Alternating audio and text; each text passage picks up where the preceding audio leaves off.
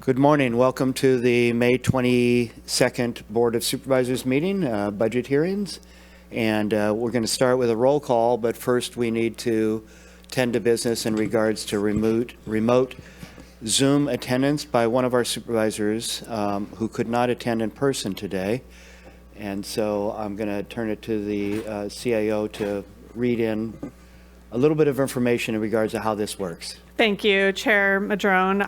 Through Assembly Bill 2449 came Government Code Section 54953I2B, which allows for limited circumstances, board members to attend remotely. So we have at home with us today Supervisor Arroyo, who will confirm who is present with her and also give a brief description as to the need for the remote participation today. Natalie, take it away. Thank you. Good to see you all. I am alone at home at this, and I don't anticipate anyone else being in the room with me. No one under 18 or anyone else. And then I am sick with COVID, unfortunately, so happy to not spread it to you all.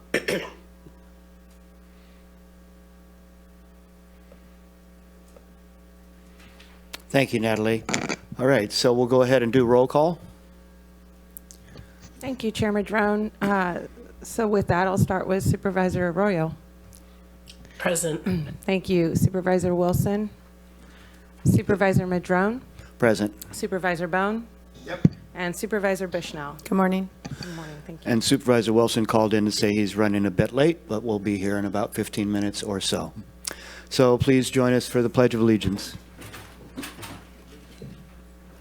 pledge allegiance to the flag of the United States of America and to the republic for which it stands, one nation, under God, indivisible, with liberty and justice for all. All right, that's great. Do we have any modifications to the agenda? Chair Madrone, there are no modifications this morning.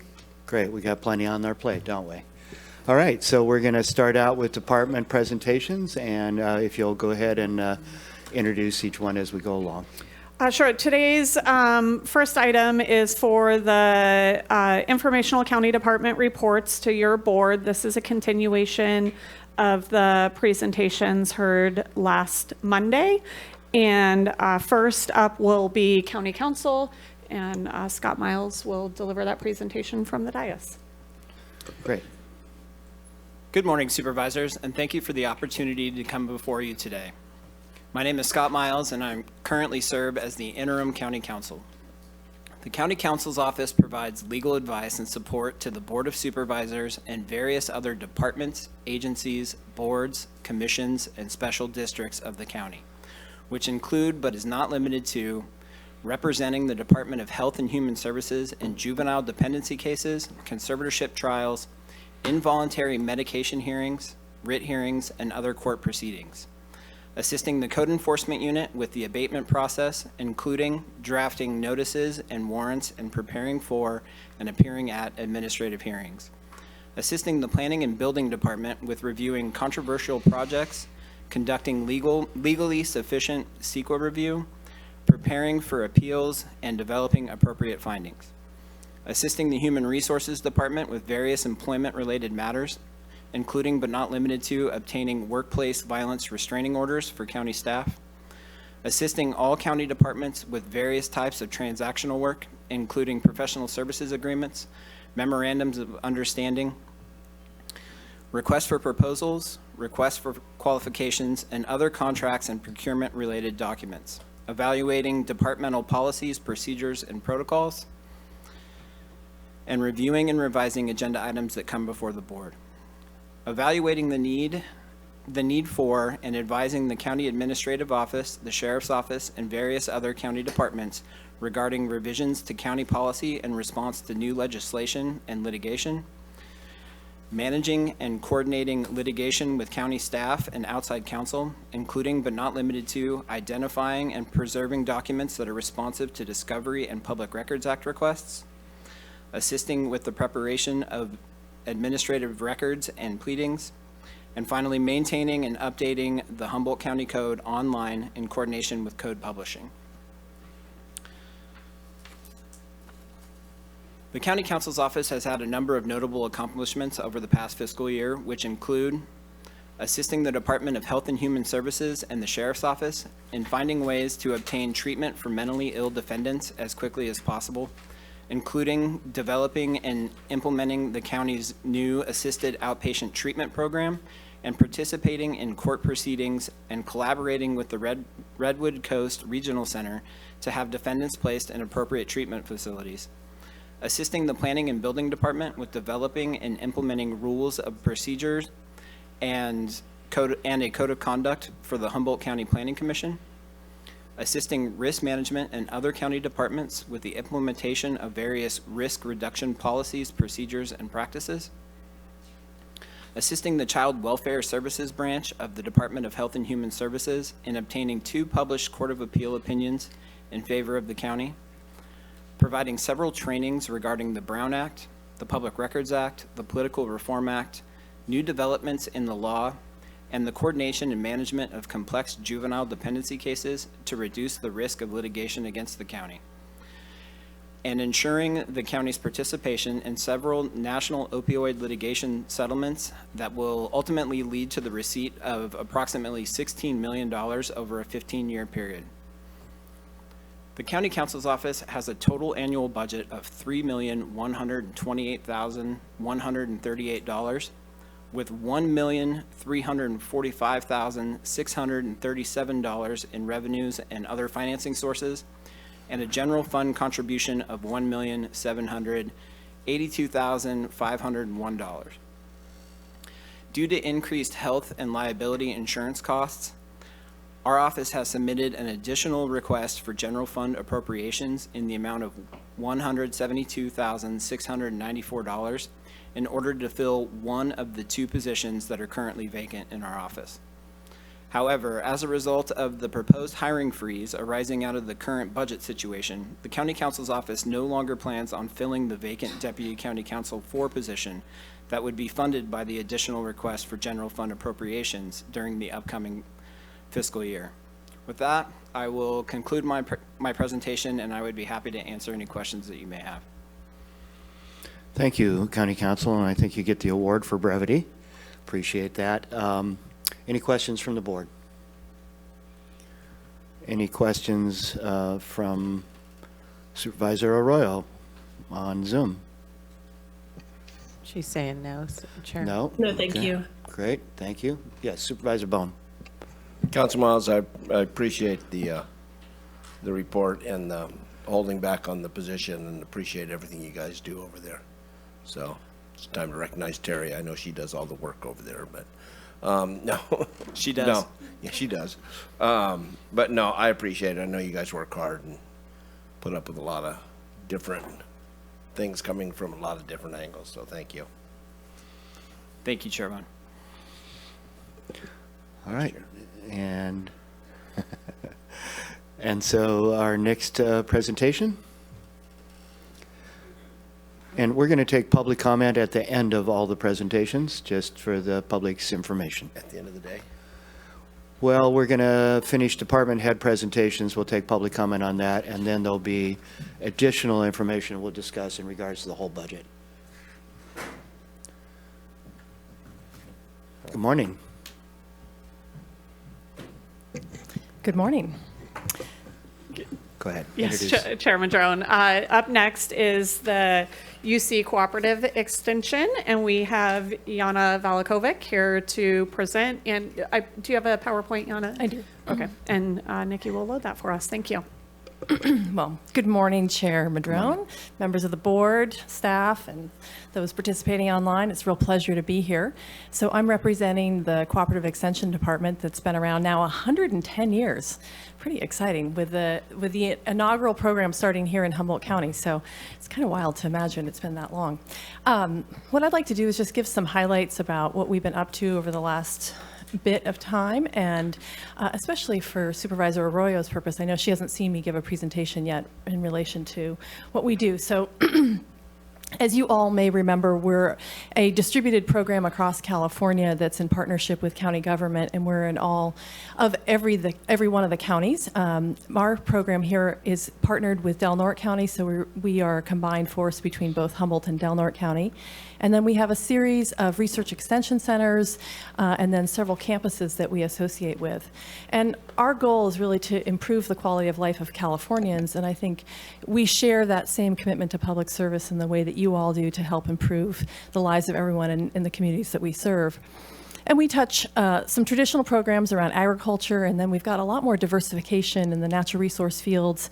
And some people don't recognize our work that we have in healthy families and communities, but we touch a whole diversity of programs, and we're backed by this connection to the network. And so some of what I want to share with this image here is really the capacity we have to pull across the state and pull resources and ideas and information into our communities because of that network. Sometimes I think of it like a gym membership, like you get this as your base program, but then you can get access to the trainers and the nutrition programs and all the other things that come with a membership program. So think of it in that way.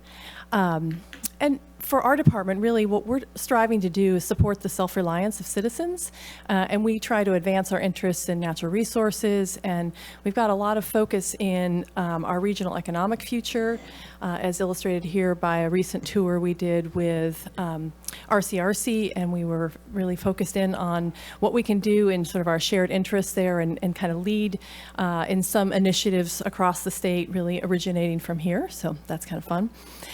We also do a lot in trying to bring dollars and resources into our communities, and we're a key contributor to workforce development.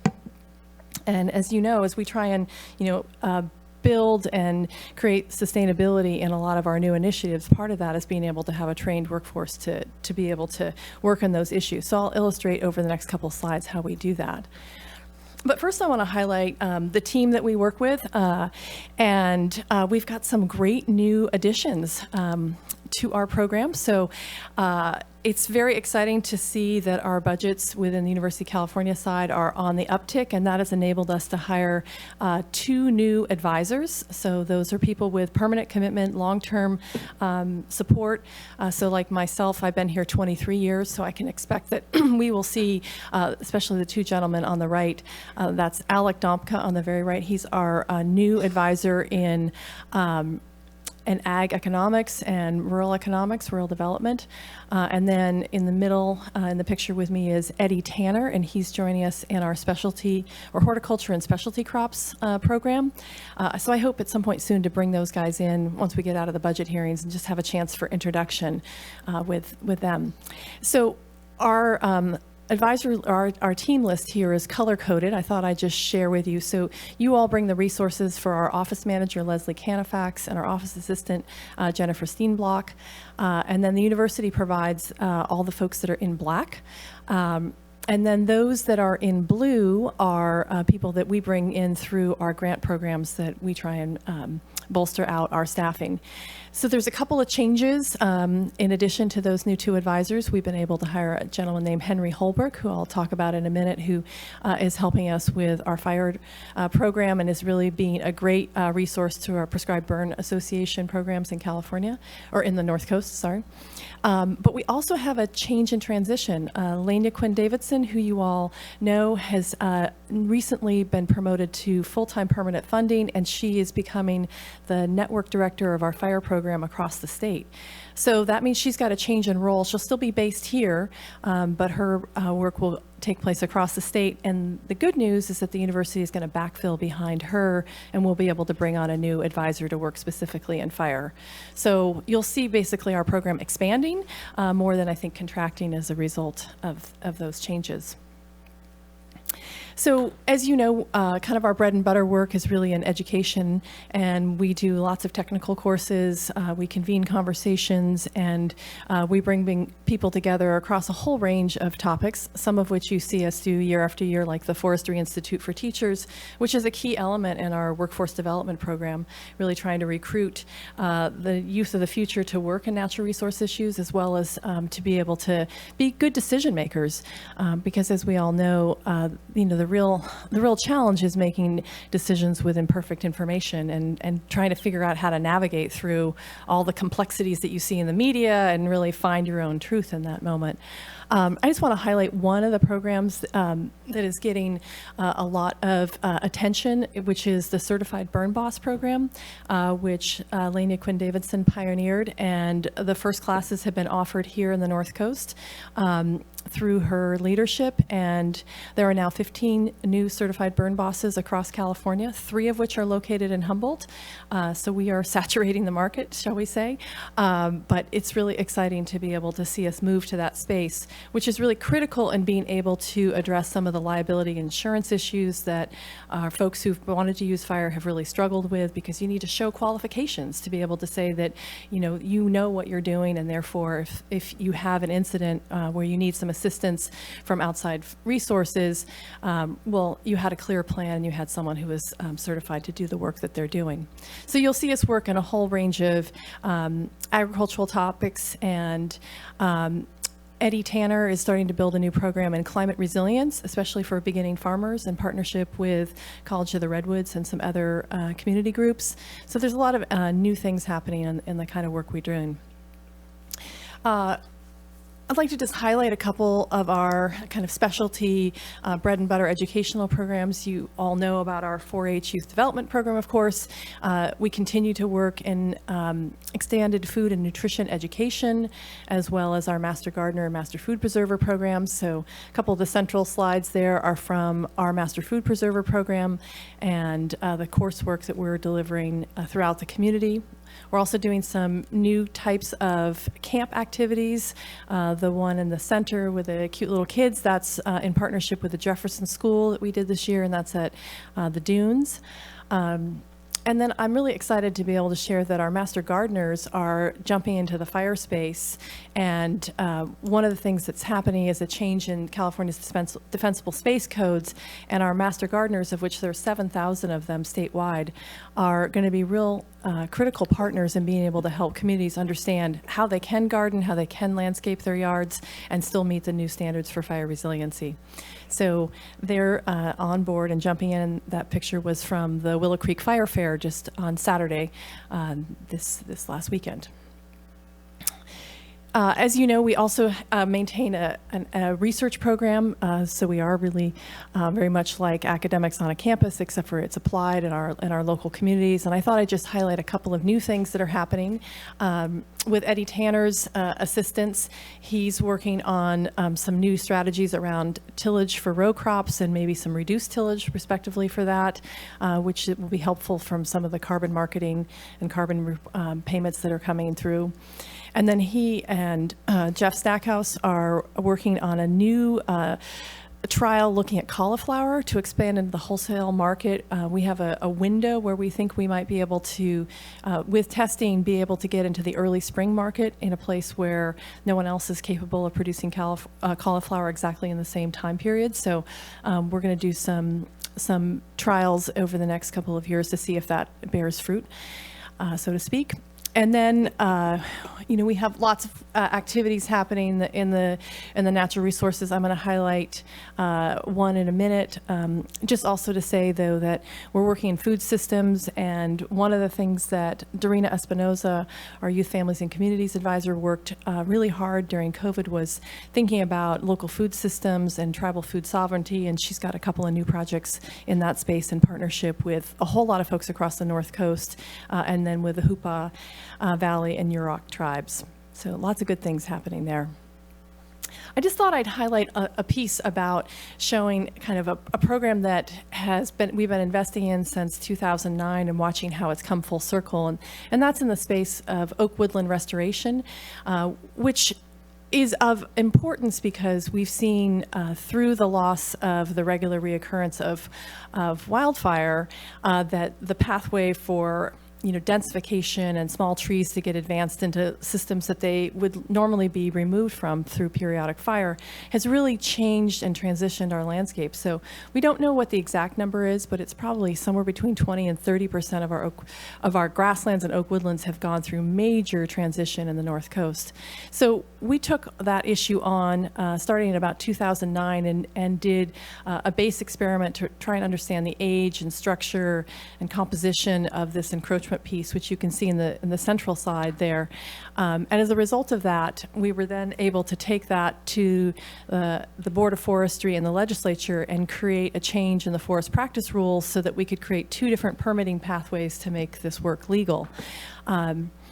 Why I'm bringing this forward is just this last week, we were working on another project, which is sort of the third in the research series, where we're trying to get a better handle on what is the environmental consequence of all that additional vegetation? What is the carrying capacity of this land to support all this additional vegetation? And so we're trying to characterize the water demands of that conifer encroachment issue. And the top right slide shows this network of folks that we're bringing through Berkeley and Davis to support us in both economic analyses as well as the hydrological understanding. And we were out in the Showers Pass world and showing them some of the tours that were on this tour this week. And all of a sudden we encountered a active harvest plan. And it was an effort specifically to remove the conifers from this oak woodland. And we stopped to just have a conversation and met the couple of the folks doing the work, and they're like, yeah, it's really great.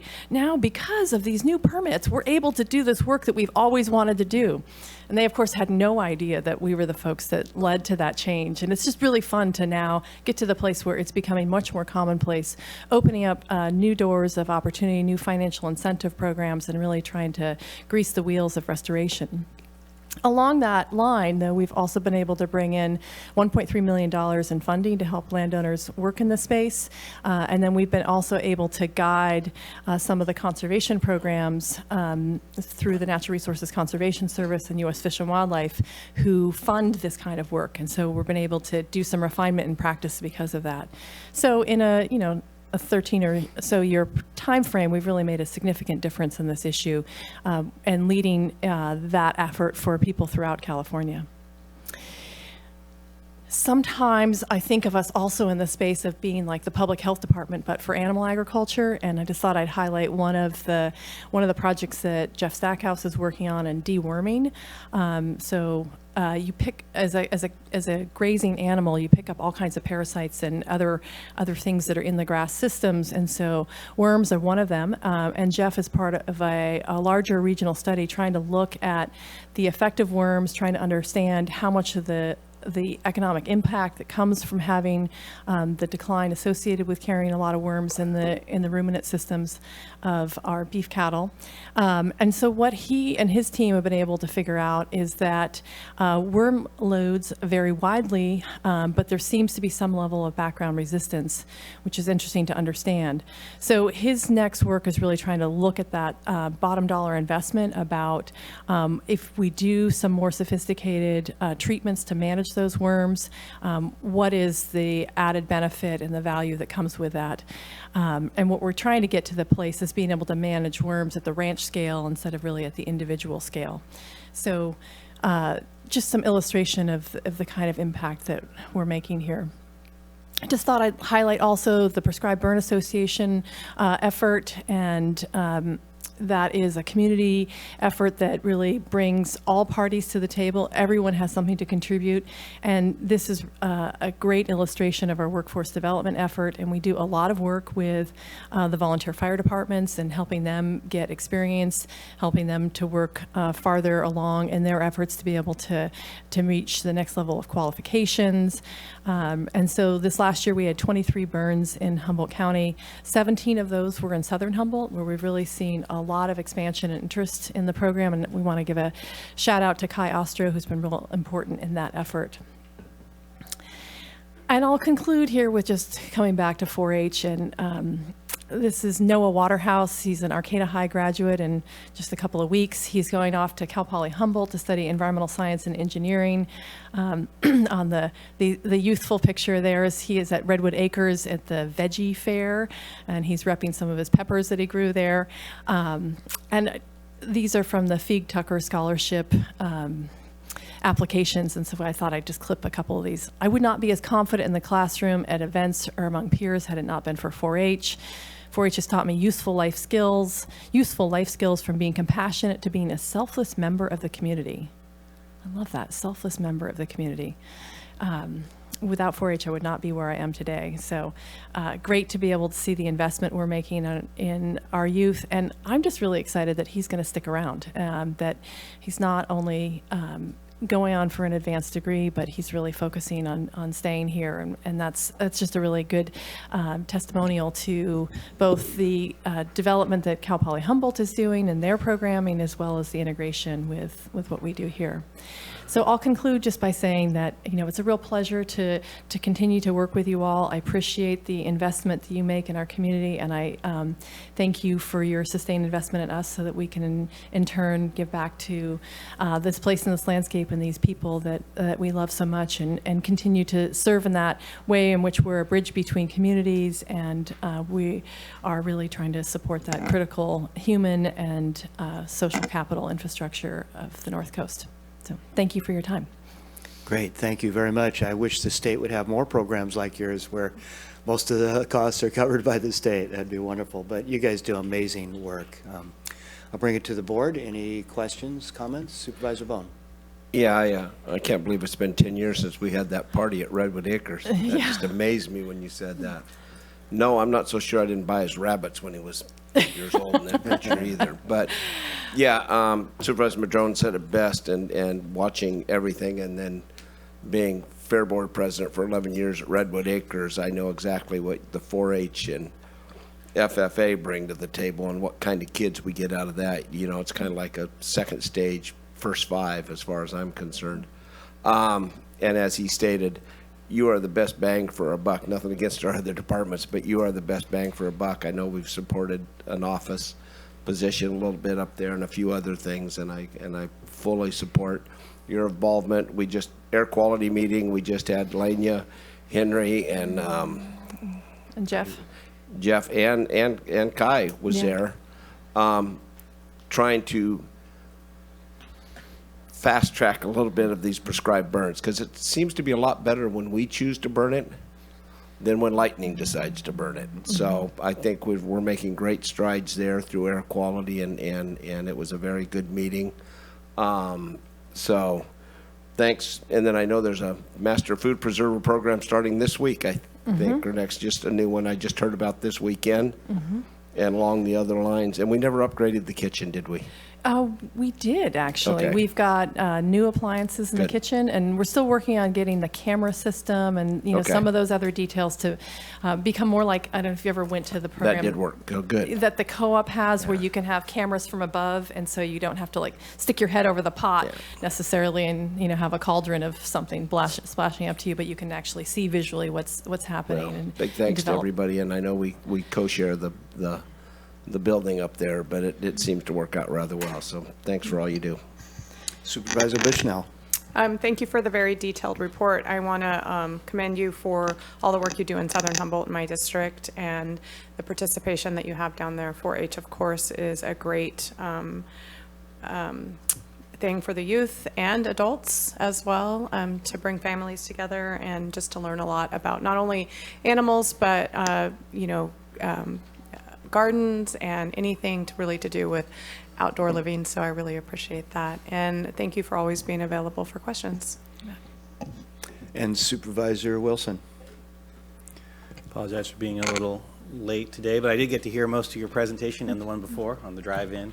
And the part I missed was actually running up the stairs into here. So just a couple of things.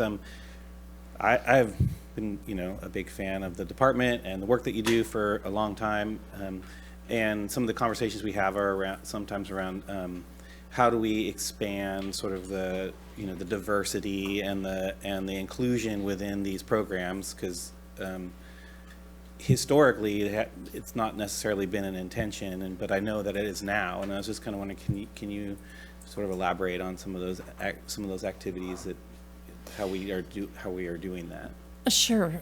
So, clearly we're here to serve all members of our community wherever they're at, and our primary goal is to meet people where they're at, in any of the subject matters or their stages of adoption to, new ideas and new practices. I think for many years, we've worked very diligently and hard to be welcome and brought into the tribal communities, and we've made a lot of progress in that space over the last several years. And through those couple of grants that we were just talking about around tribal food sovereignty, and we're doing some recipe development specifically around tribal foods and tribal cultural preparation, so that we have a better understanding of exactly what it takes to be able to preserve some of these ingredients. And then we have some of our nutrition programs are specifically in partnership like with TANF and other groups that serve the tribal populations. We've done historically a lot of work with Hmong populations over the years. So they're maybe not as visible to you all, but it's clearly our intention and our strategy to make sure we serve everyone and try and right size a program that meets their needs as well. Oh, great. And also, last week I was listening to a report with relationship to some efforts around the state to adapt crops to future climate changes, and I was sort of wondering if what our discussions in Humboldt County might have been around that, if they started or. Supervisor Wilson, that is a great question, and that's something that's always on our minds. And with the addition of Eddie Tanner to be our horticulture and specialty crops advisor, we can now really dig into that. So that cauliflower research trial is one effort in that space. We also are thinking quite a bit about mandarins and the ability to have a hardy citrus industry that maybe could develop. So the challenge for us is trying to figure out, we don't have something that's terribly unique here in terms of our climate existence, but we complement a lot of what happens in the Central Coast and Monterey. We just happen to have a lot more water, a lot more resources. So we need to do some individual trials to make sure that we can weather those cold snaps and, that kind of inclement weather that can knock us off guard. Our grape industry, for example, really it's that early season bud burst that you want to make sure makes it through the frost. So I see great opportunity and great potential as a result of that. Thanks. And like everybody else, your program or the program that you run is really a gem for us and very helpful to help our community. So thanks. Thank you very much. And there is a supplemental request in here, and I think you all understand that that's in the prevention of layoff side. Our budget is a general fund department and is limited specifically by the ebb and flow of what happens to all of us. And we've got utility challenges in terms of utilities going up, insurance going up, all those kinds of things. But on the good news, I'll just conclude to say you helped us weather the storm in our 4-H program for the last couple of years, and we've been able to build back, and we are able to fully staff our 4-H program without your assistance this year. So thank you very much. Well, that's great. Your program covers everything from, the backyard garden and orchard to the farmers, to the timber companies, to the ranchers. And it's really just phenomenal, the layers of support that you provide. And having watched the growth of the department in that arena over the last 20, 30 years, much under your tutelage and your staff's hard work, is just phenomenal. I just was thinking about some of the big projects to preserve grasslands out in the Mattole in the last several years with ranchers like Michael Evanson and Bob Stansberry, clearing all of the encroaching grand fir, Doug fir, et cetera, on the prairies, digging them out and then flying them into the river for fish habitat, right? And these integrated projects that are happening between fisheries and ranch lands and fire prevention, putting in big fuel breaks, just really, really phenomenal work. And then the burn ban, the burn burn organizations, just everything. I can't say enough about how impressed I am with all of that. And I see Supervisor Arroyo would like to speak. And earlier, Natalie, I noticed you had your hand up, but it was a tan color, and I could barely see it with your background.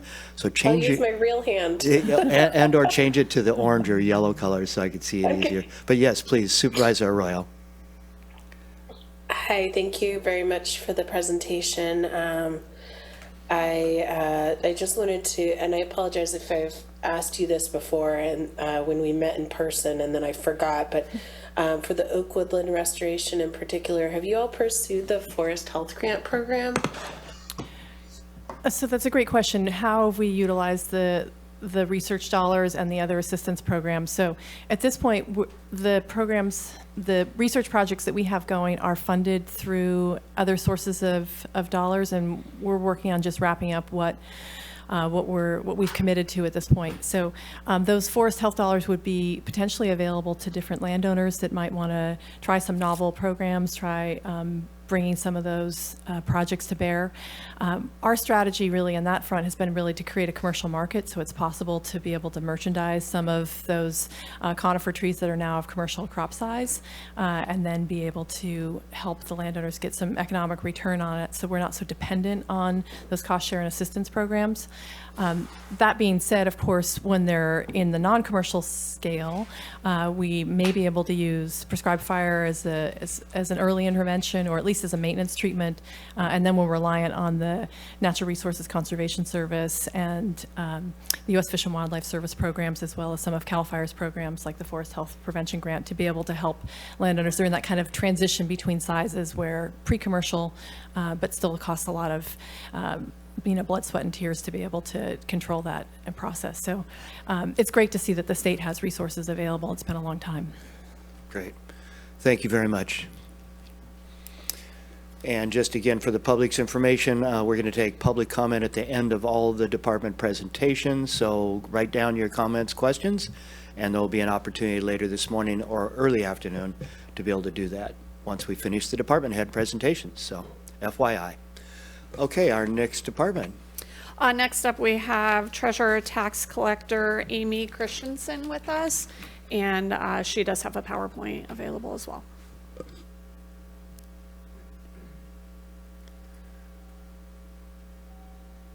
Welcome. Oh, there we go. Well, tough act to follow. Yeah.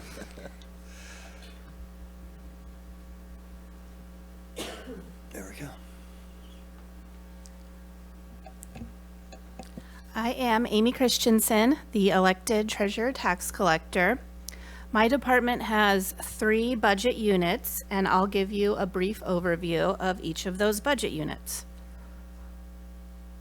The first one is treasury expense, and the treasury expense budget represents all costs related to investment management, banking transactions, and staff time spent on treasury operations. Management of the county portfolio follows state-mandated investment criteria, government codes 53601 and 53635 govern how we can invest the county pool. The budget unit tracks and segregates all treasury costs, and these costs are fully reimbursed to the general fund. And I gave you a little current snapshot of the portfolio. We have reached a new record of over $600 million in the county pool. That is a peak this year after all of our tax collections. We anticipate it will drop back into the $500 million range during the summer months when there are no taxes due and when expenses are higher. Our next budget unit is tax collecting, and the tax collector budget performs collections for all taxing agencies in the county.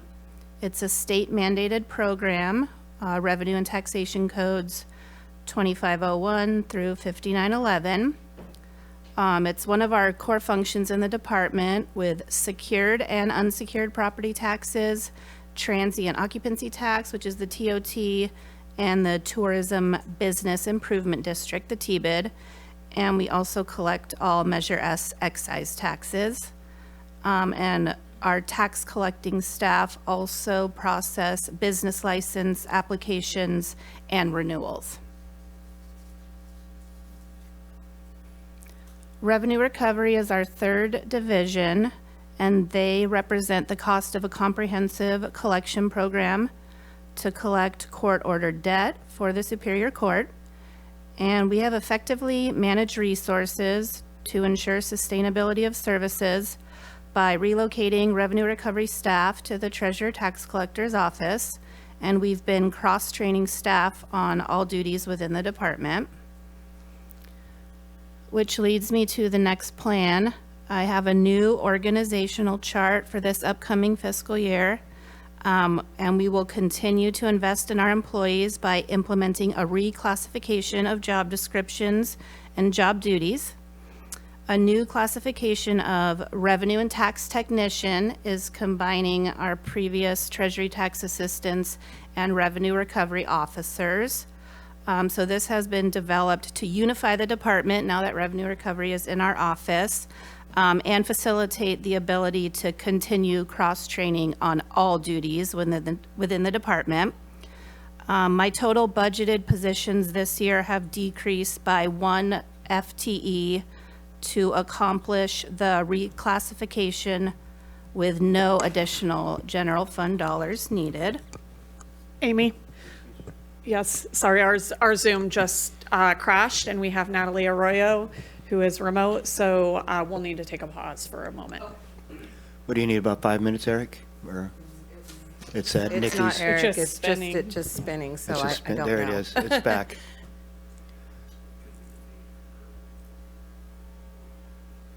I think we should just blame Eric. I'm gonna just reboot it. It's back, but not everybody's back in, although Supervisor Arroyo is back in. So I'm assuming we can go ahead? Okay. Oh. Yeah. But it doesn't have everybody that was there before. Right.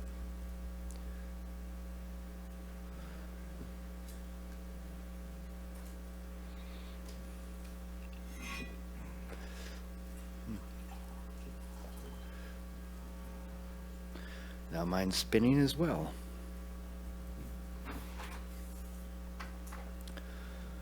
Must be the budget overload for Zoom.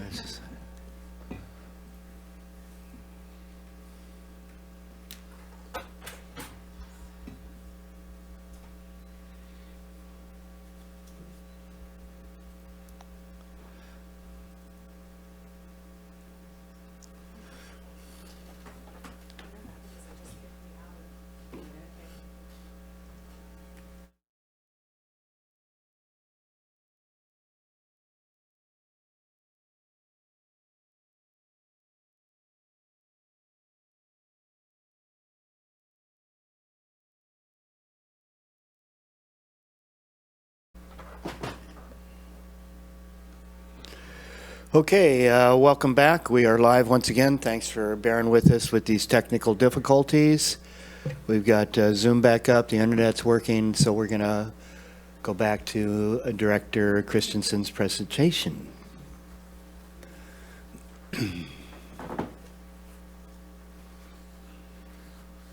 So I'd finished up with our new organizational chart and reclassification, and the total budgeted positions are decreased by 1 full-time employee, so we can accomplish the reclassification with no additional general fund dollars needed. And that will bring me to our last slide, which is our big goal for the upcoming fiscal year. As you can see, I highlighted, we collect $179 million in property tax revenue annually, and this is critical revenue countywide.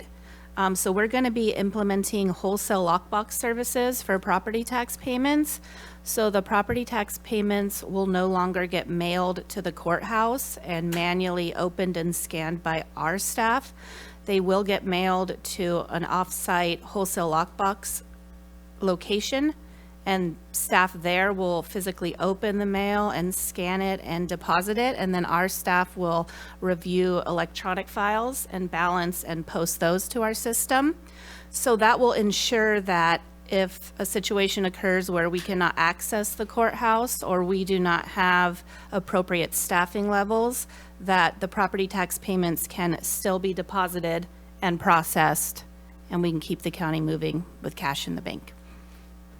So that's it for today. Excellent. Thank you very much. And a reduction of staffing. We appreciate that. I know it's tight for everybody, but thanks for looking for ways to try and save funds. Appreciate it. Any comments, questions from the board? Supervisor Bone. And I take it the clearinghouse kind of helps with that situation and allows staff to handle the counter and do revenue recovery and all the other things, right? Yes, and we'll still have people that come in to pay, and we'll still get payments in the mail Yes. because people have envelopes from a million years ago with our address on them. So this will just streamline it, make it way more efficient, and it keeps me up at night knowing if in December there's another earthquake and we cannot get to the courthouse, that the payments are just going to sit there. What if stacked they up. have an earthquake? They have continuity of I'm operation just plans. kidding, I'm just kidding. Thanks, Ed. Supervisor Bushnell. Where is who's going to be doing that work? I mean, where is it located? US Bank is our bank, and Right. we've been assigned a lockbox down in Los Angeles. Oh, wow. Okay, well, thank you for that. Supervisor Arroyo. Hey, everybody, thanks so much for making it work so I can join, and everyone on Zoom can join. I just wondered, and if I missed it, I'm sorry, but I wondered if you could speak to the investment responsibilities that you have on behalf of the county or, county employees. I know that you have a few different responsibilities in that realm. Could you describe those a little bit?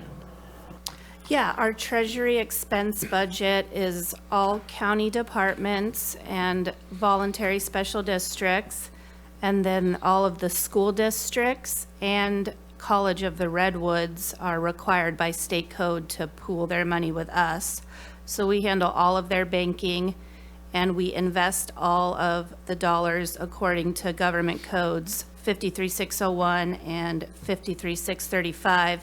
And the three mandates are safety, which is preserving principal, liquidity, which is meeting the cash flow needs from the county, for the county, and then the third is earning a rate of return. And I know you also help support employees, and this is just more informational, just as I'm grasping all of the functions of your office, but I know you mentioned that you also help employees with their investment accounts. Could you just speak to that briefly? That those were like personal investment accounts, but I didn't, I just wondered if you could elaborate a little bit on that responsibility. Empower is the company that holds our 457 plan. That's for employees that want to contribute to a retirement plan. It's the same as a 401k, but a 457 is for the public sector. So I am the plan administrator for that, but Empower actually does the investing of the dollars, and through payroll, people can make contributions to those accounts. Wonderful, thank you so much. Supervisor Bone. Oh, I thought you wanted another chance there. That's all right. Thank you. You're welcome. And anybody else? No? All right, thank you very much. And our next department is? Yes, Chair Madrone. Up next, we have Auditor Controller Cheryl Dillingham to present to your board. And it looks like she is bringing up Deputy Auditor Controller Michael Evenson with her.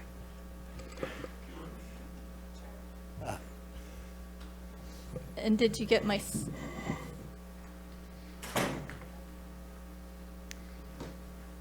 this Welcome. Yes.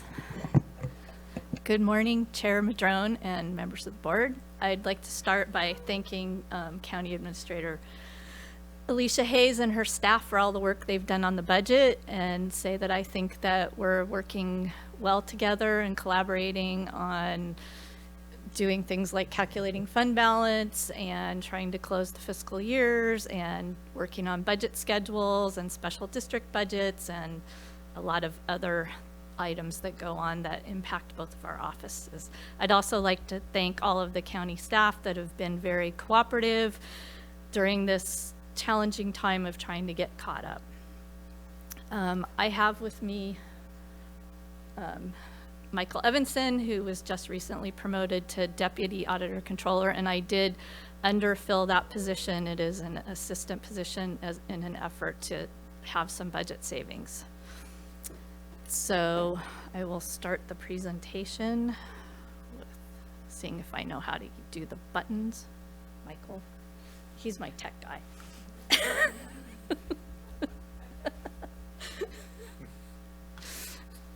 Yeah, I walked into the room and the internet went down, so that's how good I am with tech. So what does the Auditor Controller's Office do? Almost everything we do is mandated by government code, and we process payroll for a little over 2,000 employees. We allocate the property taxes that the treasurer tax collector collects. So it's a separation of duties. They collect the money, and then we reconcile those accounts, and then we do all of the calculations that distribute those funds to the schools, the special districts, and the county. We also do the bond rate calculations, and we distribute the property tax funds to the different entities. We process accounts payable, which is basically payments to vendors. We're the last department to touch every payment that goes out of the county. So without us functioning well, the payments get delayed and it impacts everybody in the county. We receipt all of the revenues, deposit them into the funds, reconcile them to the bank in collaboration with the treasurer tax collector. We reconcile financial information. This is an important function. The county's financial system is the primary accounting system for the county, meaning every department relies on it for timely, accurate, dependable information. That is the ultimate end-all for any grant reporting, any grant audits, anything, and it's important that it's timely, because if we're not caught up, it can impact departments' ability to claim funds, and it can reduce the amount of revenues flowing into the county, and it can create challenges. We do mandated financial reporting, and that is really mandated, as in if you don't do it, the state gets rather upset with you and apparently will enforce it. So we are currently caught up, except for the financial reporting for the transactions report for fiscal year 21-22. We are just about ready to close that year, hopefully at the end of this month, and we will be getting the financial transactions report done by mid-June.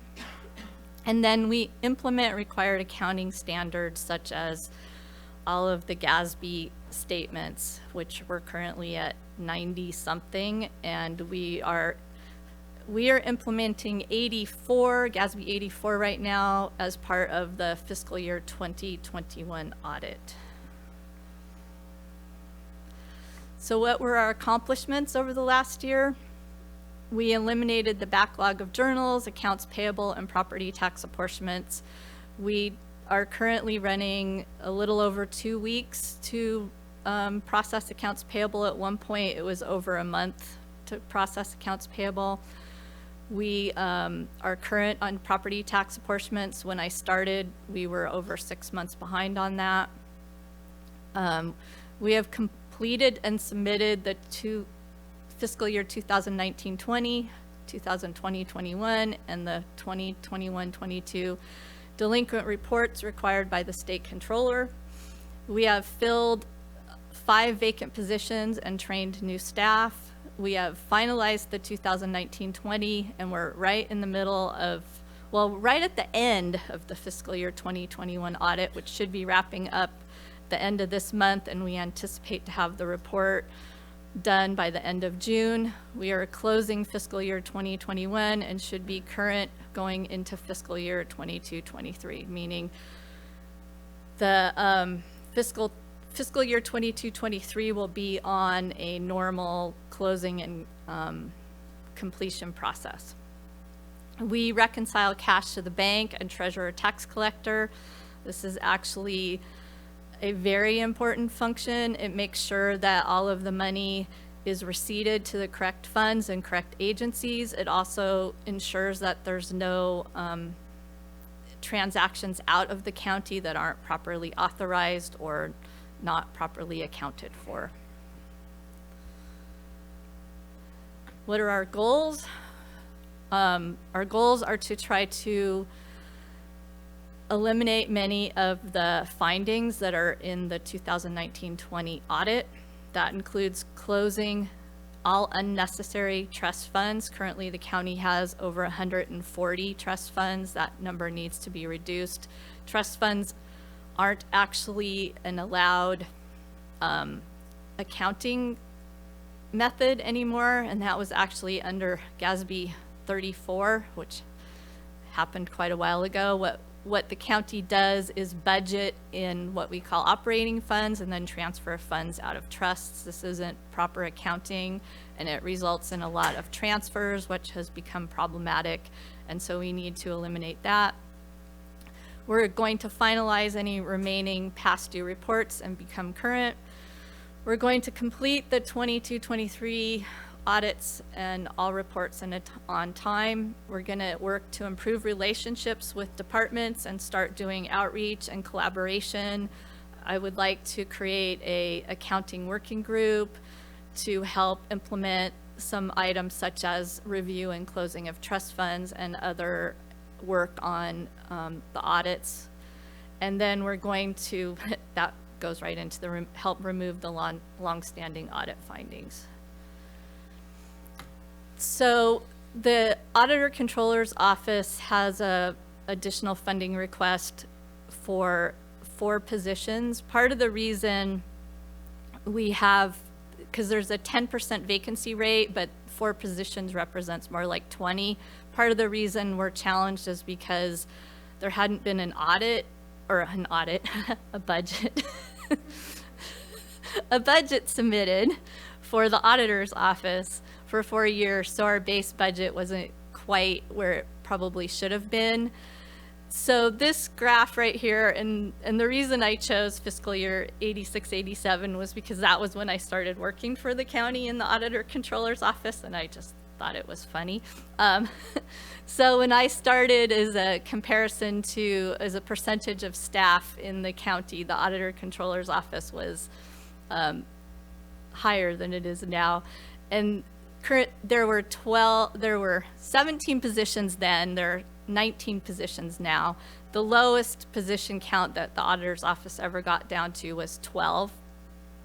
And that dip where it goes down in 21-22 is actually when payroll left, and then where it goes back up is when payroll came back.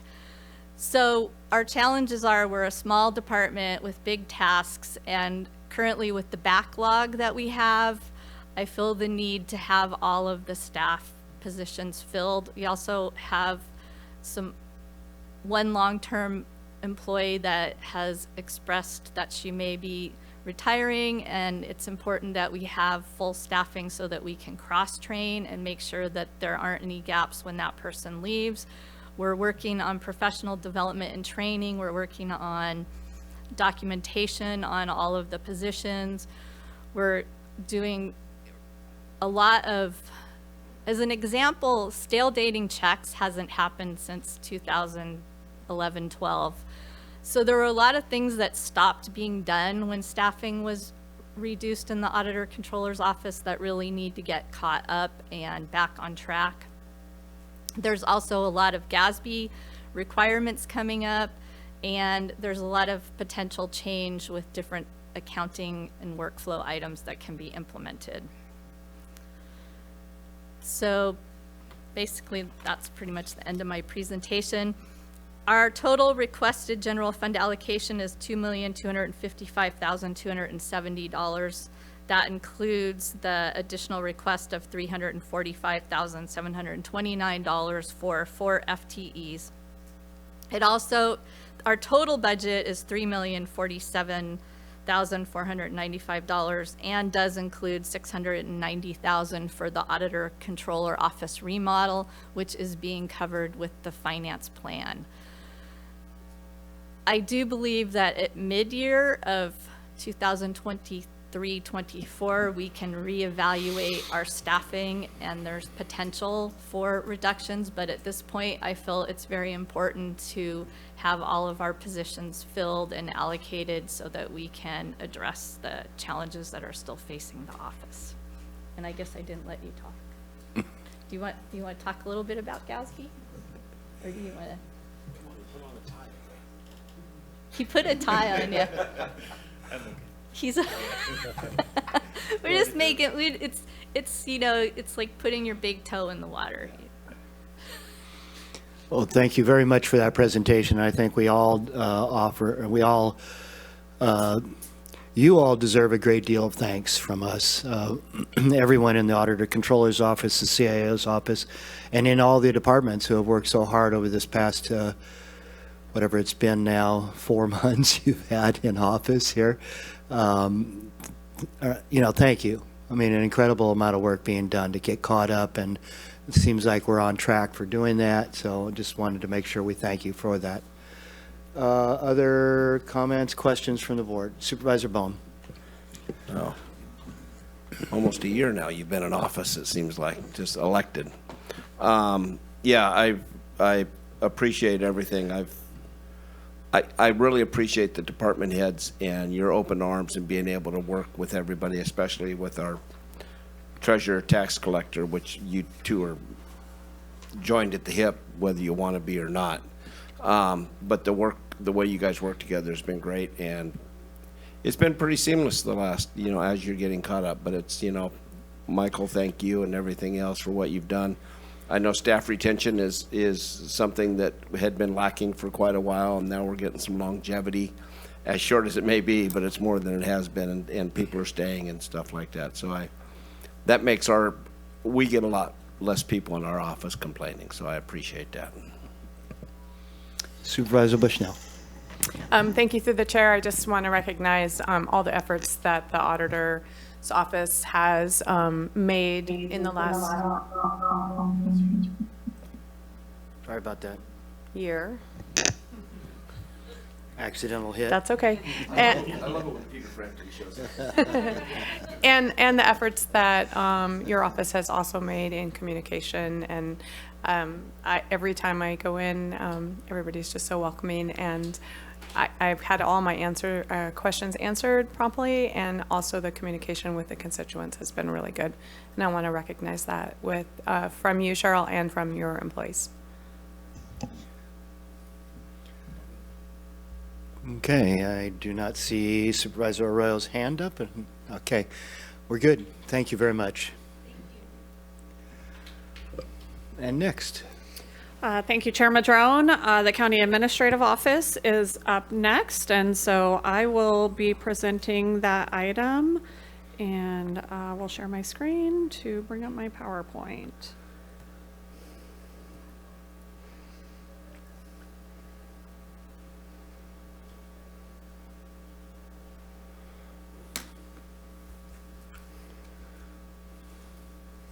All right, thank you so much. Okay, the County Administrative Office is comprised of a $26.3 million budget with 53 full-time equivalent employees. Under the purview of the County Administrative Office is the ADA compliance team, the management and budget team, communications, information technology, purchasing, economic development, and then some ancillary programs for economic development promotion, the Emergency Response Fund, the Fish and Game Advisory Committee, and Forester and Warden, which is our CSA number 4 up in Trinidad area, and also consolidated dispatch. So I'll touch briefly on each specific division of the County Administrative Office. For the management and budget team, the annual budget is $1.8 million. There are 7 FT supporting that team with a general fund allocation of $1.7 million. Currently, in order to close the budget gaps, I have underfilled the assistant CAO with a deputy CAO that offered up approximately $76,000 in savings to help close the shortfall. I have budgeted, but anticipate holding vacant a senior administrative analyst, which will allow for a savings of approximately $147,000. I may need to utilize some extra help or other means to help close some of those gaps. Holding one vacancy on a team of 7 is certainly difficult. Some of the accomplishments this year that we are very proud of is going through successful and robust salary negotiations with the assistance of Human Resources for all of our bargaining units, and with the support of your board being able to offer a very good package, I think, for all of the staff in the county, and really is reflective of our supportive staff and our belief that they are our most valuable resource. In addition, also with the collaboration of Human Resources and all of your department heads, really, and staff, we've done significant work to improve the workplace culture. We recently did an employee engagement survey, and we were quite pleased with those results, and saw some significant improvement. And those results will be coming back to your board in the very near future. For the upcoming year, we want to work on updating and developing new financial management policies as we move into our facility master plan and really starting to kick off some significant infrastructure improvements. It'll be important that we have these policies in place, which will help to reflect the agency has good financial management practices and help us with our credit ratings and our ability to seek long-term funding. We have 4 potential ballot initiatives that will possibly be going to the board, or excuse me, to the residents of Humboldt County in the next voting cycle. We've already received approval through your board to do that polling, and so that work is beginning, and then we'll come back individually to your board to seek guidance on officially approving those ballot initiatives and the ballot language in the coming months. We hope to implement new budgeting software. This is on the agenda for tomorrow to amend the contract with Sherpa Budgeting, which is the software that we attempted to implement a number of years ago, but due to influx in our financial situation and our financial system, we're unable to actually finalize that. However, we have put some pretty significant investments into that software and are hopeful that we can proceed forward with that. And we are working to develop a grant management program. This has been constant feedback, both internally and externally, that we may potentially be leaving a lot of dollars on the table. So developing a more robust and focused program could be beneficial to our community. And in addition to that, we want to improve the capabilities of departments for tracking and reporting, and see if we can find some efficiencies and better mechanisms to staff so that it's not such a cumbersome task. And as always, but continuing into the future, focusing our legislative advocacy efforts specifically around offshore wind, roads and infrastructure, and the cannabis community is top priority for us. Moving next to economic development, this budget is $8.3 million annually with 9 full-time equivalents. They have a $476,000 general fund allocation. Of that, $194,000 is an additional request for general fund appropriations, which your board will consider later today. That is to support the staff who provide administrative oversight to the Headwaters program. We're not able to use, according to the Headwaters Charter, those dollars for that purpose. They previously had other funding mechanisms, but those have dwindled, and it is very important that we continue to provide admin support to that program.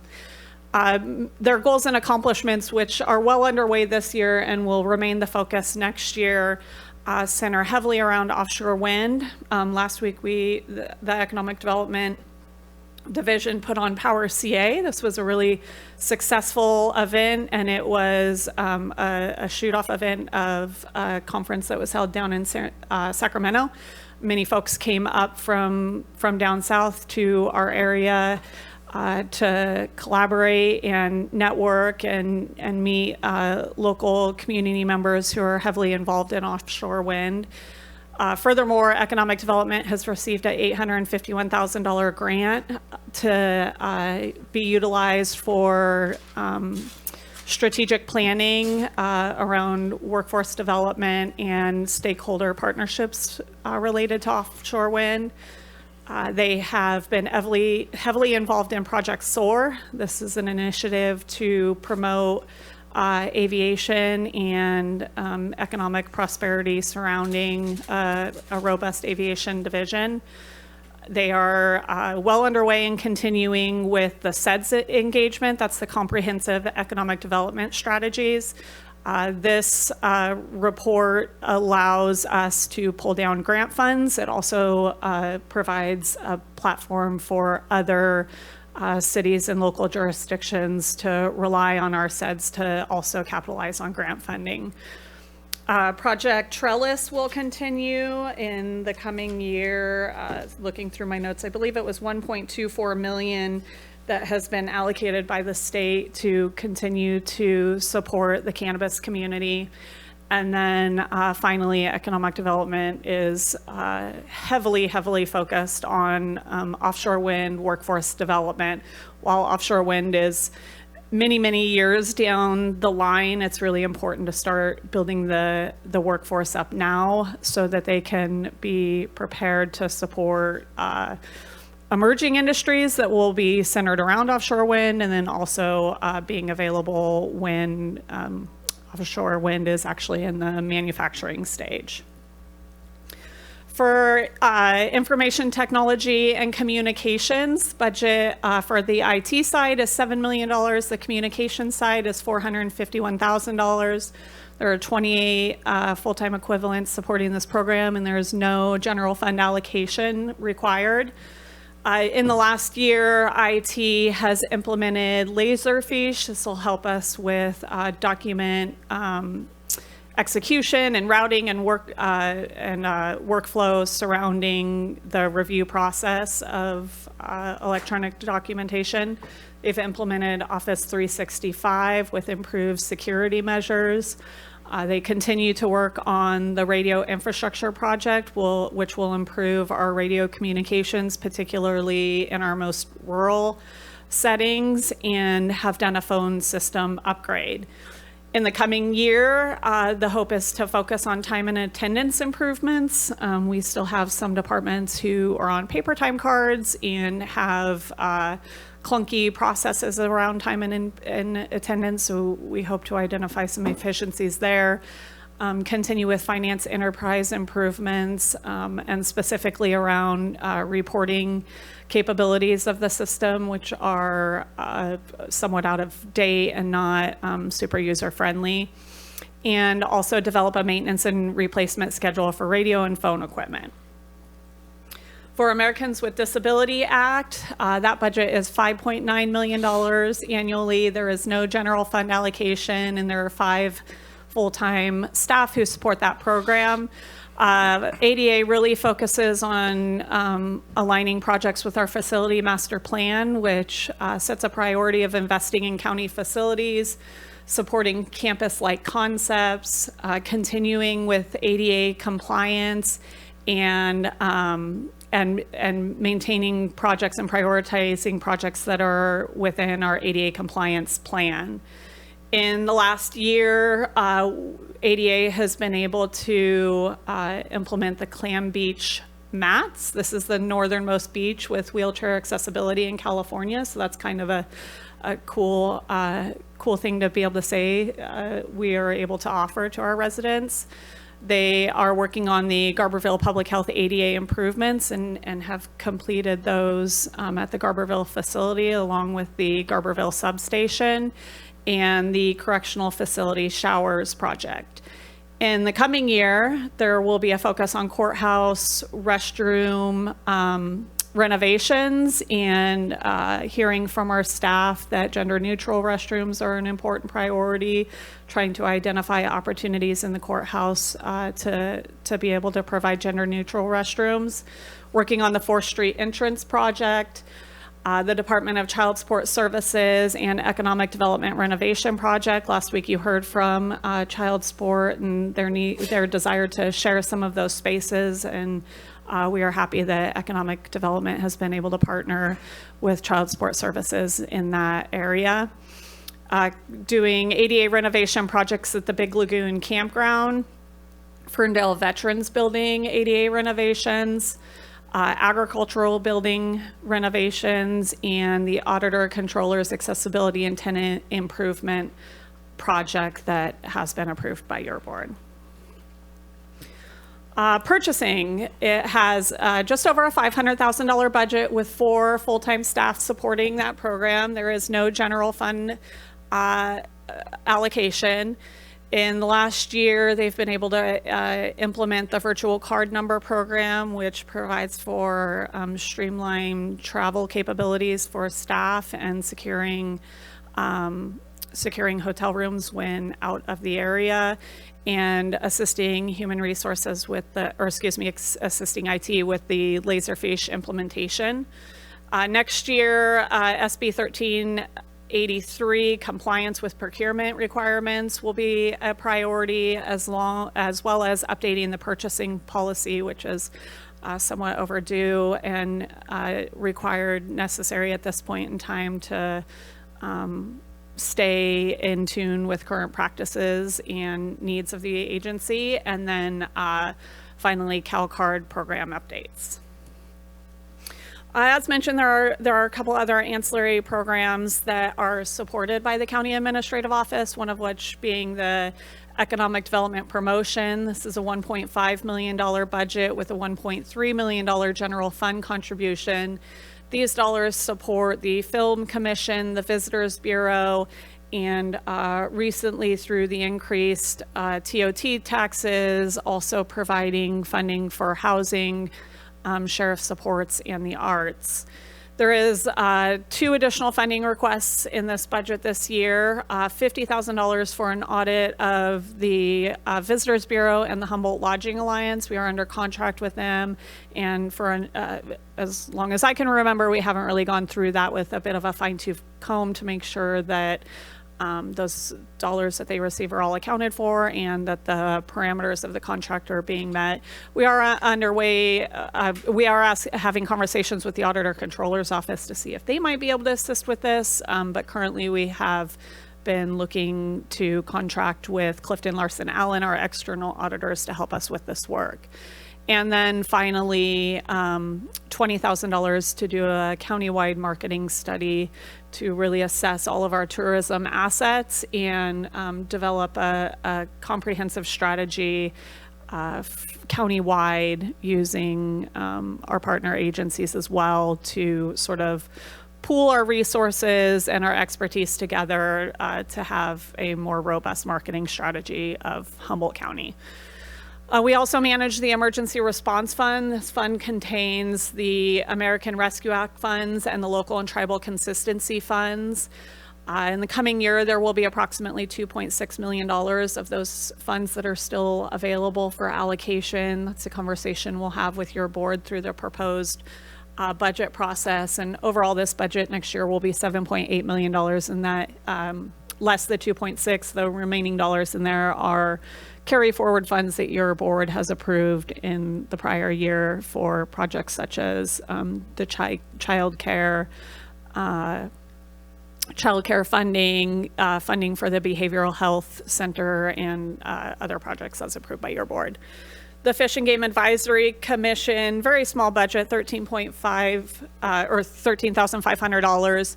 This provides about $9,000 annually as recommended by the Fish and Game Advisory Commission in small grants to support the community and the mission of the Fish and Game Advisory Commission. And then finally, Forester and Warden, just over $715,000 budget, with just over a $300,000 general fund allocation. These dollars support the county service area number 4. This is up in the providing fire services up in the Trinidad and West Haven area, and then also funding consolidated dispatch, which is an effort with all of our rural fire departments to maintain a robust dispatch system. With that, I conclude, and we'll take any questions. Thank you very much for that presentation. Lots of different pieces to that puzzle. On the last slide, the Forester and Warden, what's the background on the name? That's a great question. I'll have to look Okay. at, yeah, it is sort of I always think the same thing. How did we come up with Forester and Warden? I'll have to look into it, and I'll get back with you on that. Thank you. And if you could also, I'd like to know the details of the $700,000 budget, where it all goes. I know in the general fund allocation, what is it, $305,000 or so, it lists CSA4 and consolidated dispatch. I believe the vast majority of that is dispatch. I think only about 100,000 of that 300 is for the CSA4, and that's only if CAL FIRE actually billed us for that amount, but that's what's budgeted. But I didn't realize there was 700,000. I'm not sure what all that other money goes to, so we could just meet on that independently, I guess. We That'd be can, fine. yeah, and actually, I believe the CSA contract this year is upwards of 300,000. So it's pretty close to a 50-50 Right, but the split. 300,000, 180,000 to 200,000 comes from assessment fees. Correct. Right, so it's only about 100,000 out of the general fund. Anyway, we can meet on that and talk in more Sure, detail. sure. Thank you. Other questions from the board? Mike, Supervisor Wilson. Thanks. There's a significant portion of this is around ADA upgrades and then facilities. And it's separate from our facilities budgeting, which is in Public Works. And then also the concept around, facilities in general. We used to have a facilities committee, I think. I can't remember if we still have it, and if we don't, maybe we should kind of merge these two through a facilities committee in the near future with some board members. Because I think there's some strategy, I think, that would be helpful in moving some of these things forward, but also some things maybe we want to think about, especially in budget times, maybe deferring to some long-term strategies. So those are my thoughts on that. I appreciate this summary. Thanks. Thank you. And Okay. our next department? All right, next up we have the library, and we have Director Chris Cooper here to present to your board.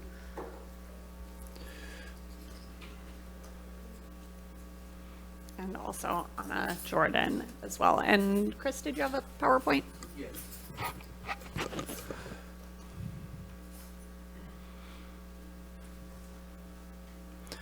Welcome. Well, thank you. Chairman Throne, and thank you supervisors for the opportunity to talk about the library. Mike, yellow light on the stem? Green light? Thank you, Chairman Drone, and thank you supervisors for providing me with an opportunity to talk about the library department. Some of our accomplishments, our goals were extremely committed to providing services, programs, events, collections that are dynamic and that resonate with an ever-growing and increasingly diverse community.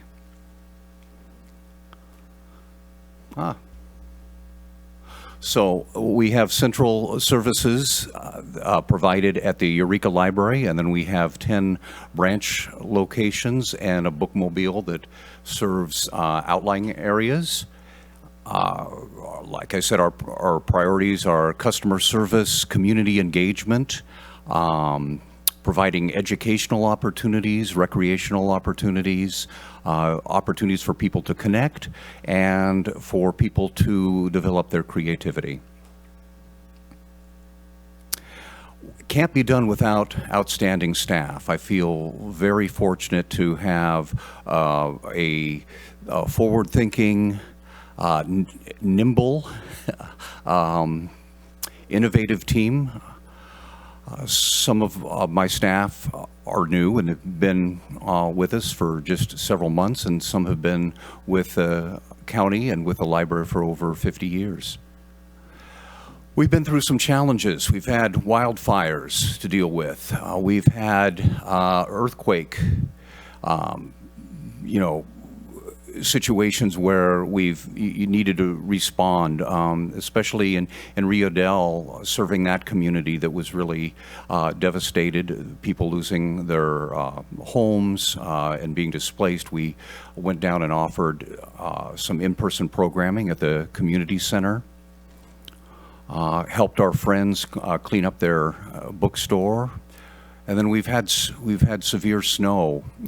Snow has been a barrier to keep the libraries open, especially in Garberville, Hoopa, and Willow Creek. We've had staff that were experiencing road closures and had a difficult time getting into work. So that's a challenge. We continue to evolve. Like I said, we want to be relevant. We want to be important as a third place in people's lives.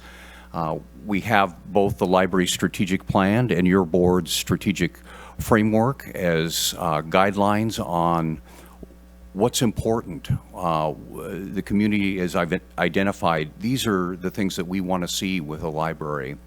How will we get there? Some of our accomplishments in the past year include reinstating our Leap into Literacy outreach van that visits preschools and provides books and materials. We hired a new youth services outreach coordinator funded by First Five, Shoshana Anthony. She is outstanding. Really lucky to have her. We've expanded hours at 3 of our locations. We've opened the Garberville Library a full day on Tuesday now. It's open 5 days a week, where the year before, and for decades, open 4 days a week. We've expanded evening hours in Ferndale and Trinidad.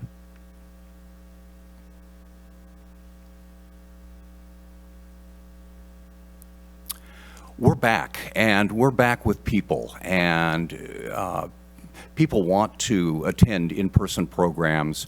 We've reinstated our adult education courses that College of the Redwoods provides, including English as a second language, American Sign Language, and a host of workforce development classes. This program here was in Arcata, was a collaboration with the Humboldt Literacy Project. It was so popular and we had so many people attending, we had to break it into 2 separate sessions. I think we had over 200 people at that event. So we are doing quite a bit.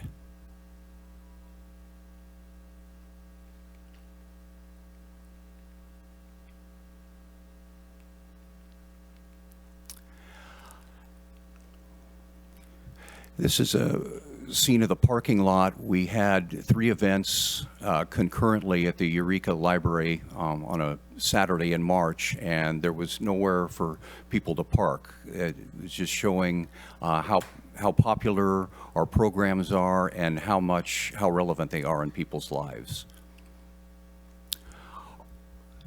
Take a look at some of our metrics at our pre-COVID programs that we were offering. Over the last 3 years, we have, quickly built up how we're re-engaging and how we're back with in-person programs system-wide at all our locations. We're issuing 3 times as many library cards as we were in pre-COVID times. So we're issuing about 300 cards a month at our locations. So we're continuing to expand our reach. And our checkout numbers of electronic materials, books, magazines, movies, and music is approaching our pre-COVID levels now that all of our locations are open to the public and people can come inside.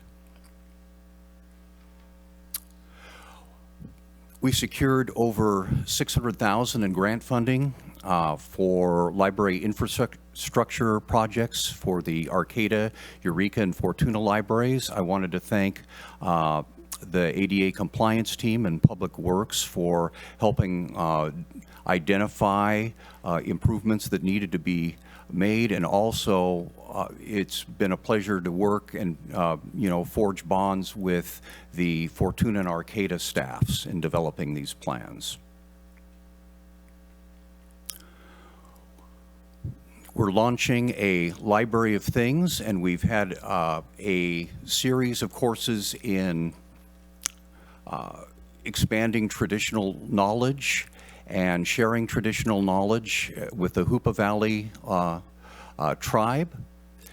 We're now going to be circulating tools, sewing machines, fishing poles, baking pans, a lot of items that you don't necessarily think are conventional needs at libraries, but with our outlying communities being further kind of cut off, especially in difficult times, the tribe has identified that need, and we're working with the tribal archivist and the branch coordinator in Hoopa as well. So we received about $18,000 for this sustainability project.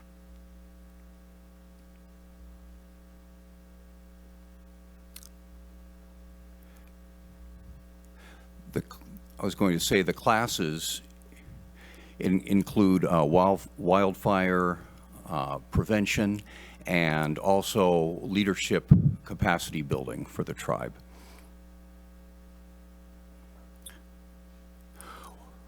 With help from the McLean Foundation, we opened a lobby art gallery. They fully paid for the gallery system. Again, Public Works and the ADA compliance team were involved in hanging the system, so there are monthly rotating exhibits there. We want to expand this model to our other locations to promote local artists.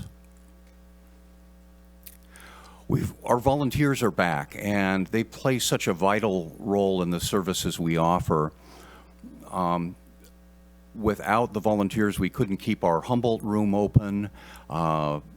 They provide great advocacy for the library, donor development. They shelve books. They provide support for programs, and are such crucial contributors to what we are aiming to do in terms of providing services and programs at the library.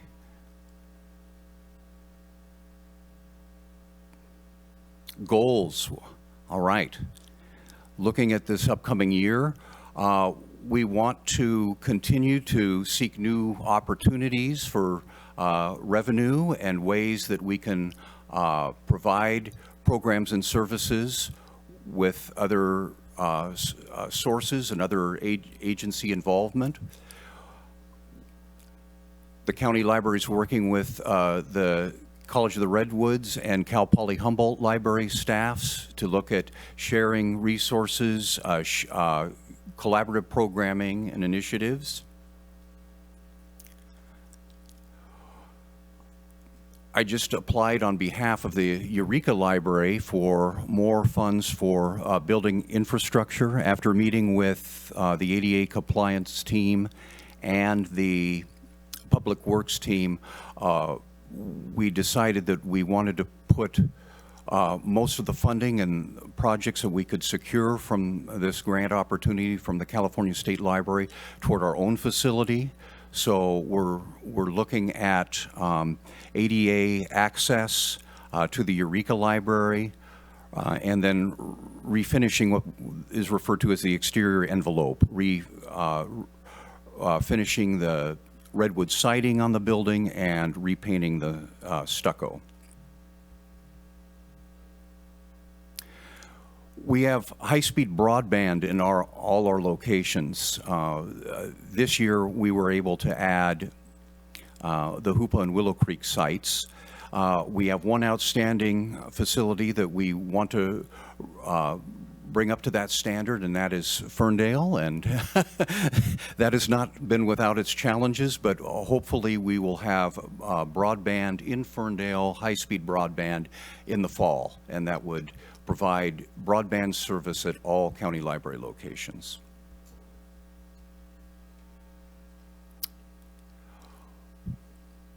We also, as you know, has been referenced probably in all the presentations, we struggle with attracting and retaining outstanding staff. We're very committed to it. We get a lot of support from the Human Resources Office. I get a lot of support from our CAO liaison, as well as MRG Consulting. So it's extremely important in order to provide our services, in order to keep our locations open, we have to have highly competent staff.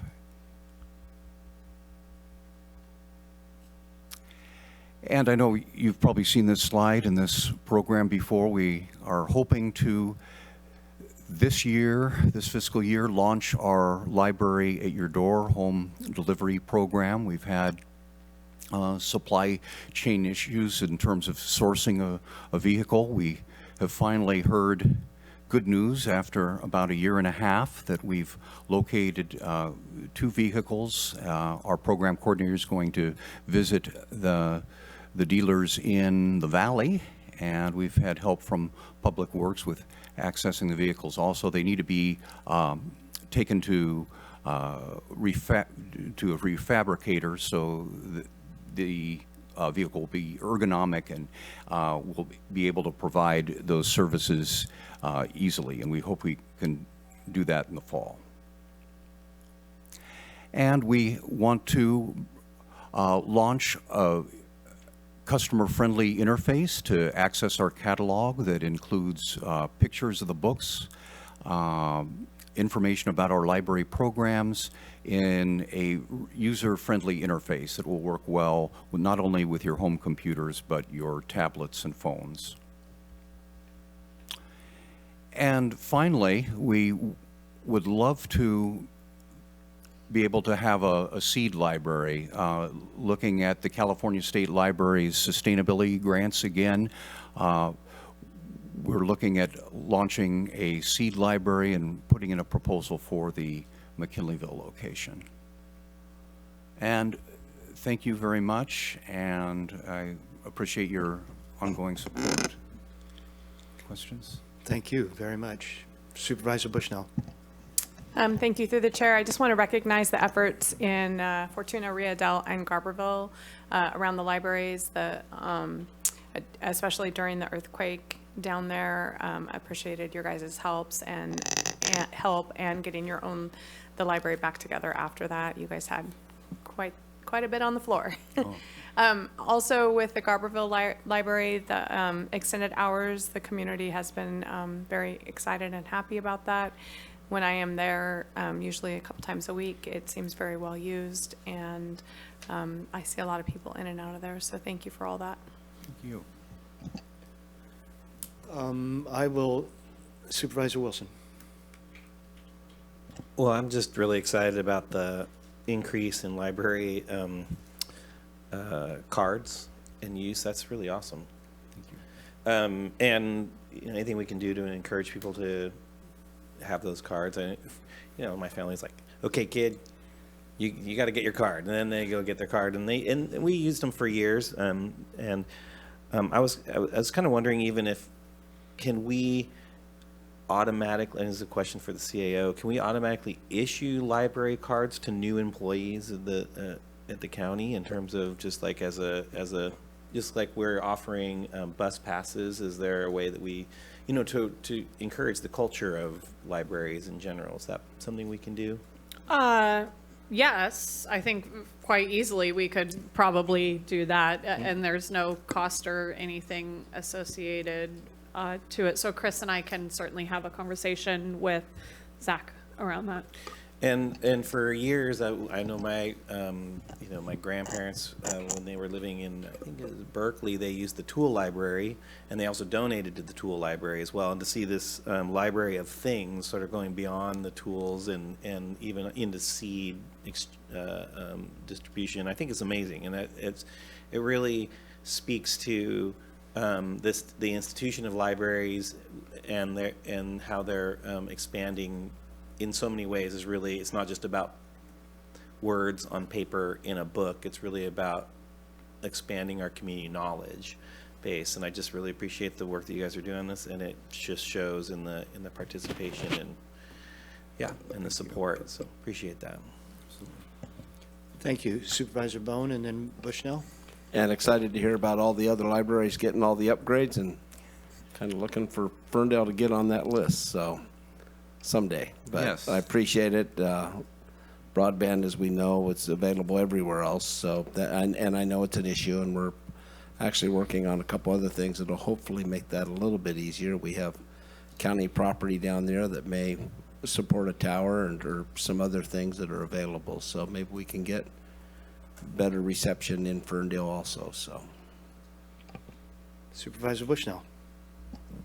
Thank you. I wanted to ask a question around what Supervisor Wilson said. If people are issued cards and they're not utilized, does that cause problems, or?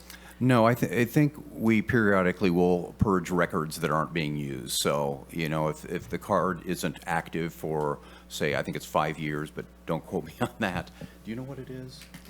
I think it's 5 years. It's just deleted from the system, but no, it isn't a problem. Well, when the new library opened down in Garberville, I hadn't had a card for a while, so I got a card because I anticipated to be, wanting to use that. And I would want to make sure that it sounds like a lot of effort for 2,200 employees, so I would want to make sure that those are being utilized. And so maybe we could just, as a reminder, maybe send out something that says, hey, the library is available to all employees, instead of maybe expending that effort without resulting in using that card. And then I have Supervisor Arroyo, and then back to Supervisor Bone. Thank you. Incidentally, I don't seem to be able to change the skin tone of my Zoom hand, so you'll just have to bear with it. I wanted to thank you very much for this presentation, and just express how pleased I am to see the work around cultural preservation and working with the tribes locally. So thank you so much for that in particular, in addition to all the other cool things you are doing. And I also wanted to voice some support for something that just reminds people, or makes it even lower barrier for folks who are county employees to be reminded that this is an asset for them. So whatever that looks like, I support. And I did just want to comment that I don't think the bus pass program is something that it's certainly not free to us, and it's by request. So that's something I think we could revisit. I realize it's not related to the library, but since it came up, I think we should talk about exactly how that program works, and just make sure that we fine tune it for future county participation. But ultimately, I just wanted to say thank you so much. to our library folks for all you do, and thank you, Chris, for the presentation. Thank you, everyone. Supervisor Bone. Can you get a library pass online? Yes, it's called an e-account. It's only good for, or I shouldn't say it's only good for, it provides you access to our databases, our e-books, and our e-audio content. But you have to go in person to get a library card that's full access. And Yeah. and you have to have a physical card then, right? To check out materials at the library, yes, or currently, and this may evolve, currently we're asking people that don't have their card with them a couple of questions about their account or to show photo ID instead. But there has to be some account verification. We won't give them their account number, but... Because I know some other libraries do, you can do everything online, and then you can have just to have another physical card in your, I mean, most everybody is, you can get your airplane tickets, you can get everything on your phone or whatever the case may be. I know that can be problematic for children and things like that, but usually they have to have an adult with them. So I'm just wondering if we could look into that, and that would fulfill Supervisor Wilson's, and it's not all our employees, it's the new employees, but that would be, we could just put something here, go online and get your free library card, Yep. And that we could advertise, because sometimes it's a restriction of just getting there in the hours that, I know we're going to extended hours, but just getting there to get, so it seemed to me if we did that online, because I got my driver's license online the other day. I don't drive that well either, so. We can investigate that, absolutely, and we've been talking about that. Yeah. So if you see Supervisor Bone going down the highway reading a book, then we've probably got an issue. Did you have something else? No, I think Supervisor Bone's suggestion with relationship to an mobile app card is a pretty interesting one, and I'm sure it's already been done. So. Great. So, the tool lending library, I get that. You loan out a tool, a shovel, it comes back. How does the seed library work? I mean, obviously, it must be to get people seeds, but how does that work? Well, theoretically, somebody, let's say they check out or they are given some squash seeds. Okay. They go home, they grow some squash, they harvest their squash, they dry their seeds out from the harvest, and they bring them back to the library. So, is there a requirement to bring something back, or that's just No, often what it no, works with no. people that are interested in that? And so Absolutely. you give them a certain number of seeds. You don't give them the whole vial for all the seeds, right? Okay. I was like, oh, there goes the seed bank. Right. No, that's awesome. That's a really great resource. On the internet access, Ferndale, it sounds good that you're working towards that. Is the internet on at these libraries full-time or only when they're open? Because, sometimes when you're closed, people are outside the building wanting to use internet. Right. So the public internet is on on days that the library is open. So that would be Tuesday through Saturday at all locations, 9 a.m. to 9 p.m. If we have issues on Sunday or Monday, we don't have a lot of staff on Monday. There's one or two of us, sometimes no one's there. And then IT isn't available on Sunday if we have issues. So that's how we have the access currently. Is there any reason why it can't be on 24/7? And I realize that it might go down in that period without somebody able to reboot it or do something, but is there a reason not to have it on all the time?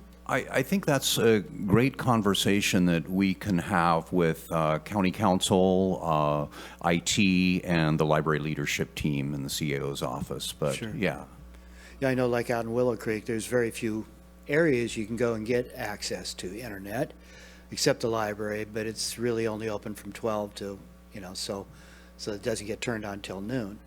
no, it's on at 9. It is on at 9. Yes. Okay, when she shows up. Okay. Right, or even before. Yeah. Yeah, I just think that'd be something, if we could do that, it'd be a great service to the community to expand internet access if that's possible. So, thank you for that. Supervisor Bowman. That may work well on Willow Creek, but I think we just had this discussion about shutting it down at the Eureka Library due to some safety and Hanging out. and issues of people camping on the doorstep. So that was a concern, and I believe it used to be on, and then we have since shut it down, if I'm not mistaken, right? I'm not sure. I know we've had it on from 9 a.m. to 9 a.m. Tuesday through Saturday for several years now, haven't we? Yeah. Yeah. Yeah. Yeah, balances. All right. Yeah. Thank you very much. Okay. Appreciate your presentation. All right. Okay. you. And our next department is, Chair Madrone, up next, we have the Department of Health and Human Services, and Director Beck is here. And then just for the situational awareness of the group, I believe we plan to take a lunch from 12:30 to 1:30. thank you for that.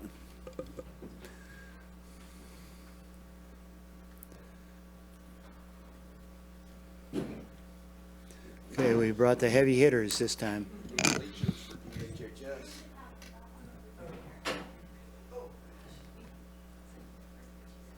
We got the whole team. Awesome. Well, yeah.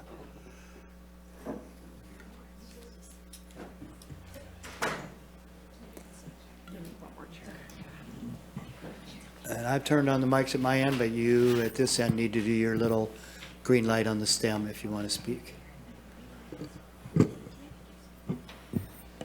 Thank you. Welcome. Oh, it is. Yeah. I've got Good it. morning, Chair Madrone and Supervisors. I'm Connie Beck, the Health and Human Services Director, and I'm here with my admin team this morning to discuss DHHS's proposed budgets and provide updates around some of our programs.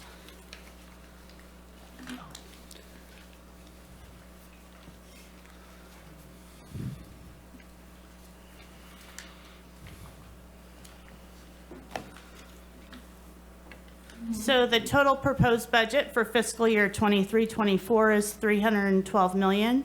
The blue piece of the pie includes social services benefit programs, adult protective services, in-home support services, veterans, public guardian, and child welfare services programs.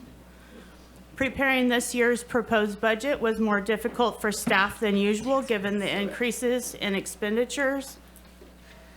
This was largely due to the unprecedented and much-needed raises your board has approved. I want to take a moment to thank your board for your thoughtful approach and approval to not only the overall raises, but also the other increases that support our lowest paid workers and other compaction issues that we have. We've already seen significant improvements in recruitment in some areas, and we'll discuss that a little later in the presentation.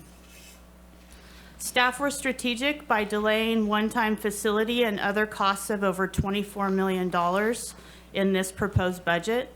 There were also positions identified that could be disallocated without impacting existing programs or workload. In addition, we are grateful to have increases in ongoing revenue and some new revenue sources, including opioid funding, HAP 3, behavioral health CalAIM payment reform, and public health has future of public health and other new funding sources. I'm now going to turn the mic over to Michelle Stevens, Assistant Director of DHHS, to discuss some of the DHHS-wide initiatives and the work that she's responsible for. Hi, good morning. So we are making progress on our department-wide initiatives, many of which are long-term and ongoing work. For workforce development, we have a workforce development work group made up of staff across the department at various levels that are currently drafting a workforce development plan that is informed by the data in the survey that we conducted that was sent to staff. Some of the objectives in the plan are improving onboarding for new staff, enhancing supervisors' ability to support and staff development, increase staff awareness of initiatives and projects, and improve data collection practices that we need to do. For equity work, as you know, we have a racial equity strategic plan, and we're currently contracting with Stepping Stones, a local consulting organization, to develop foundational trainings on equity for all staff, starting with supervisors and line staff. Some trainings will be on NeoGov, and some of them will be classroom-based. We're working on building our capacity for coaching staff to support the integration of the material and the knowledge from those trainings in how we interact with each other and better support BIPOC staff. We also have several DHHS staff on the various work groups supported by the Workplace 2030 efforts. And Neftali Miller-Rubio, our equity manager, Connie and I continue to work with HR and Jeremy Clark on countywide work that also aligns with our strategic plan. Performance management looks similar and different across our department, and in an effort to create a common language and implement an electronic performance management system, we currently have several staff going through a professional certification in the balanced scorecard framework to develop measurable objectives and or input existing measures into the platform we're using. It's called ClearPoint. This is all in an effort to enhance our data-driven decision-making, improve program, individual, and community outcomes. Our various plans, the Workforce Development Plan, the Racial Equity Strategic Plan, and our department and branch strategic plans will also be in the platform, and we can track and report on our progress more easily that way. Speaking of public data sharing, we produce a quarterly report on various data regarding the programs that we have in DHHS. It's currently a PDF document that's on our website, so it's not really interactable or anything like that. And so we're trying to improve that. It's called our Trends Report. We're moving to a web-based platform with program data that better tells the story of how we address social determinants of health in our community. So things like poverty, access to care, food insecurity, housing. Community members, anybody will be able to better interact with the data and drill down on it in the platform in ways they can't now, to get a better sense of what services we provide, who we provide them to, and the impact we have. We're currently meeting with the vendor to design the platform and are just about done with our review and the changes that we're going to make to the data that we're going to be reporting on. For strategic planning, we have a DHHS strategic plan, as do some of the branches in the department. And over the next several months, we will be updating our strategic plan, the department plan, with measures from the branch strategic plans to track our progress and more easily report on it as well. The branches in DHHS have, some branches in DHHS have historically not had a strategic plan, but they'll be developing them as well. We'll be using the balanced scorecard framework that I just spoke about regarding performance management. And can you see me? And our strategic plans will all align with the county strategic plan, of course. So all of this work takes people and staffing, and our current staffing challenges do impact how quickly and our timeline, our time frame for how quickly we can get this work done. But we, we have mandates that we must meet first and foremost, and we are committed to doing that, as well as continuing on the DHHS-wide efforts as well. And we're going to keep doing that work as long as it takes. So speaking of staffing, there are efforts to address workforce challenges locally and at the state level. I'll share some of the things that we've been doing locally. So we've been working with HR, and we have some issues with the merit system services through CalHR. It's really impacting their processes that they've been implementing have really been impacting and adding more time that it takes for us to actually hire staff. It impacts the social services and child welfare positions that we have that fall under CalHR's authority. I'll skip some of the issues that we're having, but if you're interested, I can share those. So we'll be bringing an agenda item soon to your board as the first step to assuming those responsibilities in-house with HR. This transition will give Human Resources the authority to administer what would be merit recruitments, which is about 70 to 80 a year that we currently conduct, or that CalHR does. So in DHHS, we also implemented our own strategies, thanks in part to your board. So in social services, with the approval of your board, we implemented an incentive pay for 3 job classes in social services: eligibility specialists, integrated caseworkers, and employment training workers, with a $500 hiring sign-on bonus and $1,000 after passing 6 months probation. As a result, we're seeing more applications and training unit numbers like we used to. During pandemic time, we had 3 or 4 applicants in the training unit. This time we have 17 in the current class. At the time of the incentive in October of 2022, there were 72 vacancies for eligibility specialists out of 181. Today, we have 36 vacancies out of 194 allocations, reducing our vacancy rate from 39.8% to 18.6%. So we're really happy about that. We also addressed the disparity in minimum wage salaries and compaction for certain job classes as part of Phase 1 in December of 22. This established 5% differentials for DHHS job classes impacted by the California minimum wage, such as office assistants, peer coaches, medical office assistants, mental health workers, social service aides, etc. Phase 2 will address severe compaction and misalignment for some social services job classes, such as employment and training workers, social workers, and vocational counselors. So that's what we've done with DHHS. In addition to that, the North Coast Health Leadership Team, also known as the Healthcare CEO Roundtable, is completing a behavioral health workforce needs assessment with 1, 5, and 10-year strategies to address the shortage. The group also collaborates with Cal Poly Humboldt and CR on healthcare efforts across the region. Statewide, we've seen recent legislation and funding that allowed behavioral health to issue worker retention payments in 2022 as a way to stabilize and retain healthcare workforce during the pandemic. Payments of $750 and $1,000 were paid to 21 behavioral health employees, ranging from psych techs, psych nurses, senior mental health workers, and mental health workers. And also, public health is also receiving some long overdue funding after 10 years of having decreased funding over time. Sophia will talk more about that. But for now, I will turn it over to Ryan to share more about social services. Good morning, board. Make sure you guys can hear me. Sorry about that. I am Deputy Branch Director Ryan Bishop. I oversee Ryan, I don't think your mic is on. Okay. A little closer? Yeah. Sorry about that. All right. Let me. Is that better? A little better? Okay. I'm Ryan Bishop, Deputy Branch Director for Social Services Benefit Programs.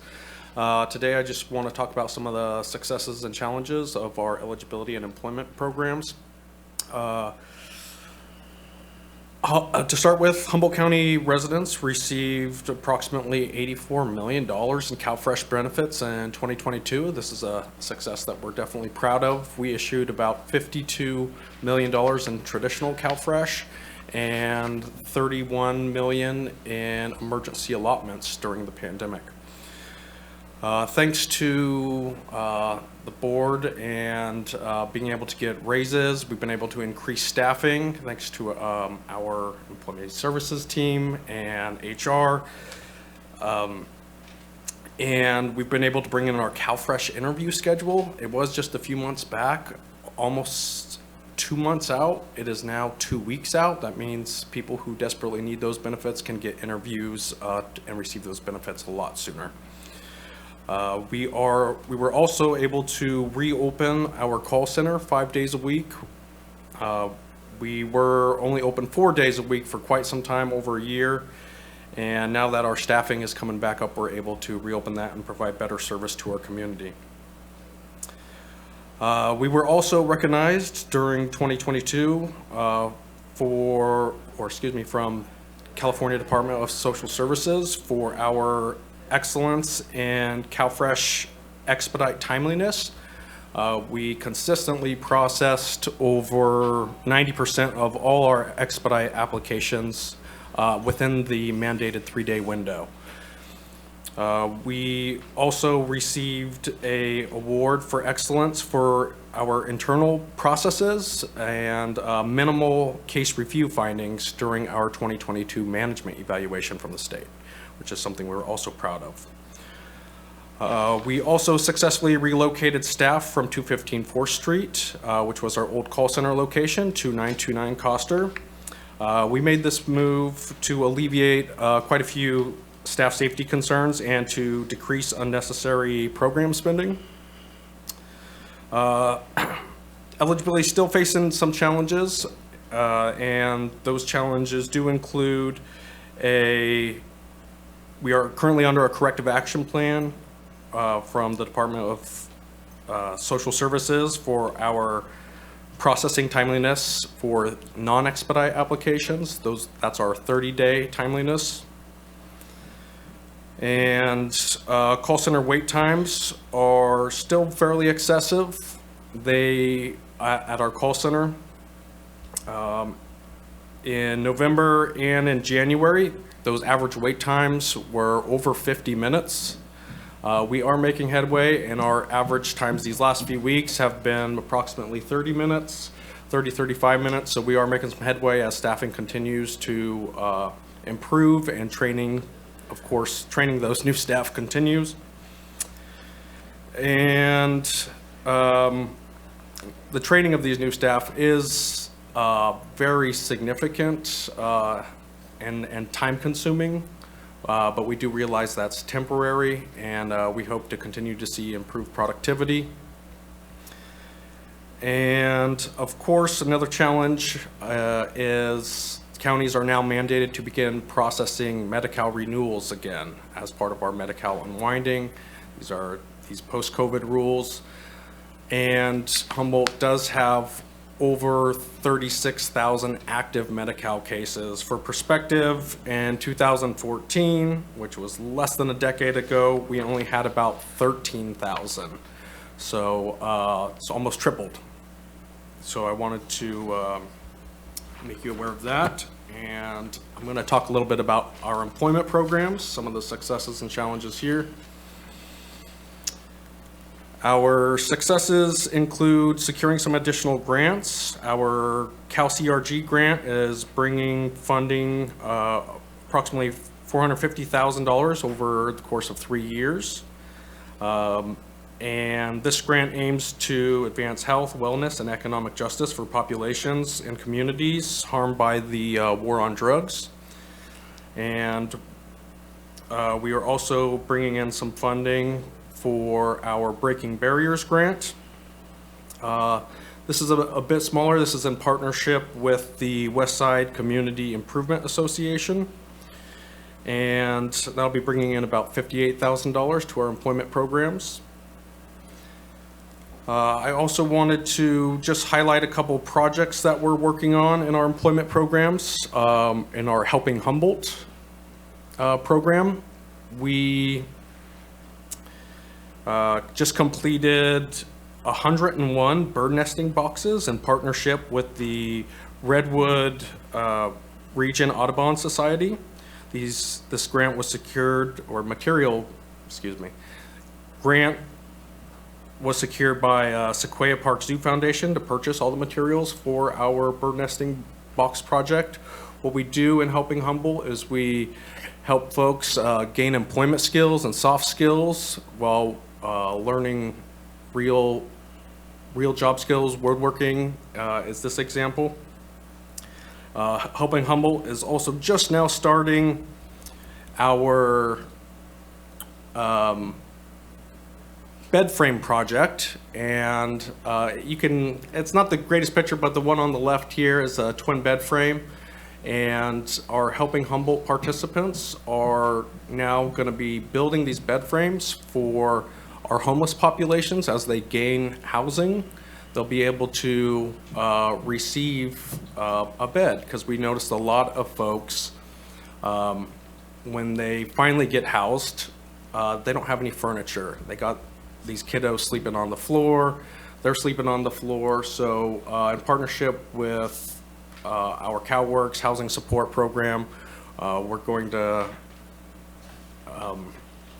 begin building these beds. So we're meeting an unmet community need, and we're helping folks learn real job skills as part of our Helping Humboldt program. Then just briefly, some employment stats for the calendar year of 2022. The CalWorks program assisted 164 participants in entering employment. 89 of those individuals actually discontinued from CalWorks due to employment. And our employment training program, we had 115 participants that entered employment, which we are proud of. Of course, the employment sector is also has its challenges, and our employment programs are not an exception here. So we do have higher caseloads in our welfare to work programs, and we've had pretty high turnover rates in our employment training division. We have lacked training material and guidelines for our employment training staff, which is something that we are working on right now, building up. And housing insecurity, along with behavioral health, are causing significant barriers to employment and job readiness. And of course, we're seeing a lack of jobs in rural areas. We are trying to expand our reach in employment and training, and we do have plans in Redway to bring more technology to the area and some employment training staff as far as workshops, with resumes, interviews, and also looking for opportunities where people can still live and work in their own neighborhoods, working online. We're looking at eligibility jobs that can be done remotely in remote areas, especially in the rural areas of our community. And I think that's it, and I'll hand it over to Emmy. Thank you. Can you hear me? Yeah, it's turned on. Okay, good morning. I still am getting in under the good morning wire. So I'm Emmy Botzler-Rogers. I'm the Behavioral Health Director. I'm just going to share a little bit about behavioral health. I wanted to start off just with some strengths and successes over the last year. I am just incredibly proud of the partnerships that we've strengthened and built over the last year, and just the overall commitment with our partners to the well-being of our community. I feel more in lockstep with other service providers and community members, and even with your board, around just the work in behavioral health. And so I'm very grateful for that. I think we've also made some inroads around stigma and recognizing mental health as part of the whole person. I'm appreciative of the efforts that are being made locally to end stigma and to really address discrimination and to recognize mental health, mental illness, mental wellness as part of who we all are.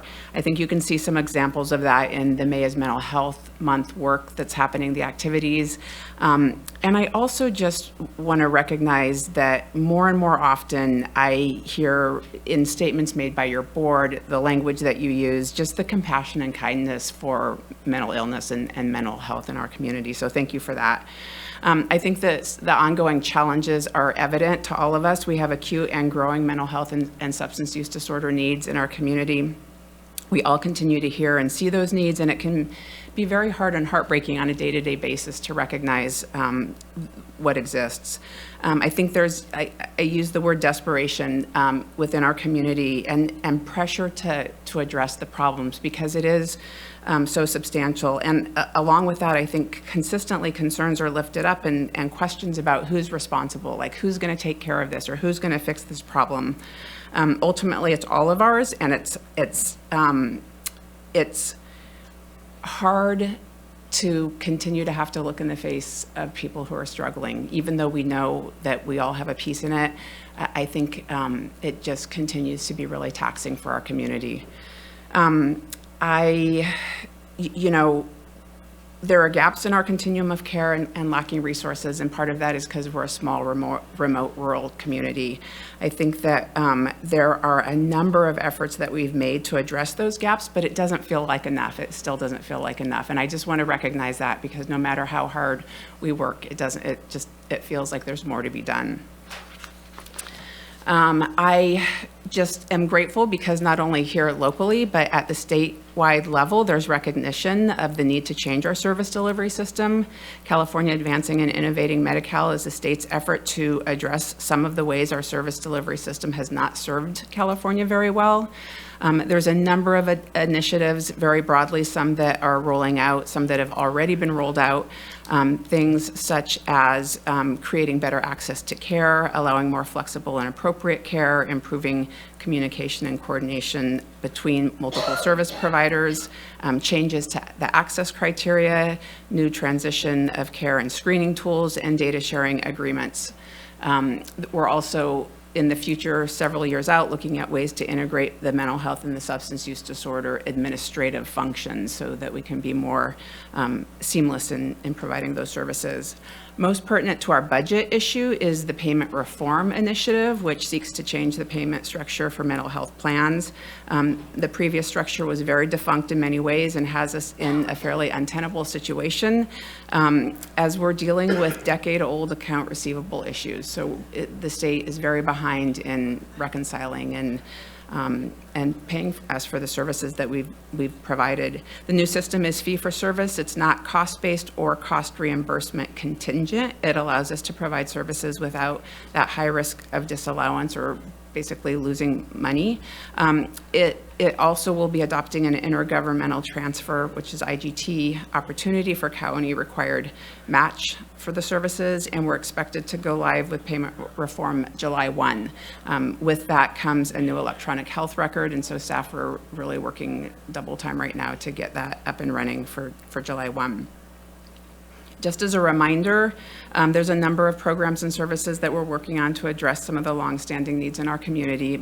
Your board knows most of these things. I was here recently related to assisted outpatient treatment as one example. I know you're also aware of the two crisis residential treatment facilities that are being lifted up, one for children, one for adults, and your board also supported our grant application in partnership with Mad River for a behavioral health crisis triage center in Arcata, which I think will be just an incredible resource. We have not gotten final word on that yet, but we are getting inquiries that make me feel hopeful about it. I'll just say that piece. Just additional considerations, I just want to acknowledge that, income or funding streams fluctuate, and between last fiscal year and this fiscal year, both MHSA and realignment are increasing somewhat. With MHSA, those increases will support some of the additional services identified through the stakeholder input process, MHSA program staff salary and benefits, and full service partner client needs, including the ever-growing cost of placement. That's one of our largest areas of cost. Realignment increases will likewise support growing cost of placement, required service match, some administration costs, and match for drug Medi-Cal, which is, we're part of the regional organized delivery system. I know your board's aware of some of the unfunded or at least under-resourced mandates that are coming for us, both SB 43 and Care Court. Though I think we'll say a little bit more about that later, but those are things also that will ultimately need to be built into our budget going forward. And then I just wanted to end by expressing appreciation for your board's support and efforts to understand really the complexities of the behavioral health budget and also of mental illness and substance use disorders in the community. I appreciate that I'm hearing more and more recognition from your board towards our staff who do work very hard and have to balance managing their own mental wellness with supporting others who are struggling in that arena. I find myself more and more aware of the vulnerability of we each experience and our humanness, and I feel support and recognition from your board on that, so thank you. I think I'm handing it to Amanda. Thanks, Emmy. I'm going to slide in on your coattails here the last minute before noon and also say good morning. I'm Amanda Winstead. I'm the director over at Child Welfare. Child welfare's been in the spotlight on and off for the past year regarding a variety of issues, from case-specific situations to critical staffing and vacancy challenges to government tribal relations and consultation, as well as new prevention efforts you may be hearing about. Meeting our mandates, addressing vacancy rates, and tribal collaboration continue to be areas of priority for us, as well as new work that I'll talk about here regarding a focus coming from the state on prevention that we're really starting to see and feel. I want to briefly highlight some work that we're doing in these areas. We tend to frame a little bit around strengths and weaknesses. For child welfare, at least, these tend to be one and the same. The areas we have our greatest challenges are also the areas we tend to work the hardest and do some of our best work in. So I'm going to highlight through some of those areas and start with vacancies here. As an agency with the critical responsibility, the safety net regarding children in this community, vacancies are acutely on our mind and probably on a lot of our minds given some of the recent reportings that's come out around that. As of the beginning of the year, CWS had a 38% vacancy rate in the social worker job class that you can see here. Similarly, we had about a 41% vacancy rate in the social service aide job class and a 17% vacancy rate in supervisors. We'll do an update in June. We look at our data more granularly than 6 months, but our major reporting comes out at 6 months, so we can see those trends better. And we anticipate that our June data will look about the same. A little bit of history and context around vacancies. As part of addressing the issues that were identified through the initial AG investigation back in 2015, give or take, CWS added about 25 social work positions near the end of 2018-19. There was an initial surge in hiring in late 2019 that you can see here when we moved from having around 65 to 90 positions, social work positions. Although you can then see over the next 3 years that surplus erodes. It erodes through COVID and over the next 3 or so years, that we're back to having about the same number of filled positions that we did in 2015 when we did that initial staffing bump.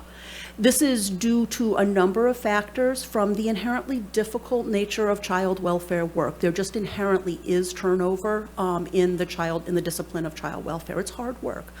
But we're also experiencing challenges around morale, workplace culture, that, coupled with increasingly cumbersome hiring processes that Michelle hit a little bit on, and processes that are largely out of our hands. These systems, they are what we currently have, although I am looking forward to changes around that. We're also noticing really like a dwindling number of applicants. We're not pulling in the same number of applicants in our recruitments that we used to be. And it's put us back to about the same number of staff that we had at the beginning of the AG investigation. So we're looking at all sorts of strategies. Really, nothing's off the table at this point. Anything that's going to help us increase and support our staff is critical to the work that we do. You'll see here some of the things that we're trying.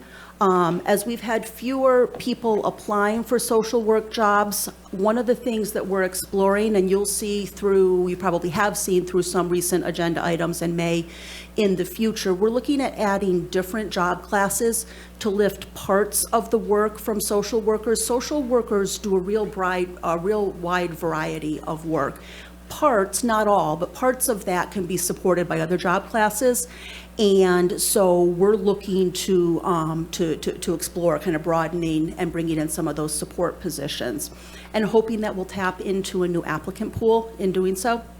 And you've seen this through the youth support specialist positions that this board supported. We've done work to expand and build a second, what we're calling our court clerical unit, and bringing on more legal office assistant type positions to better support court functioning and court timeliness. We also continue to work with Cal Poly. We have a long-standing relationship with HSU, Cal Poly Social Work Department, and more recently have connected with UC Davis for some specific consult around recruitment and retention specific to child welfare and strategies that we might look at to, hopefully improve our outcomes there. So as we struggle with vacancies, we've had to make some careful and some hard decisions regarding how we utilize the remaining resources that we have. Till recently, we've tried to spread our vacancies across the program and bear that burden equally across programs. But we've made the difficult decision to prioritize some programs for staffing over others. That decision's based on our bottom line mandate to ensure child safety. As a result, we've transferred a number of staff and positions to emergency response recently to ensure timely investigation and to prioritize the closing of backlogged investigations. Similarly, we're looking closely at any non-mandated work or work that can be completed with or by community partners to help free up staff to be able to focus and dedicate on those core mandates around keeping children safe, well, and in permanency. I'm confident these are the right decisions, but as you can imagine, they're really difficult on the staff that are being transferred from one set of work to another. And so I just want to pause and acknowledge and thank the board for the support, like Emmy, that I hear coming from you for our staff, and just acknowledge the human faces behind some of these really hard decisions. New strategy. So as always, we're utilizing CQI, technical innovation.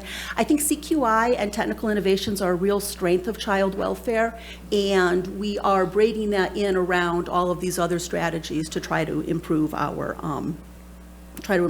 vacancies.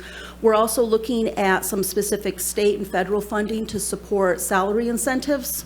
It's kind of a use it or lose it money that can't be used in any other way, and it's a state level funding specifically for incentives around emergency response work, and so we may have more communication around that in the future. Okay. Tribal collaboration. Tribal collaboration continues to be and always will be a priority for CWS. This is about sovereignty and it's about equity. Native youth are overrepresented in our system and have been underserved for many, many years. And child welfare is in a unique position in terms of our relationship, the work, and the law that we do with tribes. And we have a unique, I think, responsibility to repair harm and to improve our relationship. So tribal collaboration will be and will always be an area of focus for child welfare.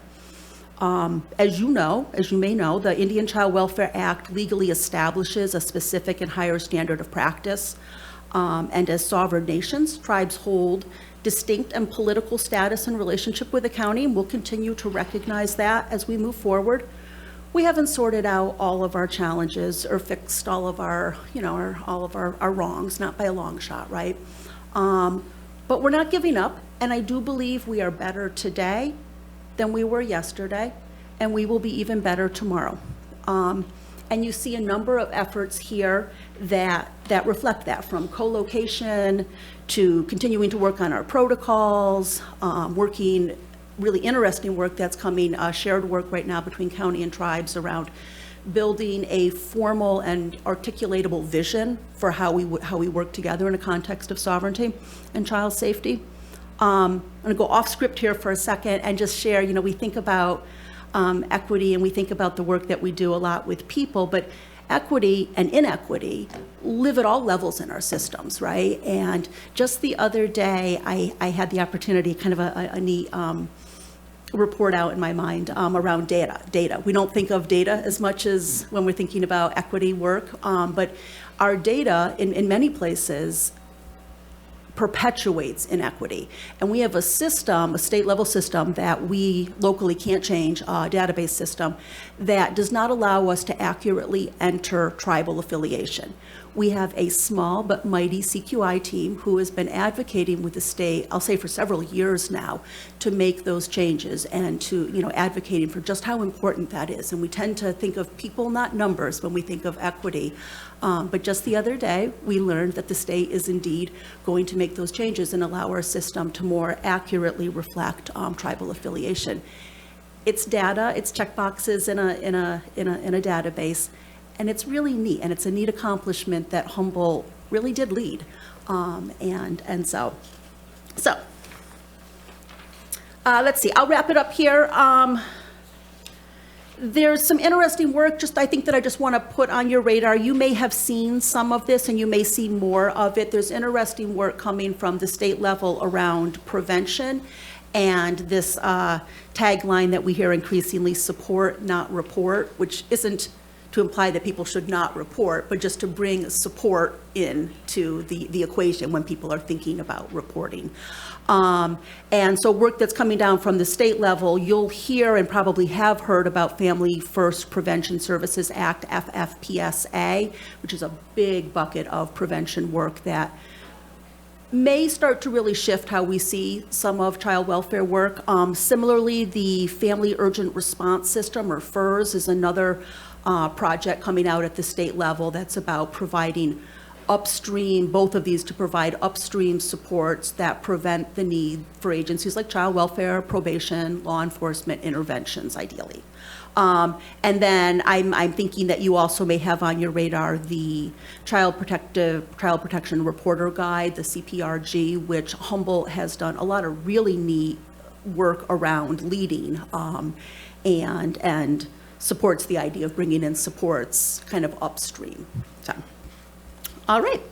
With that, I also want to just echo Emmy and thank the board for your support. I too feel a recognition and a vocalizing around the need to acknowledge the work that our staff are doing, how hard that work can be, and how critical they are to the success of the work that we do in this community. And I appreciate that. I think your words matter, and I want to thank you for that.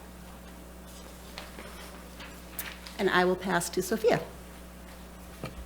Great, thank you. I think I'm the first to say good afternoon today. Thank you, your board. I'm Sophia Pereira, Public Health Director. I just wanted to share a little bit about some of our accomplishments in this fiscal year, some of our goals into next year, and then some of the challenges that we're facing that may not be unique to public health, but have some unique elements. So in terms of accomplishments and successes for the year, we launched, as you know, our 2022 to 2027 Community Health Improvement Plan. There's more exciting work that will happen from there that I'll talk a little bit more about. But that was definitely a huge community effort to get that going. And so really we're excited for the future of Live Well Humboldt and what that brings. And we appreciate your board's support in that. In our Healthy Communities Division, we have a lot of really great health promotion programs. One is under our Suicide and Family Violence Prevention Program. It's our Keep It Safe Lockbox Distribution Project and our Gunshot Project. Our goal for this fiscal year was to distribute about 650 lockboxes through these programs. And as of February, we already have about 700 distributed. It's one of those smaller programs that's incredibly important for providing a service in our community. So I know sometimes we talk about the larger policy programmatic initiatives, but I think it's also helpful for you to see the really great impact that a single program can have around that. So we also reopened what used to be called our Adult Health Clinic. It's our Sexual Health and Family Planning Clinic at 529 I Street. And our Public Health Lab has began providing chlamydia and gonorrhea testing through that clinic as well. That's definitely a work in progress for us, but it was something that closed during COVID, and so we're really grateful to be able to provide this service to the community and get people connected to family planning services. At a recent board meeting, we talked a little bit more about our HIV and hepatitis C outreach work. That definitely was a big accomplishment this year with the support of the CMSP Lichen Grant. We also submitted our Public Health Accreditation Board reaccreditation application, and accreditation is so we were accredited, what was it, 5 years, or back in 2016. It just feels like pre-pandemic world, like so far away. But anyways, accreditation is a really big deal for us as a rural local health jurisdiction, but it really is what sets a standard for us as public health, making sure that we are addressing health equity and providing critical services in our community with a high performance standard. So we look forward to going through that process, and we hope to achieve reaccreditation from FAB. In terms of some goals into next year, some highlights Tomorrow, you will be seeing, your board will be seeing proposed ordinance for tobacco retail licensing.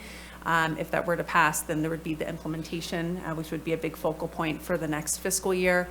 A continuation of the community health improvement plan would be the launch of a community health dashboard. So that's a really exciting initiative where, similar to what Michelle was talking about for the DHHS program data, this would be really focused on broader community data. So our community health assessment, you'd be able to see data from all different types of sources. So not just what we provide in public health. Our hope is to provide other partner resources and data through that dashboard. So that's going to be a really great achievement. We've contracted with Conduent, and we hope, I don't want to say a date, but I mean, we're in the development process right now for that. And then also, your board is familiar with our effort to build a new public health lab. As you may recall, we secured over $2 million in state funding to support this new lab, and our lab does water quality testing, oyster testing, rabies and STD testing, and also has our bioterrorism lab, which has the capabilities to test for threats like ricin and anthrax. And as you also know, our lab is currently split into 3 separate spaces in our building, and really can use that space. And so I know your board is currently considering a site, and once that site is secured, we will be able to begin the design phase using that funding. And then in terms of some challenges, you know, we have been very fortunate in this fiscal year to receive some additional funding for public health infrastructure. One of those is the future public health funding. That's meant to be ongoing infrastructure funding that's meant to support staffing. So for example, creating some additional permanent staffing in our communicable disease program, which we have, you know, seen through COVID, just like how fragile that infrastructure is. So we've been able to add some capacity there, able to add a second epidemiologist. So while these funds are incredibly important for us to build that infrastructure, like many of my colleagues have been talking about the workforce challenges to recruit these staff, especially for very specialized positions like an epidemiologist or a public health nurse. These are some of the challenges that we're running into to be able to fully expend these funds in a way that supports the infrastructure that it's intending to support. So, for example, we've had 2 current vacant epidemiologist positions. We've gone through 2 recruitments, so our first one was unsuccessful. Right now, it looks like we may have a candidate to proceed with, which we're very excited about after the second recruitment, but until I have a start date, we're just crossing our fingers. It's a very competitive market, the state of California. People can work remote from anywhere, and this is a very specialized field, for example. So,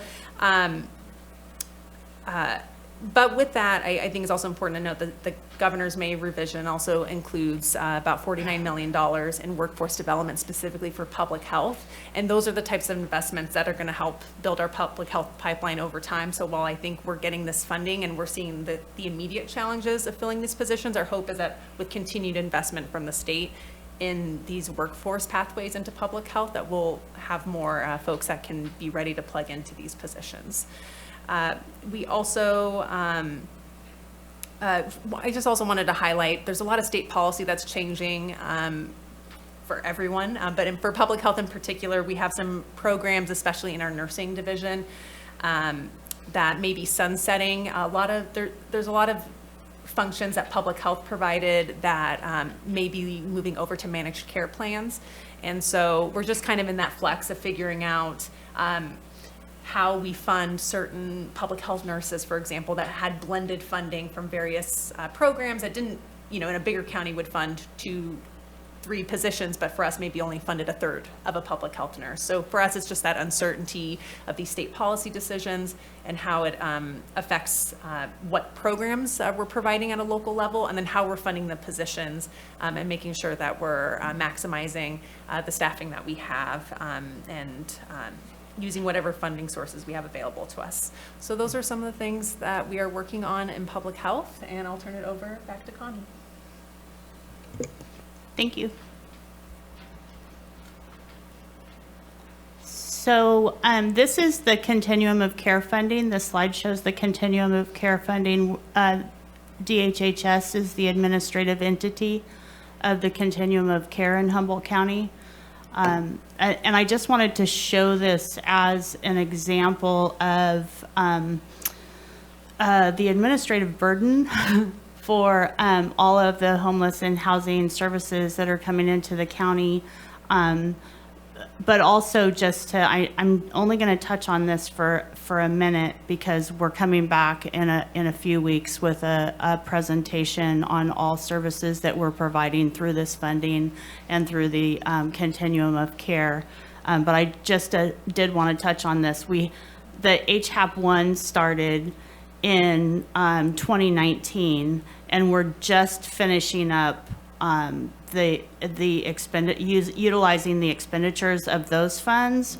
And so staff that do this work are actually tracking and contracting with all of our community partners over all of these streams. And this funding goes through 2027. So I just wanted to touch on that just a bit. I'm not going to spend a lot of time on it because, like I said, we're going to come back to your board with a more thorough presentation on this.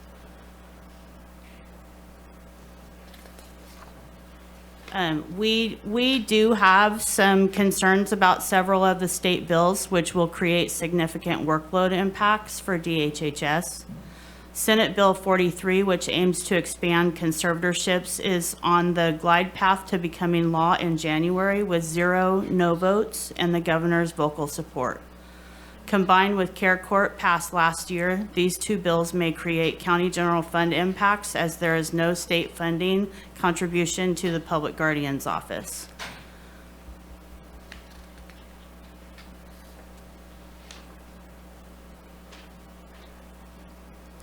This slide just shows the support that DHHS provides financially to other county departments. In addition, we provide $55 million in contracts to over 140 community partners and service providers. Based on our expenditures, here are the anticipated revenue sources. I want to spend a little bit more time on this slide this year due to the current fiscal climate. The bulk of DHHS funding continues to be state, federal, and realignment for mandated programs. There's a limited flexibility to determine how these funds are spent. Realignment is used for match for the federal and state allocations, and sometimes it is used when there is no other funding source available as sole source. Realignment is the main source that is used by DHHS instead of requests for county general fund. We anticipate a slight increase for fiscal year 23-24, but this is anticipated to decrease next year and possibly the year following. The percentage of the DHHS budget that is funded by general fund is just 2%. Most of this amount has been the same for many years until recently when your board approved funding for the AOT program.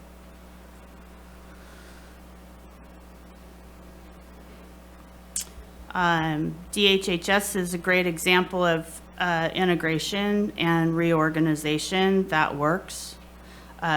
Our proposed budget for this year, $14.4 million of that funding is blended across branches to be able to support our programs more effectively and our community members. In previous reorganization, I just wanted to make sure that your board's aware, the Employment Training Division, Veterans and Public Guardian was moved under DHHS's umbrella to assist in finding additional funding due to the lack of other funding and county general fund to support. This made sense because of the population served. Employment Training transitioned to serve mainly the population served by DHHS, so is funded mainly through social services. The county general fund portion allocated for Public Guardian was approximately $100,000 when they transitioned. The amount needed now to support Public Guardian for this next fiscal year as $1.2 million. This amount has been supported by county general fund portion that is allocated to social services. That's been the same for years. That amount is $3.3 million. We continue to look at other strategies to help fund this program, but given the bill that may pass, your board may hear much more about the need for funding in this area because realignment cannot support this program. I do feel like staff worked diligently to keep costs down so that we didn't have to submit supplemental budget requests, and also will do what we can to support other departments and the county as a whole and how we move forward with the state of the county's finances.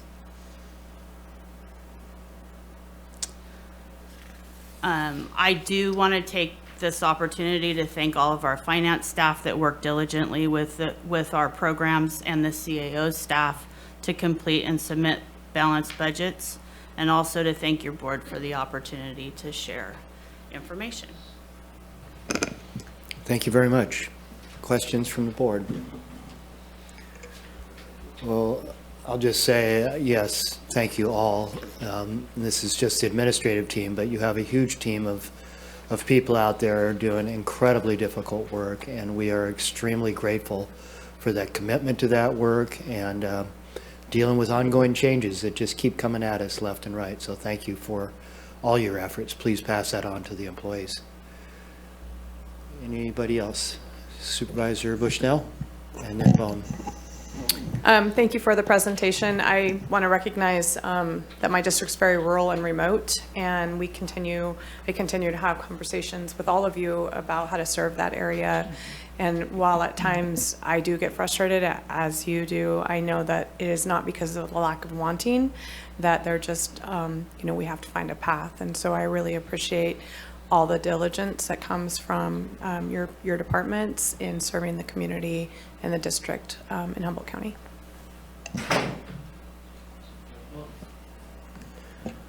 I'm amazed all the time how far-reaching CalFresh is and Medi-Cal. I mean, by your numbers, 27% of every man, woman, and child in Humboldt County have a Medi-Cal case going on, which is, you put it in that perspective, it's huge. And then the amount of money, that's $625, over $600 per every man, woman, and child in Humboldt County. Stretched out over a year, I understand that, and it goes, drops way down, but the benefits from that, because that's money that's spent back here, and I think we're all getting pretty well excited about the food bank and their new building, because they're going to be able to serve more people more efficiently, and I love their little statement, we're going to be able to do it with more dignity.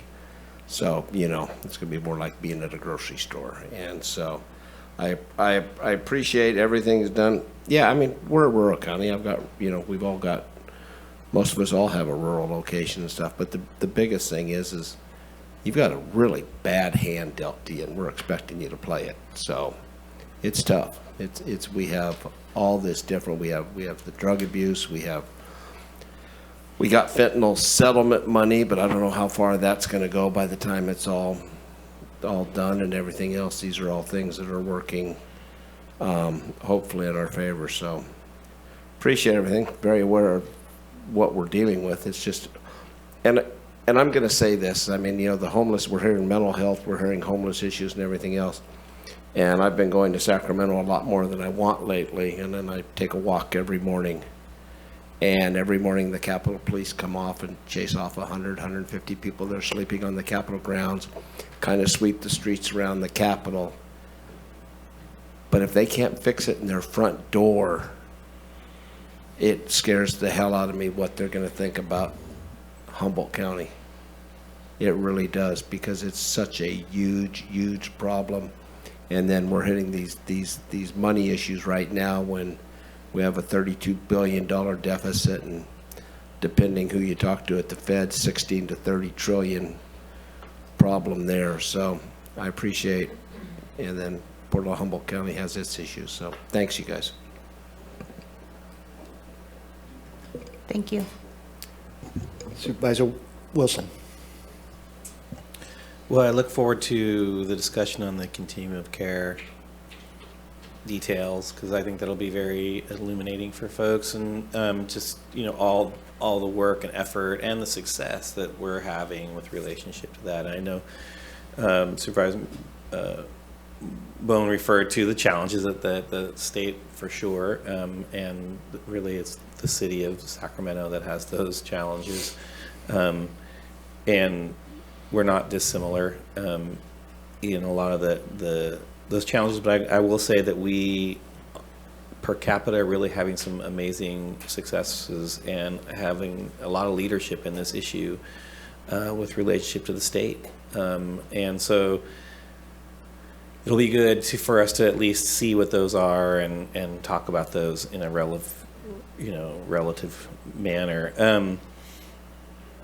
And yeah, certainly we've had a long-standing challenges around CWS, and again, unique circumstances, and both from a demographic and geographic perspective have created unique challenges around that, and I do appreciate the arc towards where we want to be, and in all of us, right? And the acknowledgement of that, and the path to get there, I think is really important. I hadn't really thought of too much about the lock boxes with relationship to the public health issues around gun violence and death by guns, which is increasing significantly nationwide currently, and now is the number 1 cause of death for youth under 18, which is just shocking. And I really, and where some, there's a sort of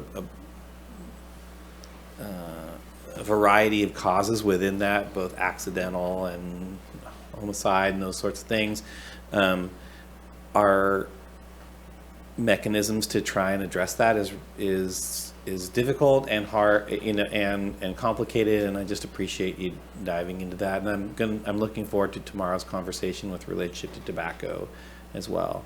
So with that, we're talking about budgets, and this is always the hardest part for us with relationship to these things, because budgets are, in essence, they're sort of moral documents. They speak to our priorities in the mix of what we actually have control of and what we actually don't have control of as well. And these are some of the most complex conversations we're going to be having over the next few weeks, especially around the size of this budget relative to everything. And I want to also emphasize that this is where our city jurisdictions have a lot of interface with the county, because we are, in essence, by programmatically an arm of the state for these particular services that then are delivered into our city jurisdictions. And our work, and some things they're not, we just have to really work hard on our partnerships with our city partners with relationship to this. And I think we are, and actually I think we've been doing a lot better in the last 5-6 years than we did before that. And so I just really appreciate all the efforts. Thanks, guys. Supervisor Bushnell. I just wanted to add, I know this is about budgets, but it does take money to do anything. So I think it's relevant that the response during this winter storms and the earthquake that happened in December, and then the winter storms that followed, a lot of your staff and all of you were very dedicated. I know I called many times, like, help me, what do I do? And on a dime, you guys stepped up and provided services in the Riedel area. Additionally, cold weather shelters in the southern Humboldt area, blankets, food, and also provided food out in the Blocksburg area. And so I just really want to recognize that. And while this is a budget discussion, all of that takes money and staff and personnel. So thank you. Great. Okay. Well, thank you very much. Appreciate y'all Chair being here. Madrone, I'm Yes. sorry, but Supervisor Arroyo would like to say something. Thank you for noting that. Supervisor Arroyo. Thank you very much. I just want to appreciate, not only the great presentation and all the work you do and all the different arms of DHHS, but also appreciate that you, not to say that anyone else hasn't been forthcoming with the challenges they're facing, but I really appreciate the transparency around that and the honesty that you bring to some of the challenges that are inherent in doing this work. So thank you for that, because I think it's helpful to recognize together where we have those difficulties and be really just really direct about it.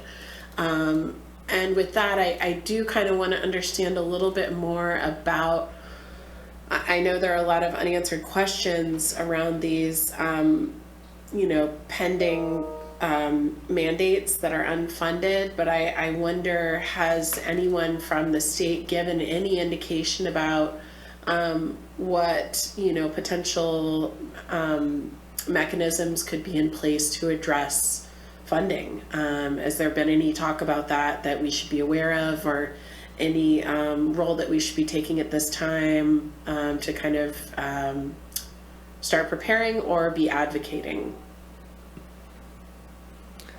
Thank you for your comments. Yeah. We'll get Sure. a question, get an answer. Hi, Supervisor Arroyo. There are a number of efforts being made at the state. California Behavioral Health Directors Association is a very strong advocate for getting funding for these items. CareCourt, it does look like, is going to have some funding, and we actually are in the second cohort, so we're waiting to see how it rolls out with the first cohort who have agreed to go first. With SB 43, huge challenge in that arena, and I won't go into a lot of detail, but yes, CBHDA is working very hard to just raise the issues and the concerns with this particular piece of legislation, in terms of what it means, what it would mean if it passes for conservatorships in our county, but also what it's going to mean in terms of the impact of finances and the fiscal challenges. All right. Seeing no other questions, thank you very much for your presentation. And I believe we have 2 more departments, but we're going to do those after lunch. Correct, yes, we still have Public Works and the sheriff, who are each allocated about 40 minutes each for their presentations. Okay, sorry everybody, we're running late today with all those IT technical difficulties this morning, but we've been running well since. And appreciate all that. And so we're going to be back here at 1:30. We are in recess. And yeah.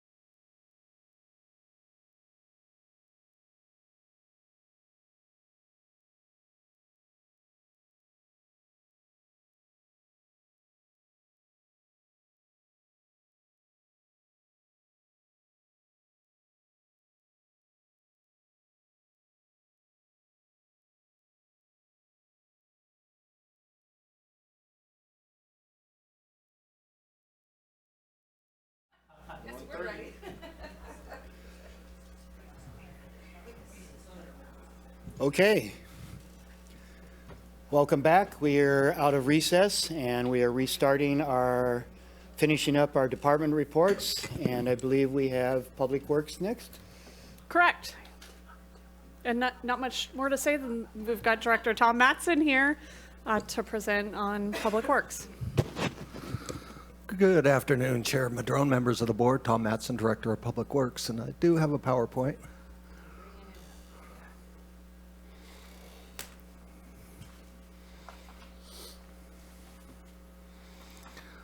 So thank you for the opportunity to present our 23-24 Public Works Department budget. As you can see, we're quite varied in what we do.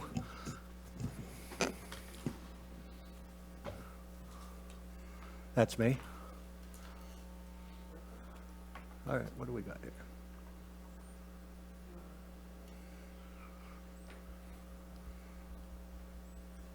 There we go. So we do a wide variety of things, from facilities, water quality, parades, facility improvements, roadways, busing, funding transit. We are 6 division: engineering division, facility management division, general services division, land use division, environmental services division, and road maintenance and fleet services division. Within each of those divisions are some very important programs, and so we will split them out on the budget sheet. We have about 200 full-time employees. In the summertime, we do add extra help to help with our parks and our road maintenance.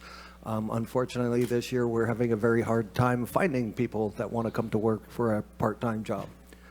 So we will be very stretched thin, especially in our Parks Department this year, as we are filling the freshwater, putting the freshwater dam in the first time in several years, which we assume is going to vastly increase the number of people, because that is very popular when the dam is in. Our total budget's about 151 million, spread, through a lot of different things that we do. Biggest parts of our budget are the engineering. That's really our storm damage, is about 30 million this year. Facilities management, that's huge this year because SB 863 reentry facility may go forward. And our parks is huge this year because we just, how do you put it, connected the ribbon between Arcata and Eureka with the Bay Trail. So all told, that's about 80 million in one-time funding. Their engineering division, they do all the engineering for, manage our consultants and do the engineering for all of our roads and bridges. Our we have 2 number 1 priorities, which is responding to the storms and earthquake damages. That's storm damage going back to 2017 still. Current earthquake damage that we received, none from yesterday's earthquake, thank you. And our ongoing ADA curb ramps. As you know, we're putting in ADA curb ramps everywhere under an agreement with the Department of Justice. Had about 3.5 million in earthquake damage. That may go up significantly because we are looking at one bridge structure and talking with Caltrans about ER funding for retrofitting that structure that had some damage from the earthquake. But as you can see, there's Blue Slide Road, which turned out to be the primary road in and out of Ferndale because Fernbridge got shut down. Not a very good shape road, but we were able to get traffic through it and on it during the duration of the closure. And we had some earthquake damage on our local roads and streets as well. 2022 storm damage, the December storms, that hit us to the tune of about 7.5 million. 2023, the following storm hit us for about another 2.5 million. As you can see, here's Lighthouse Road out in Mattole Valley, before and after emergency reopening.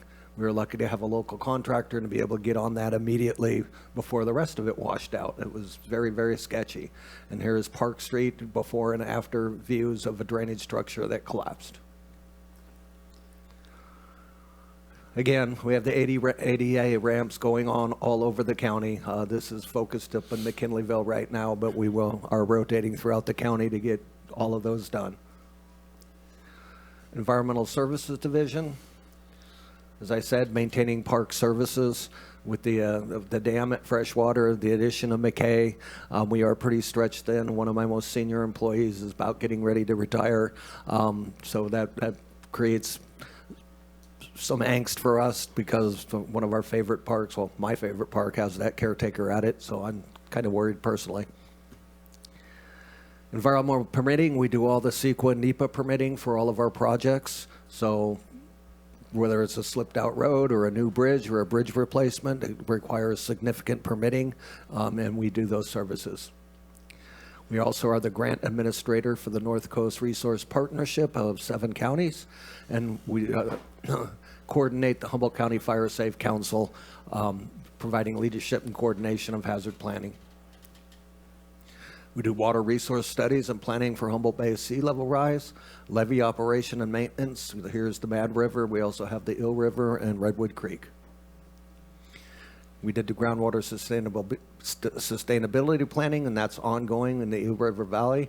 Water management plan for Humboldt County's water contract for releases from the Trinity River, the 50,000 acre feet a year that is allocated that the county has never received. And we're also working on the Potter Valley project on Upper Eel River decommissioning and regional water planning. Environmental services in the Parks Department, we have 16 specific county parks. Shown here are Van Dusen, Clam Beach, and the Hammond Trail, and Fields Landing Boat Ramp. They're in charge of the McKay Community Forest, and we are just going to start construction on the Humboldt Bay Trail to connect Eureka and Arcata and points north and south. They also do environmental compliance monitoring at the Redway Transfer Station and our Table Bluff closed landfill. Facilities management. Again, level of staffing is a priority for us, especially at the project management level and trying to deliver all the backlog of projects that we have. We do plumbing repairs, we have earthquake damage, and we had 9 facilities affected. I don't know if you can see the cracks in the wall up there, but that's significant cracks. And we do the dirty job. That's your courthouse trash compactor when it backed up. Somebody's got to go in there and dig it out. In capital projects, we have project management, project scoping, grant support, earthquake damage administration, programming, master planning, energy efficiency projects. Building maintenance is in charge of maintaining 121 county facilities, of which 32 of them we provide custodial services. We do the maintenance contracts, negotiation and administration, hazmat abatement, testing, inspection, and services and supplies. So when you go in the bathroom and there's toilet paper there, you know where people are doing their job. Real property, we have lease administration of over 87 leases, lease negotiation, property acquisitions, market value comparisons, telecom project support, and work order tracking. Currently, we have 227 open projects, of which we closed 60 projects in 22-23, and building maintenance received 1,077 requests for service over the last year. And that could be anything from clogged pipes to overflowing garbage cans to leaky faucets. Some of the things we did accomplish, working long time project that was a priority of the sheriff with the correctional facility safety netting, and then completed the demolition of the Garberville Veterans Building, which we will now be moving into design with our consultant and the veterans for a new facility. General services covers everything that falls through the cracks of everybody else, including paying all our bills and getting all our money. Continue to focus on project reimbursements, realizing, as I've stated before, how much we are in arrears with FEMA. We are working on that, and we think we've opened a little bit of the dam there. So hopefully that will start flowing money back into the road fund. We do the project finance and accounting, FEMA building, Cal OES billing. We do the transit contracts with our TDA funds. We do franchise agreements with our waste haulers, and we manage the renter card system for all the county employees. Excuse me.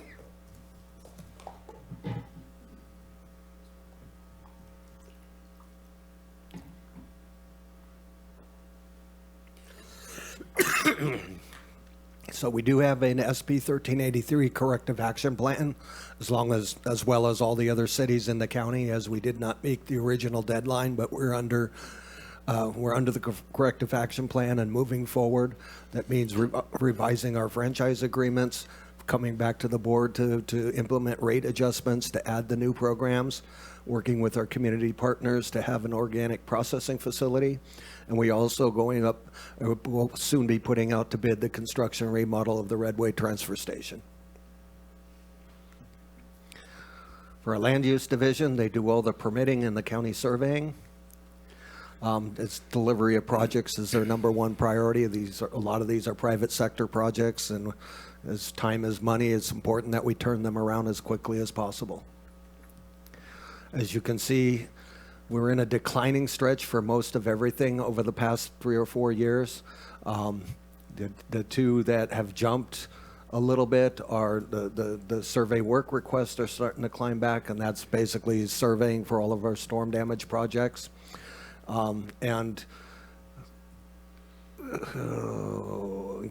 Where is it? Planning referrals and right-of-way work requests.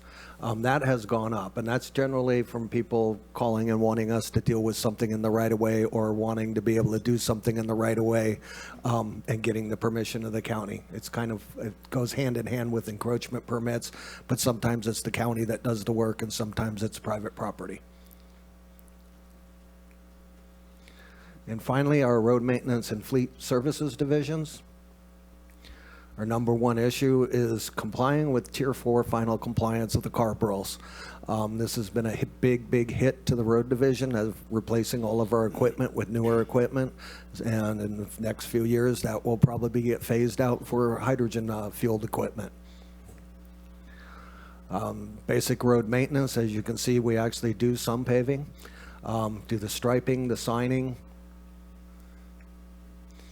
request for service, and this does not include direct requests to the road maintenance supervisors at their road facilities or requests that come through the board members that come to me that I forget to send the roads dispatch and just send directly to the foreman. But basically, you can see, 1,500 is usually a pretty good target for the year, and this is people calling in for potholes or trees hanging over the road or culverts needing cleaning. Road plowing is generally we do every year. There's actually a special fund that subsidizes our road plowing from the state of California. Of course, it doesn't pay for it all. But then again, this year was a little bit overwhelming. And our big workhorse is our Ford F-350 pickup with the blade attachment. And this year we had to get out our loaders, graders, and every piece of equipment we had to try to get the roads open. Sometimes there was one lane for a long period of time, but we'd have to get people home and have to get them to their ranches. Tree removal is a big part of storm damage, getting our people out there with their chainsaws and their loaders and getting the trees out of the right of way to open the road up as soon as possible. One of the biggest issues we have here is when the trees get hung up in PG&E, we cannot touch them until the power gets turned off, so sometimes roads stay closed and people wonder why we're not taking the tree out. If you see that, it's probably because there's a live power line in the tree. Again, more of the storm damage that we received this year. You can see significant tree fall we had. Here's some of our newer Tier 4 equipment, replacing our 10-yard dump trucks, our dozer, and our grader. It is very expensive to purchase this new equipment. Transitioning our fleet to electrical vehicles. We've been adding about 6 electrical vehicles a year, and we've added a charging station at our motor pool down on 2nd and J, and we're doing a county-wide analysis to look at where we should be putting charging stations throughout the county at county facilities where vehicles, whether there's a significant number of county vehicles, such as in Willow Creek and Garberville. Garberville will be a challenge because we will have to be looking at alternative power most likely to even put in a charging station with the lack of PG&E hookup. And that is the Public Works Department for this year. The one other major thing we will be working on is the road funding issue. And I know we've working closely with the CAO and the board ad hoc committee on that and looking for a review of some survey questions coming up here pretty quick to get out to the public. So with that, I'm open for any questions. Thank you very much, Director Mattson. Any questions from the board?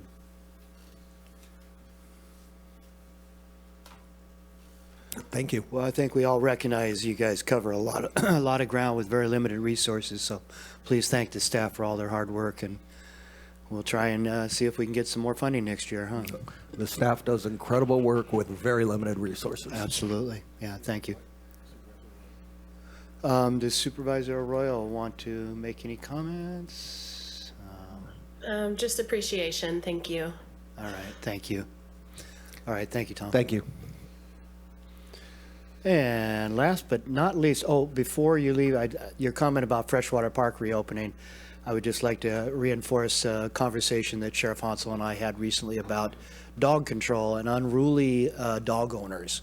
And I suspect that problem is going to increase dramatically with the opening of the park again. So any help we can get with deputies out there we'd be very grateful. Thank you. All right, welcome. All right, Chair Madrone. Last but certainly not least is Sheriff Hansel and Regina Fuller to present on their budgets. Great. Thank you very much for having us. Yep.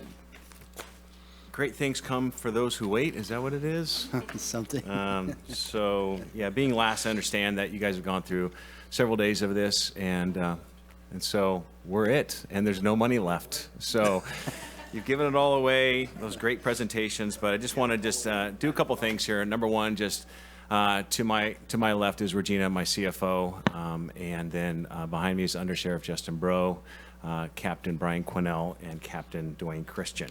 So this is my leadership team. This is who I count on to help me run this massive ship that I'm going to present to you today. And so it's a valiant team effort, and so we're going to highlight some of those things that we've done at the Sheriff's Office, and just kind of remind people of all the different aspects we have at the Sheriff's Office, and then go over our 5 asks at the very end. So we'll go ahead and get started. And feel free to interrupt me at any time if you want to talk about something specific. But we'll go ahead and oh, here it is. So our mission of the Sheriff's Office is to protect and serve the community and earn the public's trust through compassion and accountability. It's a simple but valuable mission that we have at the Sheriff's Office. And our vision is to be the safest rural community in California where peace, justice, and freedom thrive. Very important aspects of our position, and a reminder of our duty and our diligence every day that we serve the public. Our values, we framed it into our deputies. It's our people that are dedicated. Our values are excellence, professionalism, unity, trust, integrity, engagement, and service. Those are our core values, and our 5 principles are being prepared. We are prepared to do what is necessary every day. Protection. We are trusted with the protection of our community and hold this above all else. Prevention. We are dedicated to prevention of crime and abuse of all types. Problem solving. We put an emphasis on problem solving, always being innovative and solution driven. And partnership. We seek trust and engagement through partnership with our employees and everyone in our community. We cannot do this job alone. And these are the things that we hold dear as our 5 principles. Our people are our most valuable resource, and I know as a board you all have said that, you've all recognized that, and the most valuable people at the Sheriff's Office is our line staff, is the people that deliver the services day in and day out, that are working holidays, nights, weekends, that are dedicated every day to making our community a better place. And I'm very, very thankful that we have the people that we do showing up, and oftentimes the thankless jobs in our community, the ones that no one else will respond to, we will respond to those, and I'm very, very happy about that. So that's those are our people. So we have broken them down into 2 categories. Our full-time staff, we have 310 allocated positions, 116 from patrol, 109 correctional deputies, and 85 professional staff. We also have 26 extra help positions. These are 12 deputies, correctional deputies, and professional staff. These are the people that are doing the airport and court services that we can't currently cover with all of our full-time deputy sheriffs. These are our people that are managing our CCW program, our backgrounds, that are part of our unsolved and cold case units, and also working our SWAT farm. Sheriff operations is probably one of the biggest pieces of this budget pie. And there's a lot of things that make up our sheriff operations. One is our patrol deputies. Our patrol deputies, cover all of Humboldt County, and we'll go over what they do here in a minute. But having a patrol deputy fully trained, fully equipped with all the vehicles is pretty expensive. Also, our community service officers, our scope, armory, all the training, all the aspect of that. Also incorporates all the administrative costs, all the stations and the support units from administration, all those things, including civil services and court security, training, retention, and recruitment. Two things that we've worked on this last year is coming up with a training sergeant and a recruitment sergeant, and it's made a huge impact on the valuable training that we're doing in-house, and it is going to save us money in the long term of training our people in-house on duty, as well as the massive recruitment efforts that we've been doing. Some of the things that we are responsible for, that we'll continue to do, is all of our specialty divisions and units. Crisis response. These are our SWAT team and our crisis negotiation team. It's a county-wide team. We have, though the sheriff's office is a sheriff's office team, these are multi-agency teams. We have members from the Eureka Police Department, Arcata Police, Fortuna, Humboldt State University that are part of our crisis negotiation team, as well as DHHS.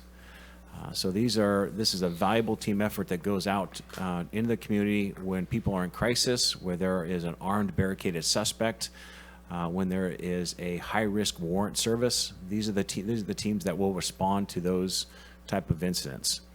We also have our major crimes division and investigations, and our coroner's office, as well as all of our specialized emergency and disaster response. These are our special services, our livestock deputies, our boating deputies. This is our off-highway vehicle deputy, all of our search and rescue through our posse, as well as our Office of Emergency Services and our EOD team, our Explosive Ordnance Disposal team. Then we also have our counter-drug unit, which is our MET team and our drug task force deputies. So this is our typical patrol staffing. So right now we have 11 deputies that are scheduled to staff patrol. As you see, we have 3 in McKinneyville, 2 dedicated to Willow Creek, 3 dedicated to Eureka, 1 resident deputy in Eel River, so that's 1 day shift deputy there, and then we have 2 that are typically assigned to Garberville in our southern Humboldt. That's our scheduled deputies. What not currently funded or scheduled or hired are our resident deputies in Oric, Orleans, Bridgeville, and Shelter Cove. Those are currently not staffed, and but this is our schedule. And so I bring this out is because this is what we put on our schedule. This does not take into account if anyone calls in sick, vacation, or training, or is on workman's comp or paternity leave. So at any given time, this number of 11 oftentimes is around 8. 8 or 9 is what is realized out there in the field. And you have 8 or 9 deputies that are dedicated to patrol 4,000 square miles and up to 70,000 population, that are going sometimes call to call. Sometimes deputies are pulled from Redway to respond to calls in Eureka, and vice versa. And so it is obviously, you all know the huge jurisdiction that we do have, and so this is what is our minimum coverage out there right now. Our patrol stats, people often ask, where are the deputies needed the most? And as you can see, main station here in Eureka does get the most calls for service, most deputy-initiated actions, the most felony arrests, misdemeanor arrests, and total cases are out of the main station here in Eureka. Second is McKinleyville. Then we have our Garberville station, and then Willow Creek, Trinidad, Blue Lake, our contract cities, and then our outside assists. Total incidents over the course of last year, January to December 2022, 65,000 incidents, 16,000 deputy-initiated actions, 668 felony arrests, and 1,200 misdemeanor arrests. So our deputies are quite busy, and they're doing a lot of good work out there. Our major crime division, these are our detectives. These are our investigators and our detectives that are responsible for handling all of our homicide cases, and sometimes felony assault cases and child abuse cases, sexual and physical child abuse. 318 cases investigated, 10 homicide or attempted murder, suspicious death cases, 153 child abuse cases, and 112 missing persons, runaway juveniles. Thanks to our cold case unit, Unsolved, we've been able to close out 3 of our cold case units that have been dangling out there. So it's something that we're continuously going to be working on. But those 7 positions are really working hard and doing a lot of good things out there in our major crimes division. Special operations. We have our SWAT team and C&T, crisis negotiations team, last year. Also our search and rescue teams and our marijuana units. Just to give a little highlight, we have 8 allocated positions. Currently, there are 4 unfunded positions in this year's budget that come from this group. We had 18 search and rescues last year, 7 SWAT operations, 16 EOD callouts, and then over 10,000 pounds of illegal substances were seized last year. Coroner's Division, 5 allocated positions, 407 death investigations, 214 autopsies, and we also had 4,000 volunteer hours. This is one of the units that we rely on volunteers. We have autopsy assistants and people that actually help us with front desk operations and keeping our coroner's office working. Because we have essentially 4 coroner investigators, a sergeant, a deputy, 2 deputy coroners that are out there doing all these death investigations. And as you see with the rise in fentanyl deaths, we had 35 2 years ago, and we had close to 70 this year. It doubled. And we only anticipate that number is going to continue to grow. But it's not only fentanyl, it is alcohol and other drugs that are also playing a part in this. So we had a lot of death investigations last year, and it's something that we are going to continuously look at, trying to hold those drug dealers accountable. Emergency communications, right now we have 1 unfunded vacant position, 14 allocated positions. This is something last year that we took a lot of pride in. In 2022, Humboldt County Sheriff's Office Emergency Communication Center was recorded to have the fastest average 911 call answer time in the county. So our dispatchers answered those calls most efficiently and the best within the county. And you can see we had 25,000 emergency calls last year. And total 140,000 phone calls and 64,000 calls for service. That's a lot of activity for a dispatch center. We're also responsible for the courts, civil, and airport. We have 13 allocated positions that do so. We still serve a lot of civil processes as well as close to 300 eviction orders. We had 218,000 people that came through the courthouse and were screened. We're also a part of that with having court security. So there are essentially 11 to 12 positions in court right now. We've had to rely on extra help in order to balance out all those court bailiffs. We have anywhere from 6, we like to have 8 full-time deputies there, but reality is we probably have closer to 5 or 6 right now, and we rely on those extra help people so we can keep those full-time deputies out in the street. And that's how we've been allowed to operate the courts in the way that we have and keep our deputy levels higher out in the street. Office of Emergency Services, I know I don't need to tell you how busy we've been this last year. It's been a very active year. Right now it's at 200, we have about 219,000 from the general fund. We have a lot of grants that we utilize to fund our Office of Emergency Services. Right now, 2.5 allocated positions. One of those is currently unfunded. And you know that we've had 4 activations this last year, 3 emergencies over the course of 3 months, whether it was the earthquake and the 2 winter storms. We sent out a lot of Humboldt alerts this last year, 30 plus, updating the county residents on fires and the winter storms as well as the earthquakes. So if you haven't signed up for Humboldt Alert yet, please sign up for Humboldt Alert. It's a way to get a hold of you in case of an emergency. Animal control. We have 12 allocated positions, $1.4 million. We have 1 unfunded positions in that budget unit right now. Our 2022 stats: 501 pets returned to owner, 2,500 animal-related calls for service, and we had 565 pet adoptions. That's a great time, and also another place that we rely on volunteers to help. We have such a good volunteer force up there at the animal shelter that walk the dogs, care for the dogs, and assist our animal shelter with all of our operations. We wouldn't know what to do without our volunteers up there and our dedicated staff. It's a very difficult job to deal with the animal abuse and to get dogs and try to do whatever they can to adopt them out. We still have a very low euthanasia rate. But that is still a part of our operations up there, but we do everything possible to not euthanize animals where we can. Grant funding, we're relying on lots of grant funding at the Sheriff's Office, and we're always utilizing or looking for more grants to tap into so we don't have to use that general fund. $2.8 million in grant funding.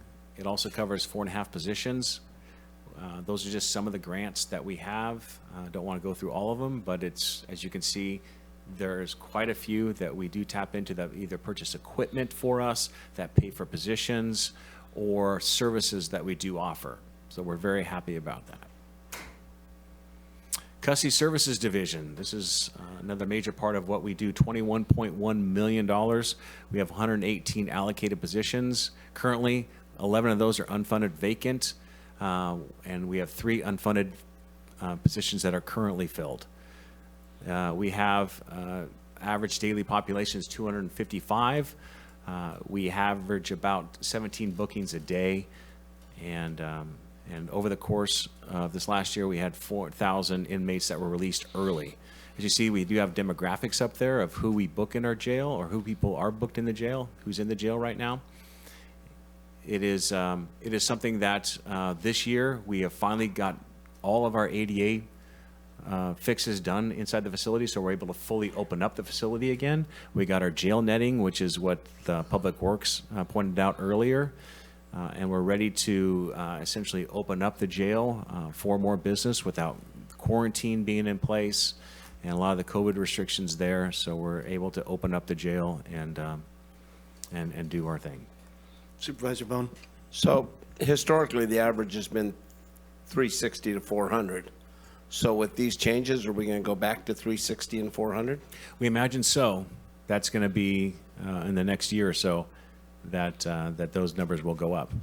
Now, this is it's what needed. It's needed in the community because we've had a lot of probation violations. We've had a lot of people out on felony warrants, and so it's needed. The issue becomes is the county, we have saved a lot of money by not having so many people in custody. And so it's going to require everything to unfortunately go up. Food costs have gone up 30+%, and we've been able to save because that number's been 250. So like you said, Rex, you're exactly right. 360 is probably our average daily population, over the course of the last 10 years. Does that mean that our SWAP program will have more numbers again? We hope so, yes. We need people. It's up to the judges, too. Yes, absolutely, okay. Supervisor Jones, a great point. We want our judges to be able to sentence people, and then if they do fit that requirement, then we're able to put them out on the Sheriff's Work Alternative Program, which we have a lot of options. Yeah, roads, parks, trails, you name it. Exactly, and segueing right now to the Sheriff's Work Alternative Program right here. It's $561,000 that we allocate for this program. And there's so many benefits by having someone work out of custody. Right now, there's 9 allocated positions, 3 unfunded vacant positions currently, and then 2 unfunded filled positions. So average number of SWAT participants is 124. In the past, that number has been over 200. So we want to get over that 200 mark. But as you see, there's been 200 SWAT completions in this last year. Over 33,000 total hours served in SWAP. And then the farm stats. The farm is what really is beneficial to our community and what the grand jury has referred to as the jewel of the sheriff's office. It is, all the 8,000 plus pounds of produce harvested. We have 5,000 eggs collected, 138 pigs born, which we facilitated a lot of those pigs to the fair projects, so FFA and 4-H. We've had 280 pounds of pork donated, and we've had 7,500 pounds of meat processed, and then we're also still doing cords of wood. What does unfunded filled positions mean? It means that we, as part of our 10% cut, those are what we had to cut in order to allocate that 10%. So we're asking for those positions to be filled. To be funded? Yes. To stay in place? Funded, thank you. They're already occupied? Yes, they are. Thank you. And please, Supervisor. And back, and I know SWAP, and I've taken advantage of SWAP and have for 25 years out at Redwood Fields. I know the produce harvested is going to go up because they just got a new greenhouse put up. So That's going to be advantageous. And then when you take all that ends up upstairs, we don't have to buy meat $3, $4 a pound, everything else. There is a cost savings. Plus, the other thing is, everywhere else this would be considered workforce development because they're learning something. They're learning responsibility. They're learning how to care for stuff, everything else. They may end up somewhere else completely on this, but all the SWAP programs, I mean, the gardening and everything else, and that's, you look anywhere else besides SWAP, and we consider that, workforce development, so. Supervisor Bone, Excuse me. Go ahead and answer, and then I I'll. was going to say, Supervisor Bone, you're exactly right. It's workforce development. What we're doing here is a work-study program that they get certificates for working on the farm. They get certificates for working in our kitchen. So it is not wasted time. This is rehabilitation and people that are focused on getting something when they get out. And so we're going to give them a certificate. And when they say a frontline cook, they can do basic farm duties, and they have that certificate and they take it to a worker. It's not like they've wasted 6 months or a year of their time. They can show that they can add something to their resume, and you have supervisors, and including myself, that will be references to people on their resume because I've seen the work, and I'm able to testify to whoever hiring them that this person is a good worker and they've done a good job. Great. Supervisor Wilson. Thanks. Through the chair. A little earlier, you mentioned, 2.8 million grant funding, providing 4.5 positions, and then with this thing you just had up here, it was 9 positions for $360,000. So can you kind of just For sure. fill in that sort of blank there?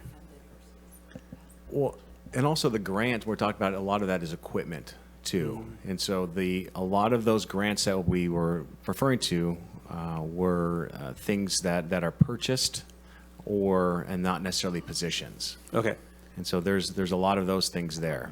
Okay. Well, that's good to know. And, Yeah.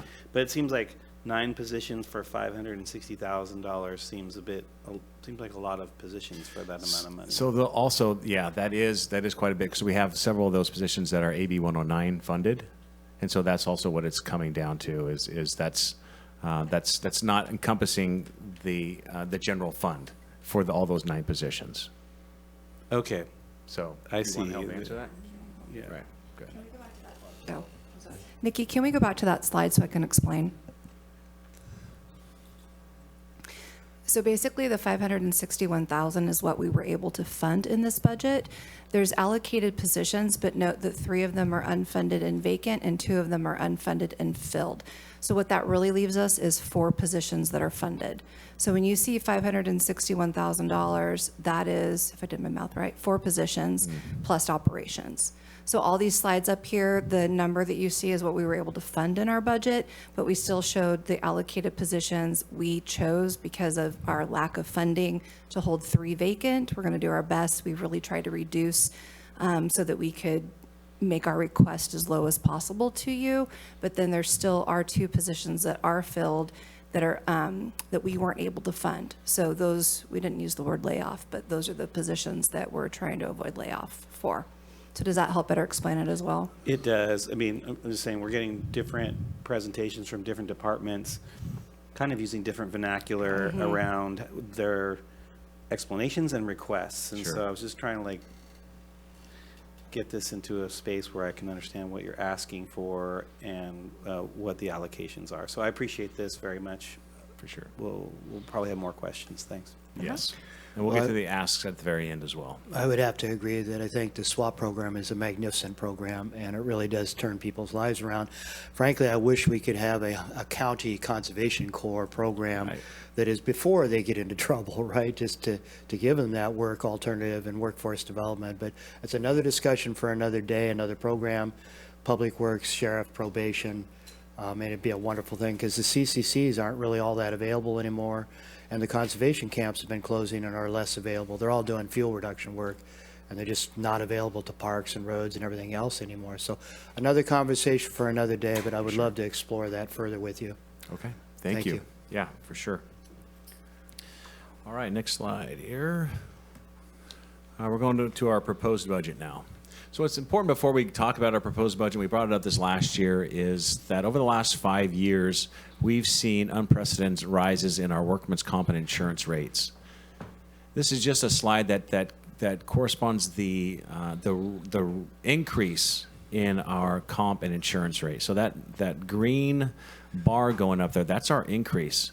So in 1920, we had a 325,000 increase, and in 23-24, over 5 years, that's gone up 3.2 million. That's how much in 5 years our insurance and comp has gone up. And last time we got a general fund increase was in 2021 at 1.9, almost $2 million. So you see that we have a significant budget gap there that we've had to absorb because of the lack of general fund increase. And so we've done that through budgeting vacancies. And so I think it's really important for you all to realize that. And though we know that internal service funds have increased and general costs have increased, inflation, all those things have increased, we're doing our part to try and manage that increase over the last couple of years. So this is our sheriff's operation budget. And our total request for this budget was $58.7 million. Sheriff's operation is $37 million if fully funded. As you can see, in yellow, that's 1.6 million is vacancies not requested. So that is something that we've already we've budgeted for vacancies to try and close the gap in funding. We've requested $3.9 million to avoid layoffs, and we'll go through that in a little bit. Also, we have a request to fund sworn vacancies, which is 7, and a request to fund a public administrator and the Willow Creek Station. Those are our requests that we're going to go over. In corrections, it's a little less of a request, but we currently have, again, $1.5 million of vacancies that we did not request. So those are about 7 correctional deputies that we have funded. We basically haven't funded this last year in order to absorb the cost of all the operating moving forward. We need $313,000 to avoid layoffs, and then we need another $313,000 to avoid 2 layoffs and to keep the swap farm going. Here's our general fund request. Oh wait, back. So the Sheriff's Office is requesting an ongoing $5.8 million of general fund contribution to staff the Public Administrator's Office to avoid laying off 41 positions, closing the swap farm, and closing the Willow Creek Station. Those are our big asks. Public Administrator, laying off 41 positions, closing the swap farm, and the Willow Creek Station. This is where it's coming from. Our priority 1, we've created 5 priorities for you all. Patrol operations, funding request is $4.3 million. That is to fund 34 positions at risk of layoff. Those are 2 administrative secretary positions. Those are our secretary positions that are currently housed at the McKinleyville Station and the Garberville Station. So without those administrative secretaries, we would have to close those stations to the public. We have 26 deputy sheriff positions, a program coordinator, that's our OES program coordinator that we're currently trying to fill, 4 sheriff sergeants, and a senior animal control officer. Those are our priority 1 when it comes to our budget ask. Priority 2 is our custody services. You see less in custody services because we are required by law to maintain the jail. We cannot cut any more positions to effectively run that jail. So right now there's 2 administrative secretary positions and a correctional supervisor that are at risk of layoff if we don't get $312,000. Those administrative secretaries are, if we don't get those, we would reduce the visitation for people visiting people in the jail. Those are the people that are in charge of monitoring or working out after hours and weekends to make sure that people have time to go see the people that are their loved ones that are incarcerated. Patrol operations, funding request number 3. We have 1 community services officer and a sheriff's captain. These were tied to Measure Z. These were funded through Measure Z, but our Measure Z allocation wasn't fully funded this year. And so we have to tap into the general fund to make this request of $377,000 to avoid layoffs of these two positions. This is our third priority. Fourth priority is our public administrator. And I want to take a little time with this one. This is something that I know a lot of you have been wondering about and asking about. So we're asking for $313,000 to fund a public administrator portion of our coroner's office. The county, as we know, in 2015, the sheriff's office took over the coroner's office and public administrator's office. In 2017, an investigation was launched by the sheriff and Department of Justice into some mismanagement of public administrator duties. After several years, DOJ determined that there was no sufficient evidence to prove a criminal misconduct in those cases. However, there were serious changes of policy and procedure and training that needed to take place and that were identified with the public administrator's office. So policies have been written, training has been provided.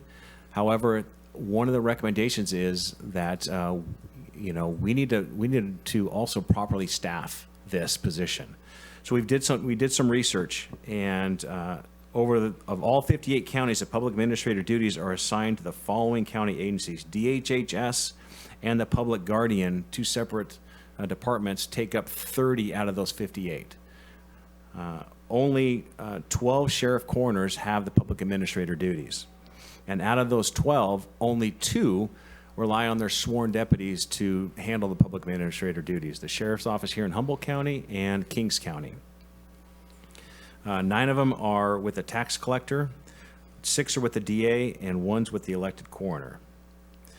So we look at all this and go, okay, what changes need to be made? This public administrator is essential service to the public. Public administrator will identify the next of kin or heirs to the decedent's estate. They will serve as a responsible fiduciary for the decedent and to provide property and estate management and to protect the assets of the decedent.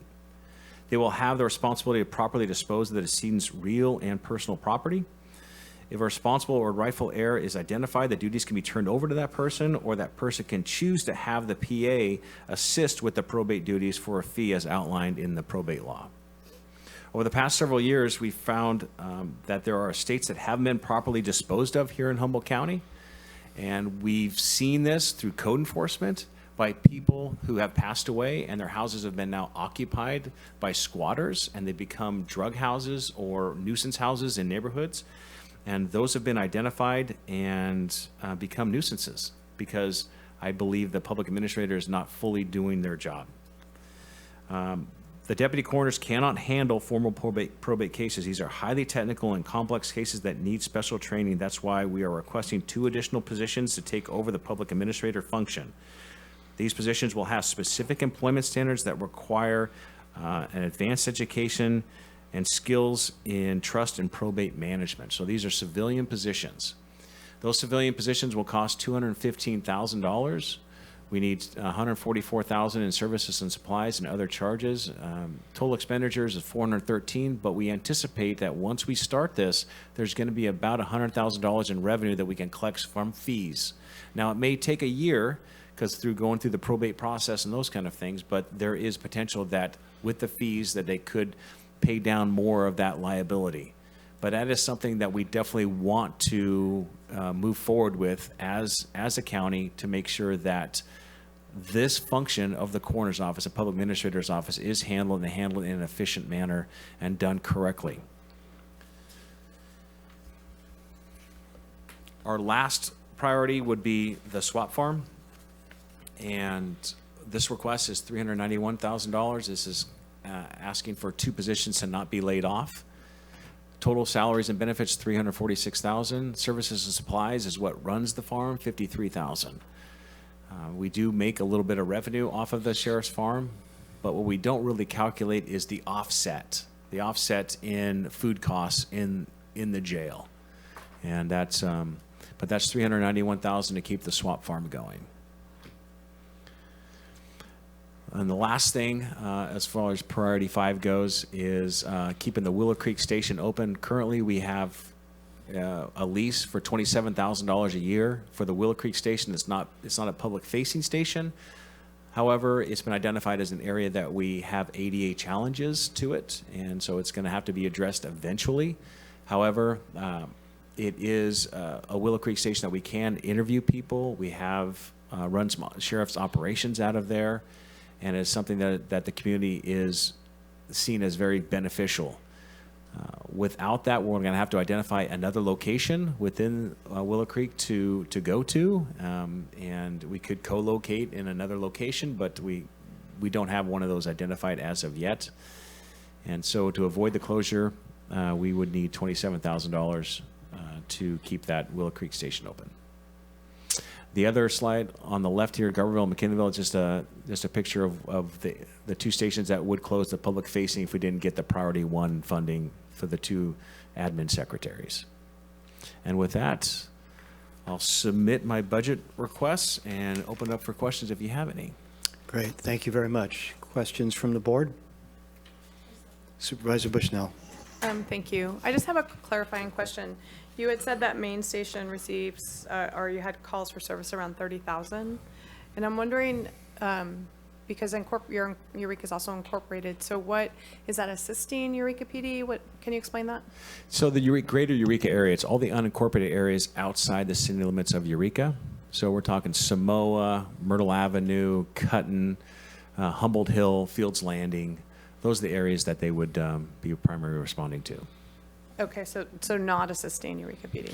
Not assisting Eureka PD. I think we have outside assist in lower, but there could be some times when something is followed into the city limits. We could be making traffic stops within the city limits from outside to in. So Does that number include, say, if there's nobody in Garberville, McKinleyville, or Willow Creek responding from main station? no, we are geolocating those things. So if there's a call for service in Garberville, that's Goes if there. you have a main station, we're going, and that's where it's getting logged. Okay, thank you for that. You're welcome. Supervisor Wilson. I have a couple things. One has to do with the public administrator discussion that you were talking about with relationship to the coroner's office. And as you know, we've discussed, not every county has the coroner's office in the sheriff's department. Some folks believe there's a savings because you're not having deputized people doing that job. And I hear you're talking about, the nexus between drug deaths and overdoses and sort of like the people who sell the drugs. But the coroner themselves is really, that's not, they're not doing the crime investigation as, in that space. So, do you feel like there would be potentially a cost savings to not have the coroner's office and the administration in the sheriff's department? Yes, I think there would be. The public guardian, public conservatorship, they're doing these kind of cases for the living right now. Right. And so that's why public guardian, public conservator, public administrator is a lot of counties have gone to those three being co-located. And so that is something that the board could do, but it is currently an elected position, so we would, I think, have to go to a vote. I'm not sure how it would have to, but. So something to consider. And then, I'm going to have a few more questions here.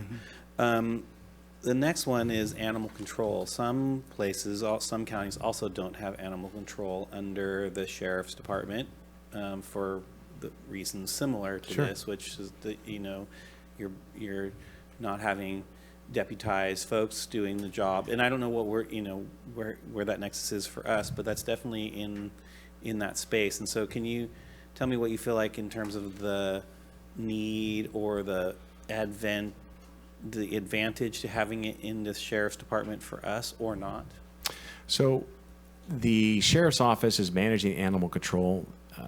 We do not have any sworn positions that are currently tied to that budget unit. So these are all civilian personnel. Though animal control has a uniform, these are civilian people. We have a shelter manager, a senior animal control officer, and 3 animal control officers that are out there responding to different calls. They are being dispatched by our dispatch center, our emergency communication dispatch center. They're being managed by a sheriff lieutenant that doesn't tie to their budget at all, and a captain. as well as our administrative unit and our business office. So we provide a lot of support to animal control. And if, yes, it could be essentially transferred to anyone that wants to take over that certain responsibility, but mind you that they would have to pay for, communication services and other services that we do as far as oversight goes, I guess. Okay, and kind of along this line, and then I'll have another question after this. OES as well. So there are about half the counties have OES under the sheriff, and half the counties don't, and that's Office of Emergency Services. For those who are an acronym dyslexic like I am, but I was kind of wondering with relation to that, because do we have deputized folks, I imagine, that help manage OES or not? Can you give me the rundown on that? So currently we have 3 positions in OES. We have Ryan Derby, and we have 2 support services that are there with him, and we have another program coordinator that's coming on board. So essentially 4 positions. These are non-sworn, and they're on the Office of Emergency Services. Office of Emergency Services is equipped to help manage emergencies and support emergencies, not to respond to emergencies. So they are there to help coordinate those efforts. And the Sheriff's Office is the current conduit for that. The Sheriff's Office, as well as DHHS, provide a ton of support to the Office of Emergency Services. If there is an emergency within the county, we are providing that support within minutes.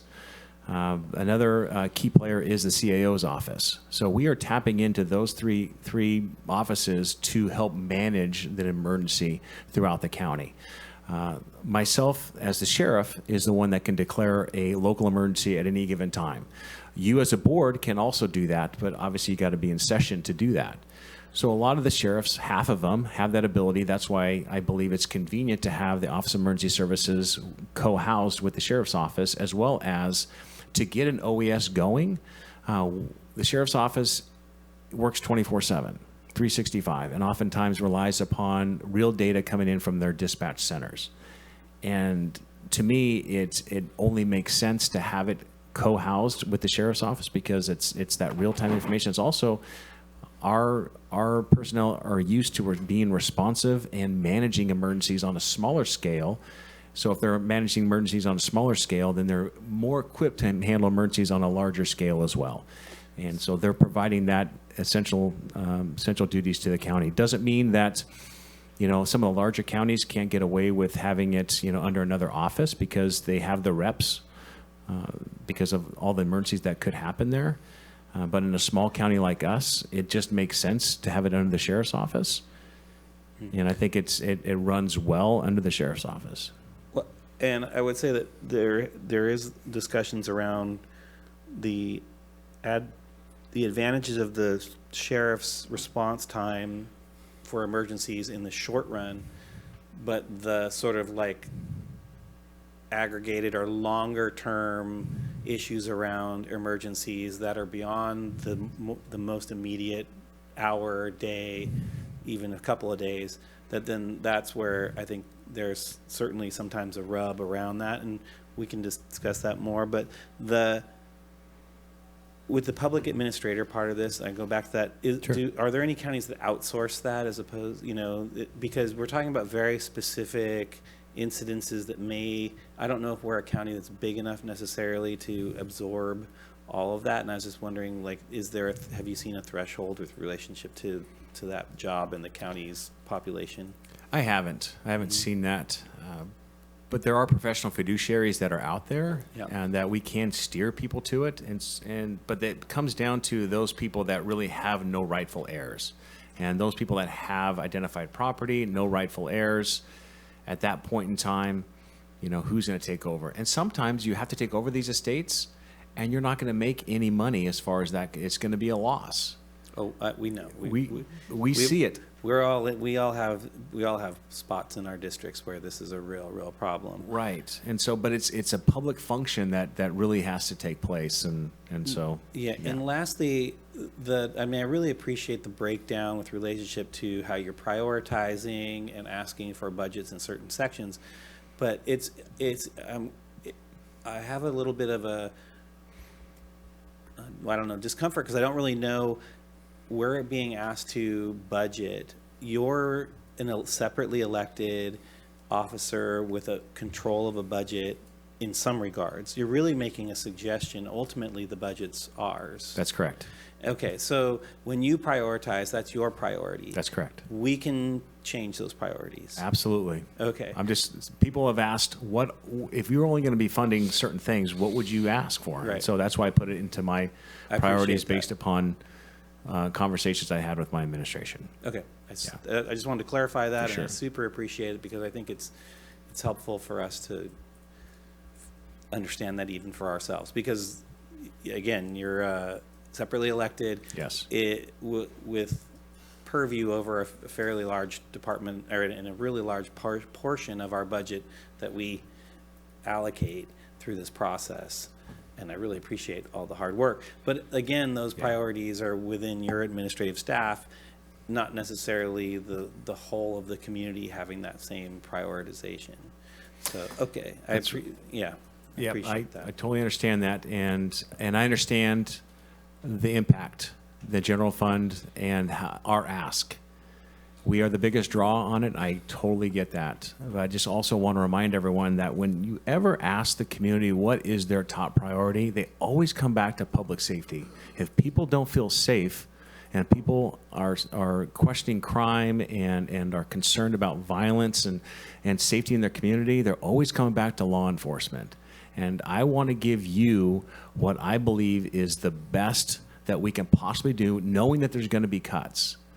And that's what I have to present to you, and I understand that you only have, limited resources, so you're gonna have to make priorities. But I encourage you to prioritize public safety.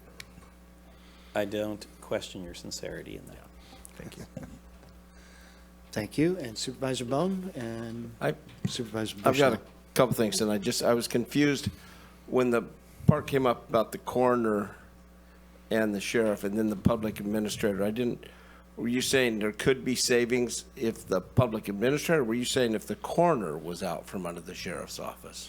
No, saying the public administrator. Those Okay, are duties and functions that, like I said, that can be transferred.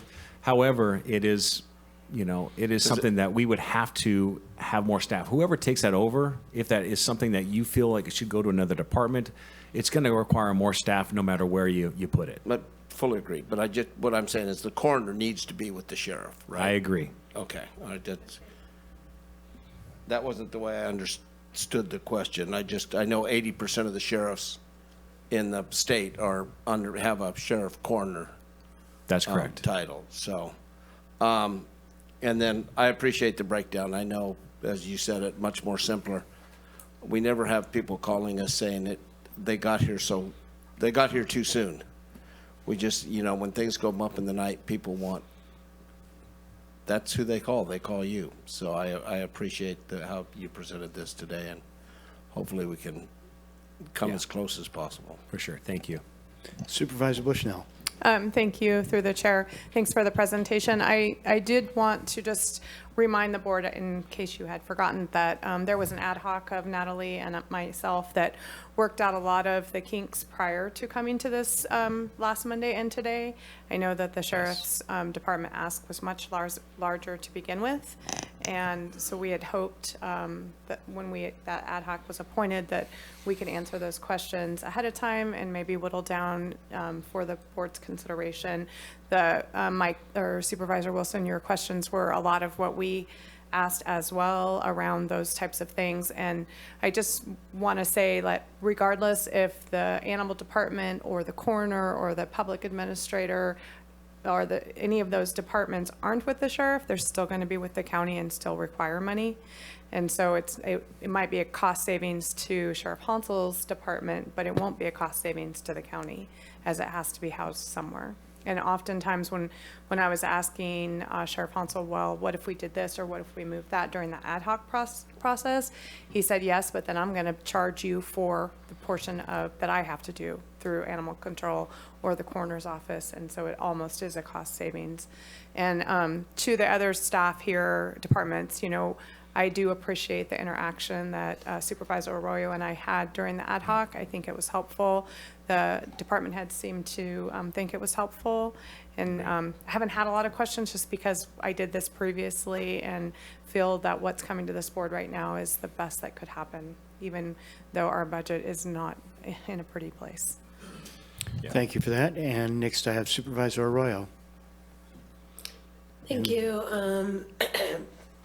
And thank you, Sheriff Hansel, for and team for working on this in advance of this meeting. And I heard you say at the beginning that since you were last, we'd given all the money away, but we haven't deliberated yet over the budget, so that's coming up right next. So in a way, you got the last word before we deliberate. But I wanted to note in response in part to Supervisor Wilson's questions that we also had some discussion about having more response personnel who are non-sworn in the sheriff's office, in addition to all these other discussions about like where could we have positions that are non-sworn. And you mentioned that it had been somewhat difficult recruiting for those positions as well. The people who respond, I forget what the title is, but could you speak to that as well and the strategy we discussed around that? Yes, community service officers are a part of our budget ask as well. It is something that we know that it doesn't take a badge and a gun to go do a vehicle burglary report, to do a burglary investigation without any identifiable suspects information, to go out there and handle some of those crime prevention talks, handle abatement on vehicles. Those are the things that we want our community service officers out there doing. And currently, I believe we have close to 5 community service officer positions, and I think we only have 3 filled right now, and we're trying to do recruitment for that. But it's not just these positions. We also are working with DHHS on the missed positions, and those are positions that we want to have out there that are responding to people in crisis. And also our mental health in the jail, same thing. We're having a hard time recruiting and retaining those people to help law enforcement with some of these people that are in crisis. That doesn't take a badge and a gun.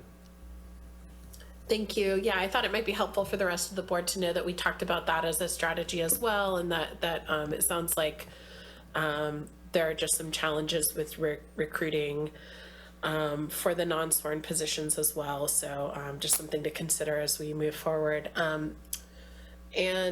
I know we also talked at more length about some of the ways that you had found savings, and I think that your presentation certainly touched on that, but I didn't feel like I got the full picture from it of the essentially the bottom line when it came to the savings that you were able to identify this year. Could you tell us what that bottom line is? The savings this year, I believe it's outlined in our, it's about 2.5 or something? Close to like either 3 million, 3.5 million, something like that. That's how much. You know, last year we asked for 4.5 million in ARPA funding, Mm-hmm. and so that is, and we hope that this year, when our budget time, that we haven't spent all that money. We're hoping that that's the case, that some of that will be rolled back over, and you'll have a little bit more this year. So that's what we're hoping, and so our original ask was, I think, close to $7 million, and that's what we talked about in our ad hoc, and we got that down to 5-something million. So. Thank you. Thank you for that. And CAO Hayes, what's our total general fund budget? Our total, Total, as in. General fund. But including other funding sources, or what's at your board's discretion? The total general fund budget. Upwards of 190 million, I believe it was, last fiscal year. I don't have that right off No, the it's top, just but rough numbers. I believe that's what it was roughly. But of that, there's a significant amount of that is grant funds, Yeah. revenue sources, other items that aren't necessarily, completely discretionary in the sense of speaking of discretionary. Sure. This year we have upwards of 70 million in what's actually discretionary dollars for you, coming from property taxes, TOT, sales taxes. Understood. things of And those another sorts. quick number, what's the total sheriff's budget out of the general fund, the request? 53 million? Does that sound right?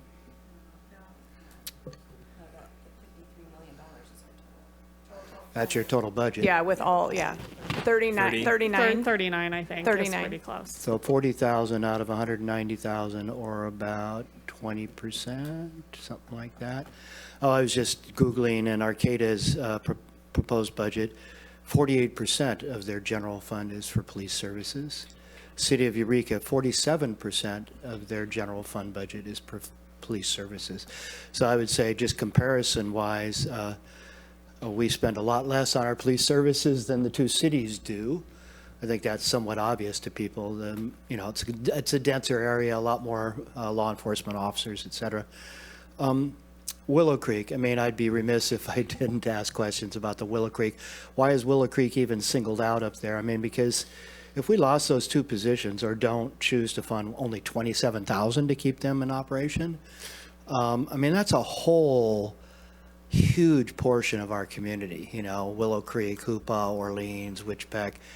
And without those two deputies, people noted that when you were able to get that substation up and running again, that crime and problems with crime went way down because of the on-site presence of deputies and the response to crimes and other things. And I'm just curious why that was singled out, because if we have to lose two positions, if we lose them on the coast, It's not It's not positions. It's not positions, it's the facility itself. to pay for the facility. Yeah, that's just the lease for the facility. So we looked at trying to cut everything possible. Right. So we have resident deputies that are up there. They're still going to be there on patrol. There's going to be at least two that are There on just shift. wouldn't be the They building. wouldn't have the facility for them to go to. They would be working out of their vehicles. Gotcha. We do have partners, at the California Highway Patrol, Okay. Hoopa Valley Tribal Police. Ideally, we want a location for them to write their reports, to Yeah. meet with the public, to have a facility to go to. And also, there's operations that we run out of there, search warrants, Yeah. and maybe a missing person, maybe a tactical operation that we need to run out of the facility, and that's a natural spot. When there are fires up there, it's a natural location for run law enforcement operations out of. And so having a facility is ideal, but when we talk about cuts, is it a need or a want? And Gotcha. Yeah, it's too bad we weren't able to get that Umpqua Bank building, which was going to provide the substation along with DHHS office and a number of other things, but the price wasn't right, so we didn't get it. And at any rate, so thanks for clarifying that. I appreciate that, because that community out there really needs all they can for Absolutely. this stuff. But thank you for your presentation. Any other questions from the board? Chairman Drone, sorry, Yes. I was just the No worries. numbers you were asking. Sorry, I don't have those right on the okay. top of my head as we're still compiling. But the sheriff's overall budget is approximately $61 million. Their general fund allocation is just over $40 million. The discretionary revenues at this point in time is $68.8 million. And the budget last year for the general fund was $191 million. Thank you for that. All right. Supervisor Wilson. And then Supervisor Bushnell. Yeah, and I just, just for reference, when we're talking about percentages related to law enforcement within our city jurisdictions and versus the county, the city jurisdictions don't have a DHHS department that takes up a pretty large chunk. So it's not really, it's kind of apples and oranges in terms of percentages. That's all. Yeah. Although Eureka does have a MIST program that Measure Z funded. So I wanted to thank you guys for your presentation and for answering the questions. And, you know, I feel like Supervisor Madrone, you know, my district too is one that I really want to make sure that is protected as it's very rural. And besides Garberville proper, you guys do a lot of work down there. And I know that the public facing, like if we were to lose the secretary position, we'd have to close that office to public facing. I know that it's utilized a lot, the same as the one in the Willow Creek. And I think for all of us, you know, it's important that we have that public safety in our districts. And you know, the Sheriff's Department is the biggest user of the general funds, but I also feel we get, you know, the best service besides the roads department that people really can grasp. And I do thank you for that. I know that this is a tough year and we're looking to cut everywhere and it's not fun. It's not fun for anybody. I do appreciate your efforts along with the other department heads' efforts to try to reduce your budgets and work with the county. Yeah, and I think we'd be remiss if we didn't thank you, your administrative staff, all your deputies, your administrative staff, dispatch, correctional officers, for their incredible work. I mean, this is not easy work. We talked about this with other departments earlier today. I don't think anything that people do for the county is easy work, right? But just really want to thank you and all of your co-workers for their hard work in very tough times. So thank you. Okay, and with that, I believe that concludes our department reports. And we're going to now take public comment on the department reports that we've heard today. And then after that, we'll take a short break, and then we're going to come back and deliberate on a number of items that the CAO has laid out for us in our staff report, and we'll be going through in detail. So with that, I will go to public comment, and I'll start in Zoom as usual. And the first number I see there is 5288. This is your opportunity to comment. You have 3 minutes, and there you go. Welcome. Chairman Madrone, I have a point of order before my 3 minutes. So could I make that and then have my 3 minutes start? My point of order is I'm big on process, and this meeting was not agendized as a special meeting. And so I understand that that's one of the few times when public comment on non-agendized items made. So is that something? I don't have to have that today. We can answer that tomorrow at the regular meeting. That's just a question that I asked and somebody asked me. So I'll go ahead and start my 3 minutes, please, now. I did wish to make a comment. I strongly support what our sheriff said.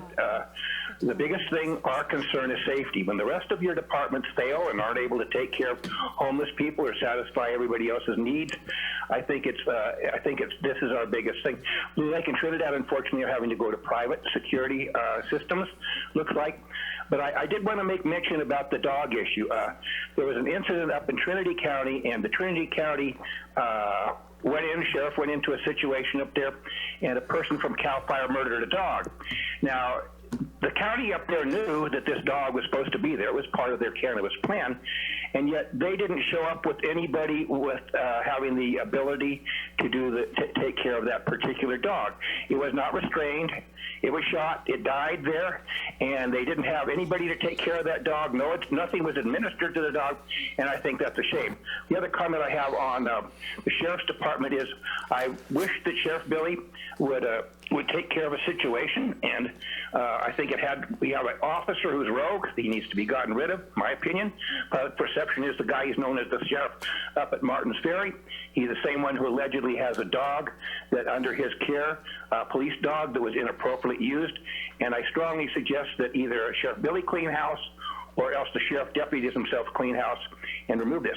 I am concerned when we look at trails on public works, 15% of the budget spent on trails and allegedly some more on engineering, and 12% spent on roads.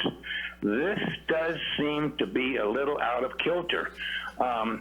My guess, and people tell me, maybe 5% of the people will use that trail, and maybe 100% of the people will use county roads. So that's a serious concern. I also wish to mention, with my limited time, I didn't hear anything about the IHHS workers.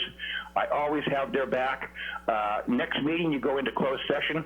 I would caution both Supervisor Wilson and Arroyo It only takes 3 votes to give those people the money they deserve.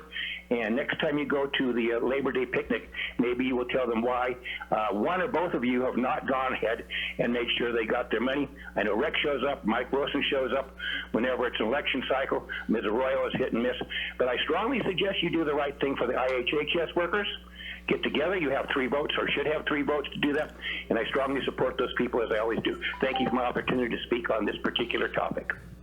Thank you for your comments, and I want to ask for some clarification from County Council in regards to special meeting versus not listed as a special meeting and the need or requirement for public comment on non-agenda items. Could you speak to that, please? Yes, Chair Madrone. The agenda item says that it is budget hearings. It does not specifically say special meeting. There is a requirement that special meetings do not need comment on non-agenda items.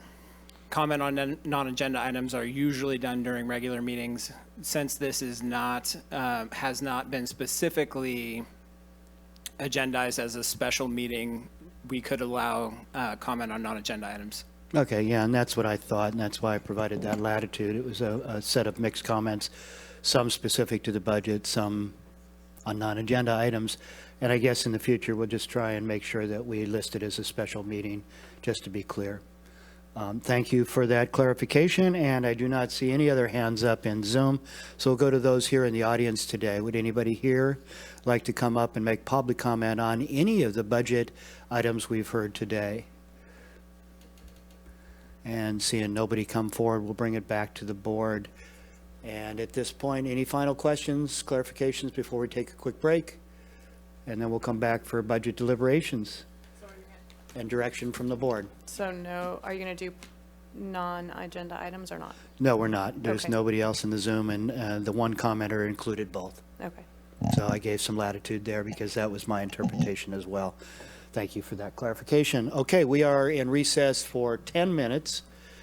That's 3:02. And so let's be back promptly, and we're going to jump into a lot of very difficult budget deliberations.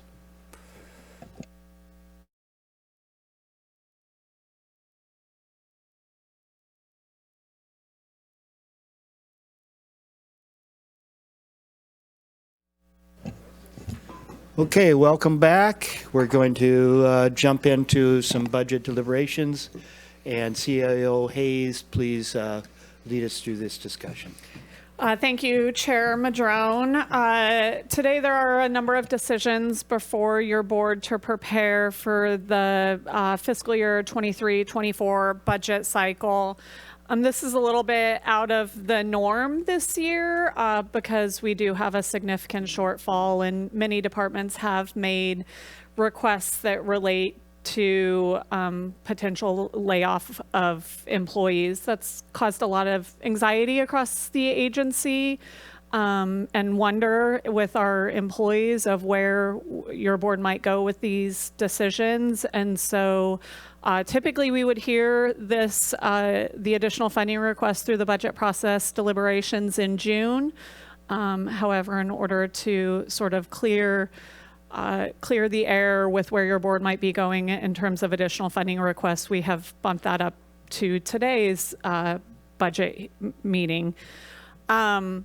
In addition, I do want to say this has been a very compressed timeline. I did send out a memo to all of our county staff on Friday. I understand that caused some anxiety over the weekend, and for that I'm deeply apologetic. However, it was important that we had this conversation today, and it's been a very compressed timeline for us putting these budget together and scrubbing these numbers and being able to formulate for your board how much money we might have going into the year and how much is being requested of you. So I assume lots of staff are listening, and so I want them to know that everything done today and last week is in good intention and in support of staff. So with that, if I could have the presentation up, Nikki.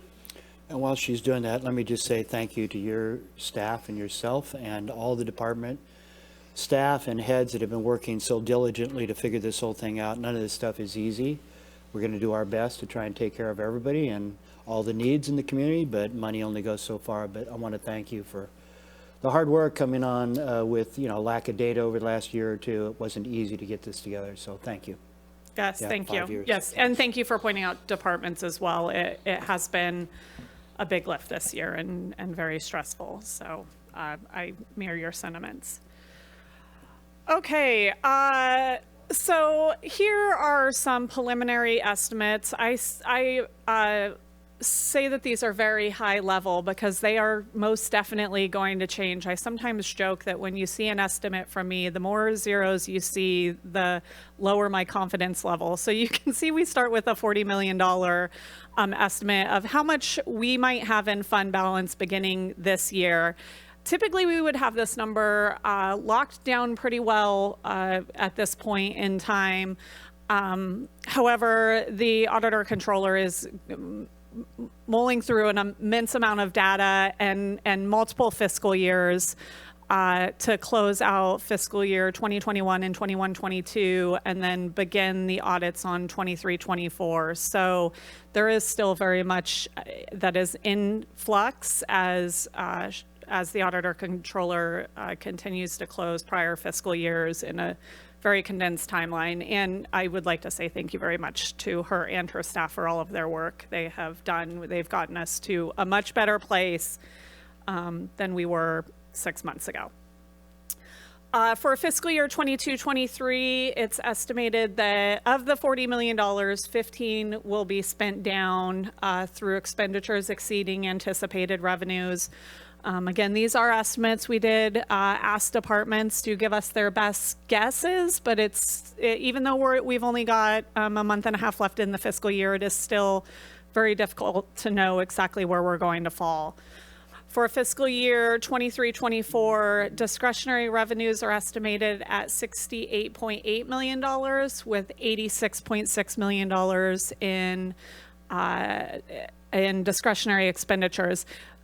As I mentioned earlier, this is not reflective of the overall general fund budget. This is reflective of the revenues that come in for taxes and things of those sort, along with the offsetting general fund allocation to departments. So in the next fiscal year, it's estimated that expenditures will exceed revenues by approximately $17.8 million. And what that means is that going into fiscal year 24-25, we will only have $6.5 million roughly available to finance that year, with the current year going over by 15 million and next year projected to go over by 17 million. That tells us that we've got a very significant structural deficit that, if not addressed early and aggressively, will put us in a position in fiscal year 24-25 that is certainly not ideal and will be far more difficult than the conversations we're going to be having today. Detailed on this slide is the additional request for general fund appropriations. There was a total of 27 requests received for $10.5 million. By and large, these requests are associated to the prevention of layoffs. As your board might recall, at mid-year, you did give direction to prioritize additional funding requests that did prevent layoffs, while also giving departments some latitude to reduce expenditures through furloughs and other reductions where possible.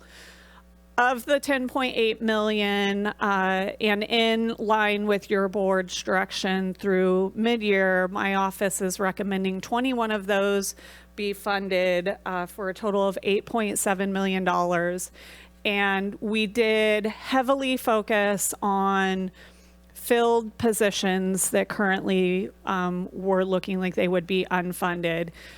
We really worked diligently with departments to identify any potential vacancies that might be included in their requests, and where possible pulled those vacancies out. So the sheriff is a good example where you'll see that our recommendation is a little bit less than what he's asked because we've identified those vacancies, and our recommendation to your board is to not fund the vacancies at this point in time. In order to begin immediately to address the structural deficit before your board, there are a couple decision points and recommendations from me to you to begin to immediately control the level of spending in the general fund and to create vacancies through attrition where possible. So first, asking for your board to consider a moratorium through the end of fiscal year 23-24 on all personnel actions that modify pay and do not have a dedicated state or federal funding source or are not demonstrated to be net neutral. So basically, if a department wants to reclassify a position, for example, they would, and it comes with an increase in pay of $50,000 a year, we would ask for them to reduce ongoing expenditures in other areas by an equal amount so as the overall expenditures do not increase anymore on an ongoing basis than where they are currently at. So this doesn't cut departments off from the capabilities of addressing their staffing needs, but it does place some parameters to ensure that we're not increasing our overall expenditures any more than where we are currently residing. And there are also many opportunities for state and federal funding that support staff, and so those would be an exception to this requested moratorium. In addition, declaring an immediate hiring freeze in the general fund through the end of fiscal year 23-24. Again, this is not intended to completely cease the hiring of additional staff, but certainly is intended to curtail it. There is an exception that we ask for you to authorize where myself and the Human Resources Director can approve exceptions to the hiring freeze. And should your board agree with that, then when an exception is granted, we would encourage departments to run promotional only recruitments so that they are moving staff up and leaving a lower paid position vacant, and thereby supporting the reduction of the workforce through attrition. And also for your board to consider an exemption for sworn personnel required to fulfill state, federal, or locally mandated services. You may recall earlier this year I had asked your board for a 90-day hiring freeze, and we followed a very similar process. I think I can speak for most departments that I think that went well. There actually wasn't a single position that the HR director or I did not approve. But that said, I think we would probably be a little bit more critical in this situation. There are many positions we have where there's only one of those people. And so that is likely to rise up in priority level than, say, if you had 5 admin analysts and you lost one of them. So there would be some evaluation of workload there that would be taken into account. However, certainly a process for exemption. Next, we are asking your board to explore more long-term cost-saving measures, and this is certainly not an exhaustive list, and we're not asking for your board to commit to anything. Rather, we're looking for your guidance on what you believe is palatable to move forward so that we can go from this conversation today and develop some recommendations that are more concrete for your board. One of those are mandatory furloughs. 1 furlough day a week would equate to 3% of a staff member's pay. One furlough a month, I'm sorry. Thank you, Supervisor Wilson. I think that this is, a far better option than, say, reducing their overall pay or not approving or asking for a stay of the January COLA. It's reciprocal. Staff would get a day off while we also reduce costs. In addition, if we established it on a set day, there are some ancillary costs that could also be realized, such as energy savings. I did meet with all of our department heads last week, and we sort of mulled over this idea. And I would say, I guess, I don't know that mandatory furloughs is the top of their priority or recommendation list. And there was a thought that in the past, when we've done mandatory furloughs, they weren't necessarily as fruitful as we had hoped, because we do have a lot of 24-hour facilities and critical services. We would refer to the county's continuity of operations plan to identify what services were deemed as the most critical.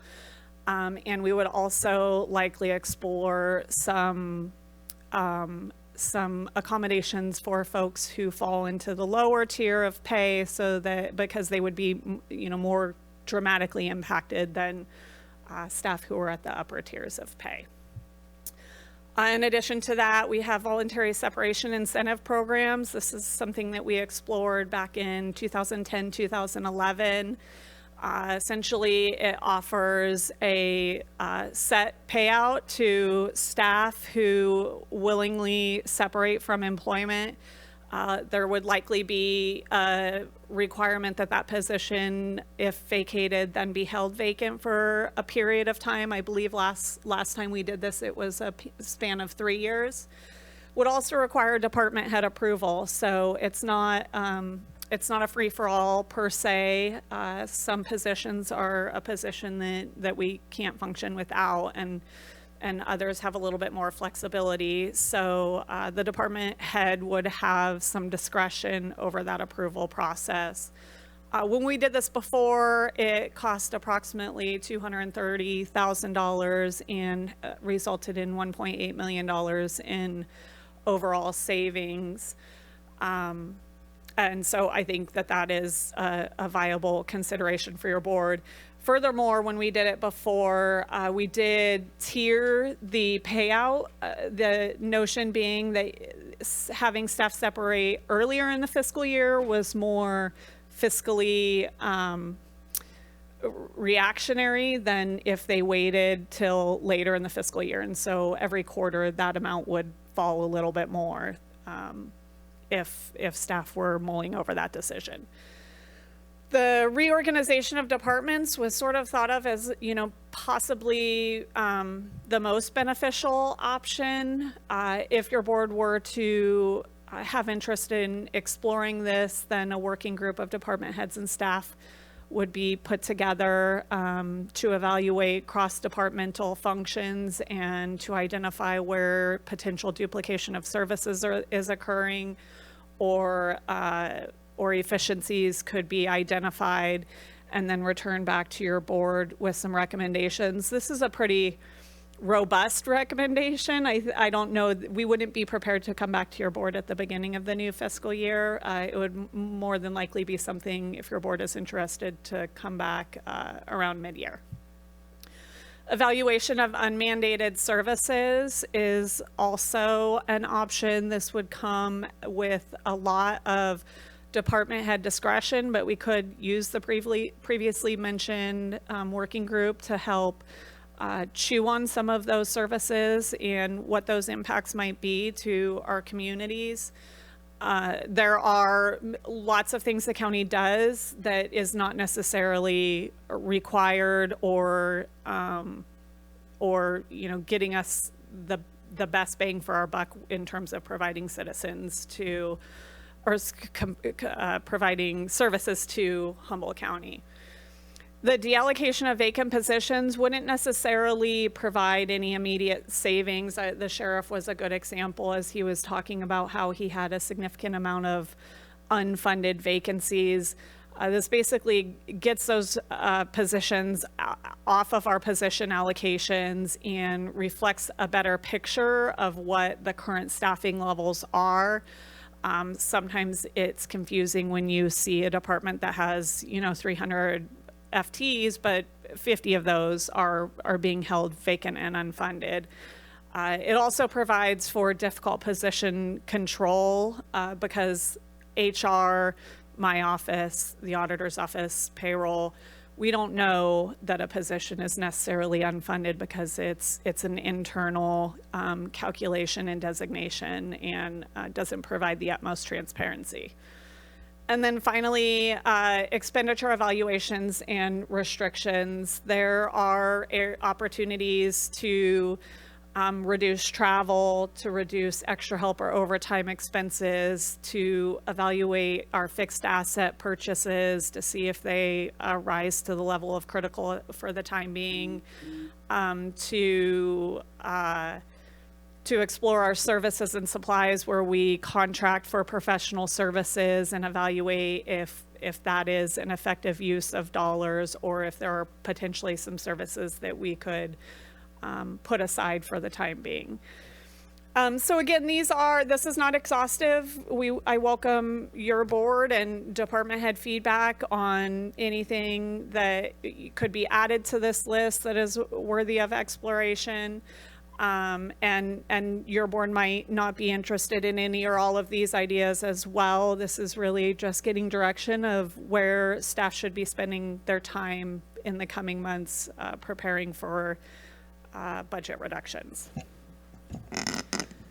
And then finally, related to Measure Z, which is a discretionary general fund revenue source, but it's very separate from all of the other general fund dollars. Measure Z is experiencing the same challenges that our general fund is experiencing. The staffing costs, particularly for the county, have exceeded or near to exceeding the available resources because the revenues are falling at a fairly dramatic rate. Last year, your board allocated 16 full-time positions. This took the county to about 95% of what is available in Measure Z this year, essentially leaving nearly nothing left for outside agencies. The majority of those positions remain vacant as we speak. The only position that is filled is one road maintenance supervisor. And then there are 2 road maintenance workers that are in process. I will note that particularly for the public works, this position this request was one of the top rated applications in the Citizens Advisory Committee review process. And there has been significant work done to purchase the equipment required for these positions. So, that equipment may go underutilized should your board choose to deallocate these. And Sean Quincy is here to speak a little bit more to the overall process that has gone underway with Measure Z this year, also a little atypical for them as well. And he can provide your board with more information, and then we'll proceed to the end. Great. Thank you, CAO Hayes. Sean Quincy, Deputy CAO with the County Administrative Office. As CAO Hayes mentioned, Measure Z is experiencing significant strain this year heading into 23-24. On April 25th, we reported to your board on the condition of Measure Z and presented the recommendations from the Citizens Advisory Committee. At that point, your board assigned an ad hoc from this board to evaluate which positions could potentially be deallocated that were allocated last year and look at a different process to allocate funding going forward. That work continues to go on. But as we mentioned, there were 16 positions allocated last year. It adds about $1.6 million in ongoing costs to Measure Z. There are 13 positions that are currently vacant. Right now, about 12 of those positions outside of the Public Works project that are currently vacant. If those positions were deallocated, it would be a savings of about $1.2 million. We've been talking with departments throughout this entire process as to what the impacts would be if these positions were deallocated. In Public Works, as the CIO mentioned, there would be some impacts if the one vacant position was deallocated. Director Mattson has noted that it takes four people to run an effective roads crew, brush cutting roads crew for traffic control and safety. In the County Administrative Office, if the admin analyst position was deallocated, it would just be additional workload for current staff to administer Measure Z, run the indigent defense program, and fire services program.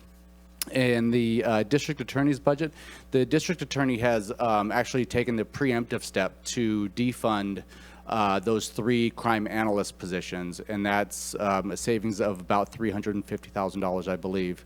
The IT technician, she has funded this year. That's to make sure that some of those critical IT projects are carried out throughout the year. They have some body-worn camera footage that they need to make sure gets processed, and as well as discovery, transmittal, and receiving that has been increasing over the years, and they have a RIMS project that they want to get off the ground. In Health and Human Services, this MIST program is comprised of 2 different teams, actually, and Director Beck has noted that it's possible to deallocate 3 of those positions, a peer coach, mental health clinician, and a case manager, and it would reduce that down to essentially 1 team to provide those missed services. That's another savings of about $300,000.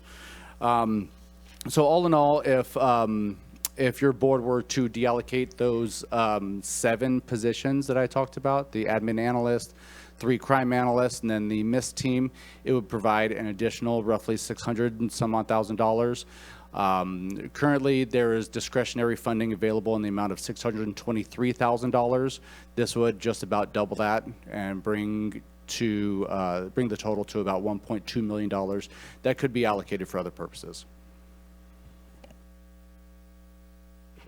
Thank you, Sean, and I would just hang out there in case there's any questions. So in summary, this is the number of decisions that are before your board today. First and foremost being to take action on making recommendations for the additional funding request. Second, to provide direction on the 2 immediate cost-saving measures to place a moratorium on pay modifications or position modifications, and to declare a hiring freeze, allowing for an exemption process to that hiring freeze, and then to provide some guidance on what you would like staff to explore in terms of long-term cost-saving proposals, to review the Measure Z positions and provide direction to deallocate any of those positions or none of those positions at your board's will. And then finally, to take any other action that your board might see necessary to work towards closing the structural gap. And I'll stop sharing for right now, but I am able to bring that information back up at any point. Great. Thank you very much, CIO Hayes and Deputy Director Sean. So any questions from the board at this point? Well, we have a lot of decisions to make. Supervisor Wilson. Well, we have folks in the audience, and so everything's kind of on the table. We're going to talk about them. So wouldn't mind taking public comment and or department head comment before we deliberate. Sounds good. So I'm looking at the Zoom. It says there's 2 attendees, but there's nobody listed there. I don't know what that is, but so we have nobody on Zoom. And does anybody here in the audience today wish to make public comment on our overall budget considerations that we're working on right now? Please come forward. And I have one person coming. Welcome. Tom Madsen, Director of Public Works. I do want to make a couple of comments. One, to clarify that our brush cutting proposal was not close to the top. It was the number one for the regular funding. When the funding came to your board, a bunch of one-time funding was added and all the other positions were added. The 4 makes the crew. That crew has already leveraged a significant grant through the RID, and one of the whole purposes of that was to leverage a lot of outside money. The equipment will be here in 2 weeks, so I would just beg you to fill that let us fill that position and let that crew get started. One wildfire is a waste of a lot more money than the hiring of one person. Secondly, I did sign on to a letter that vast majority of the department heads signed on that sent to you. And what we're concerned about is that we not just look at cuts, but we look at all the revenues and where that revenue is going. And if some of that revenue could be reallocated to the county to prevent any future layoffs or anything else that the county may need as a priority. We think everything should be on the table, not just cost reduction. Thank you. Thank you for those comments, and it certainly does seem appropriate that we would think about, funding when it's so tight like this. Where does it save the county money? And as you pointed out, if we don't take care of our roadside vegetation, we're going to have more forest fires, more wildland fires in our communities, which costs far more in terms of lives and property and everything. But it's also true that sometimes certain things are leveraging increased economic development as well, and other things like that are leveraging other grants. So I think that's a great point to keep in mind. Anybody else here in the audience today? Please, Sheriff Hansel. Thank you. I don't want to take up too much of time, but one of the things in front of you is a hiring freeze, and the CAO and HR director have a place that they want to put in play to allow for contingencies or for modifications of that, or allowing positions to be hired, because there's a lot of what people would consider as non-essential workers that are actually very essential within with our county departments.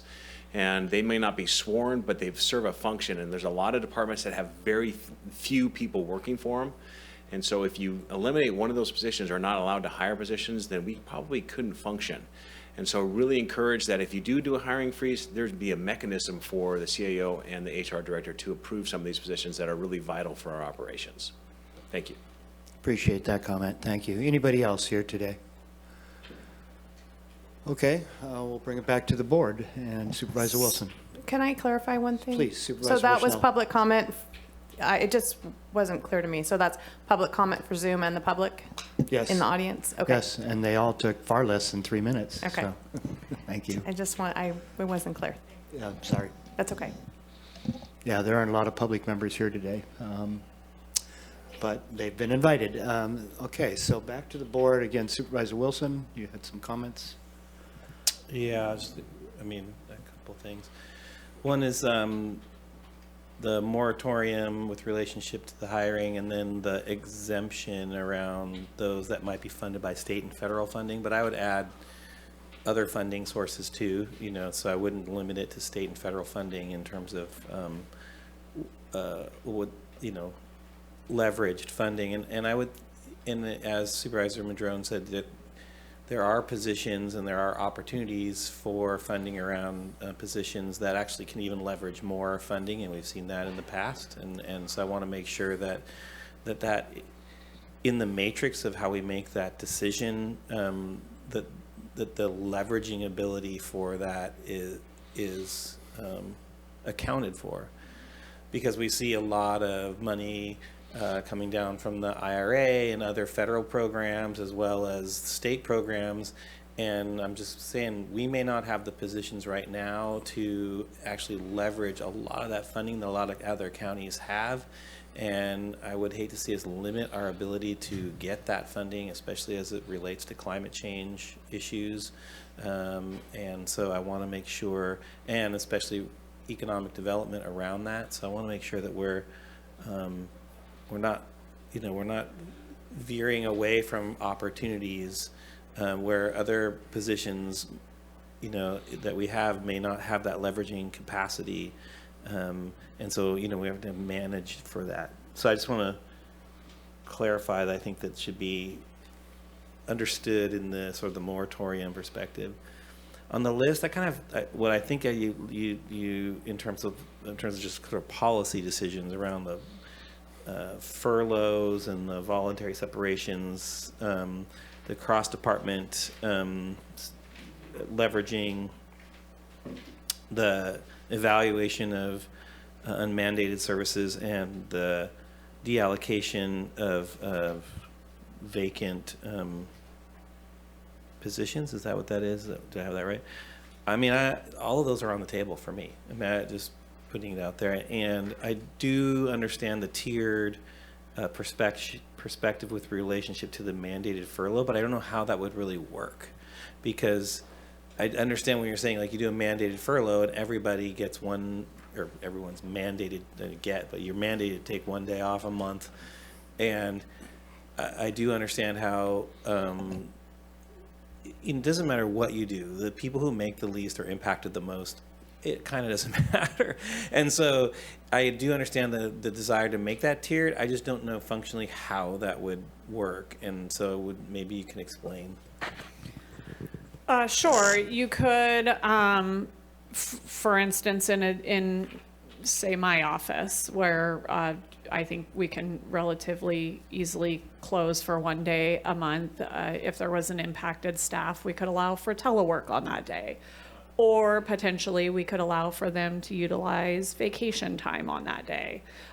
So coming up with alternatives so that their overall pay is not reduced in a harmful manner.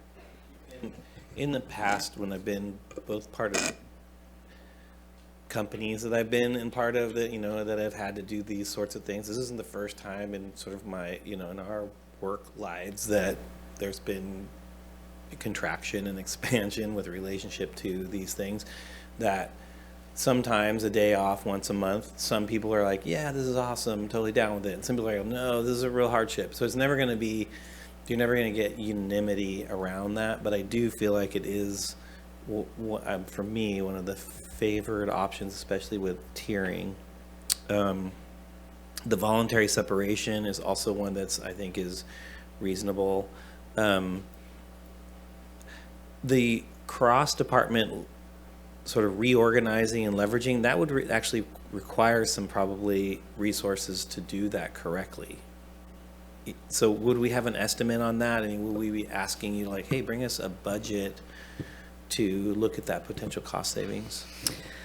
Yeah, potentially. Again, this is certainly not a flushed out idea. I think I would probably, pull together a working group initially to even identify what might it look like, how widespread might it be, how cross-departmental might it be, and then explore what the necessary resources from there would be. But yes, you're absolutely correct. An overall reorganization is a big undertaking. We did do a fair amount of assessment back in 2016 around this idea, and I think we were able to accomplish that primarily internally, and with good communication and collaboration amongst departments to identify opportunities. If you have that partnership with all of the departments, being invested in any potential reorganization, I think that provides for some ease. Yeah. And I want to caution ourselves with relationship to the evaluation of unmandated services, because unmandated means, I think what you're saying is basically, does the state require it constitutionally or legislatively? And I have to say, every community is different, and what we believe to be services that are essential may not be what the state legislature decides is essential for us. And so we can be unnecessarily political sometimes, and I would hope that if we do that evaluation, that we are really understanding the core values of the community when we evaluate that. Those are my comments. Like I said, I am totally okay with all of these as options for review, and I think that just to start with the 7 positions with relation to Measure Z, that option as sort of a mediated option, I think, is reasonable to start with. And these are all really important positions. None of them are not important, but we do have to make some decisions around these things. And so that's kind of my starting discussion. So there you go. Supervisor Bone. Are we having fun yet? Give me an idea when you wrote that. What do you consider an unmandated service? What would be the top ones you were looking at? Funded through the general fund would be my highest priority. And right off the top of my head, economic development doing a supplemental budget request for a marketing assessment. Does that provide long-term economic stability for our community? And is that exactly what we need right now in these tough times? Absolutely. But might that fall in your board's priority level for funding right now? Maybe not. Again, to Mike's, Supervisor Wilson's comment, I think there is a lot of decision-making that would take place with your board as to what services you might be willing to let go of or not. I would view this as departments bringing forward recommendations for you of these are the services, this is the cost, this is what, sort of defunding that would look like and what that would mean to the community, and providing your board with that matrix so that you can provide additional direction. And as far as, and I know we discussed this, the furloughs, mandated furloughs, and I just from so many years of it, there was talk about closing the courthouse down between Christmas and New Year's, because it is a time we don't get a lot of work done. A lot of food around, but I mean, I'm just the mandated. I don't know if we maybe we do one every other. I don't know how that works exactly. Measure Z funding. We are the lowest taxed entity in the county. Every other incorporated city has higher sales tax from 0.5 cent to all the way to 1.5 cents more than we have. So it's been that way for a while. So, I mean, that's something to look at. I know we're looking at maybe changing that a little bit, but that's the hand we're dealt as the state comes in with their budget shortfall. So we're going to be getting less, and I said this and I'll say it 100 more times.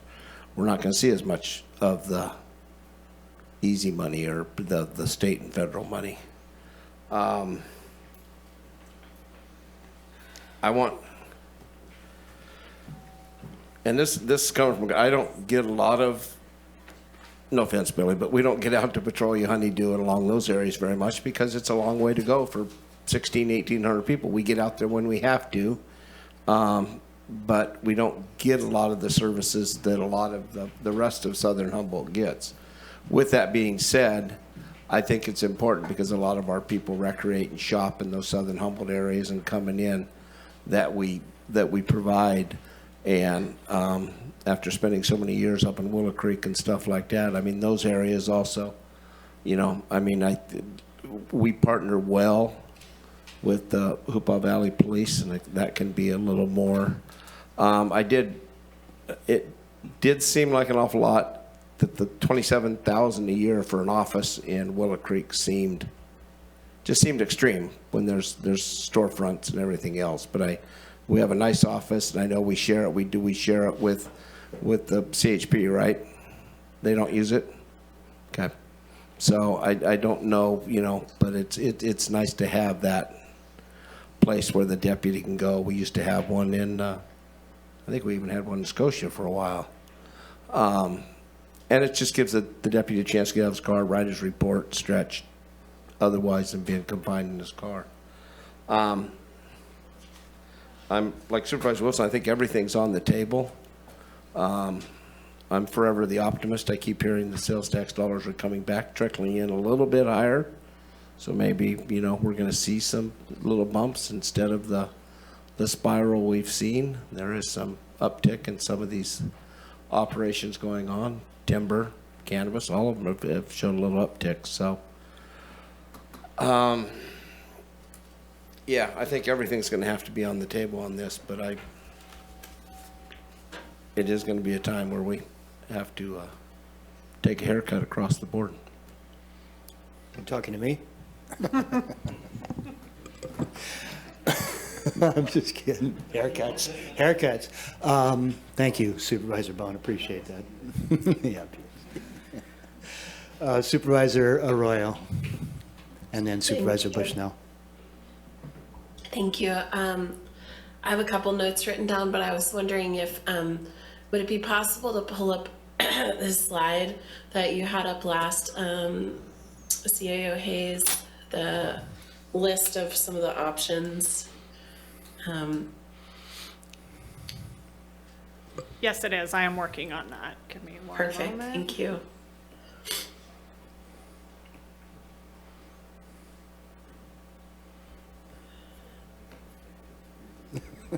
Thank you very much.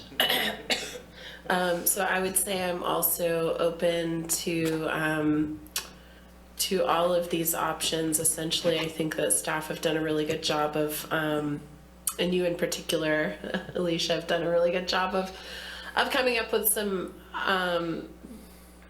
options that offer flexibility but still will help. I'm definitely interested in seeing about departments also analyzing their own structure, not only cross-departmental functions where there could be savings and some structural changes there, but also having the leeway to reorganize within their departments. I realize that ability probably already exists, but this might help precipitate a little more of that. And then I also, a couple of ideas that I see that the furloughs are on here as an option, or were in your presentation. And I realize those, in keeping with what others said, I think, you know, they can be a little bit funky and probably wouldn't be the best option to mandate. But I wonder if we've floated options like voluntary furlough, 4 10-hour days, things like that, and if there's much of a savings in energy or maintenance services or anything like that associated with those possibilities. And then also, I'd be open to reducing our number of meetings per month if we feel that we can do that, and if there would be savings associated with that. I wonder if you could speak to some of those. Yeah, we currently do have voluntary furlough as a cost-saving mechanism in the current year. It seems to be pretty wildly underutilized. I think we have one agreement in our files this year, which does make me wonder if there might be some folks furloughing who haven't signed the formal agreement. In which case it wouldn't be the end of the world, but if anybody's listening and that is happening, send those agreements over to us. But one agreement is certainly not going to be impactful really at all. The option of 410s is a great option, I think, to reducing energy costs and some other ancillary savings. I don't know that it would be really significant, but we could do some analysis into that. And then the idea of having just 2 standing board meetings a month, would that, do you see any significant savings there? The board meetings, I think, are, you know, primarily a burden on, not burden, excuse me, are primarily time consuming for your board, my office, and department heads. If they weren't doing the work to put a board meeting together and to be in chambers all day, then they would be freed up to do other work. So again, not sure that it would offer a monumental savings. There is some ancillary expense with electricity and having access Humboldt here, things of that sort that could be realized. And something we can bring back an analysis on. I had actually asked the clerk staff if they had ever explored that in the past, and they didn't have any estimates on it, but we can do that work. Okay. Got your questions answered there? Yep. Yeah, thank you. And I'm open to all of these options. Great, thank you. And we'll take it back to Supervisor Bushnell and then Supervisor Bone. Supervisor Bone had one comment, and then I'll go. That's fine. I just think when we're looking at all this, and I was trying to figure out in my head how to present this, we had a presentation on Friday from someone that said applications were up. We were filling positions. We had one today that it was down a little bit, but a lot of that is COVID monies are running out. The advantages of not working are not as great. We still have a workforce problem. But so I think I've been to the last 4 or 5, 6, or almost everyone they've had new employee hiring, and I tell them welcome and welcome to secured working conditions. And when you can't provide that, you're going to have you're going to have people not wanting to change jobs for sure. They may want to start. But when it comes to our law enforcement, we have City of Eureka offering $50,000 for laterals. That's our guys we've trained, we put through. It's kind of like what Tom Mattson has to put through with every week. Teaches you how to run a backhoe, a dump truck, and then he goes to work. Then they go to work for a contractor. So he becomes a training school rather than a public works department. But if we can't figure out a way to guarantee our employees that they are not going to get laid off, then we're going to have a problem. And there's attrition, there's a lot of other things. But when we're sitting here talking, and it doesn't do any good, doesn't do Howard any good when he wants 3 more people, we're going to tell him you can't have 3 more people, but we're going to let you keep everybody you got. Or if you lose 1 more, you're going to have to figure out how to do it till things get better. And things will get better. It's a cyclical process and everything else.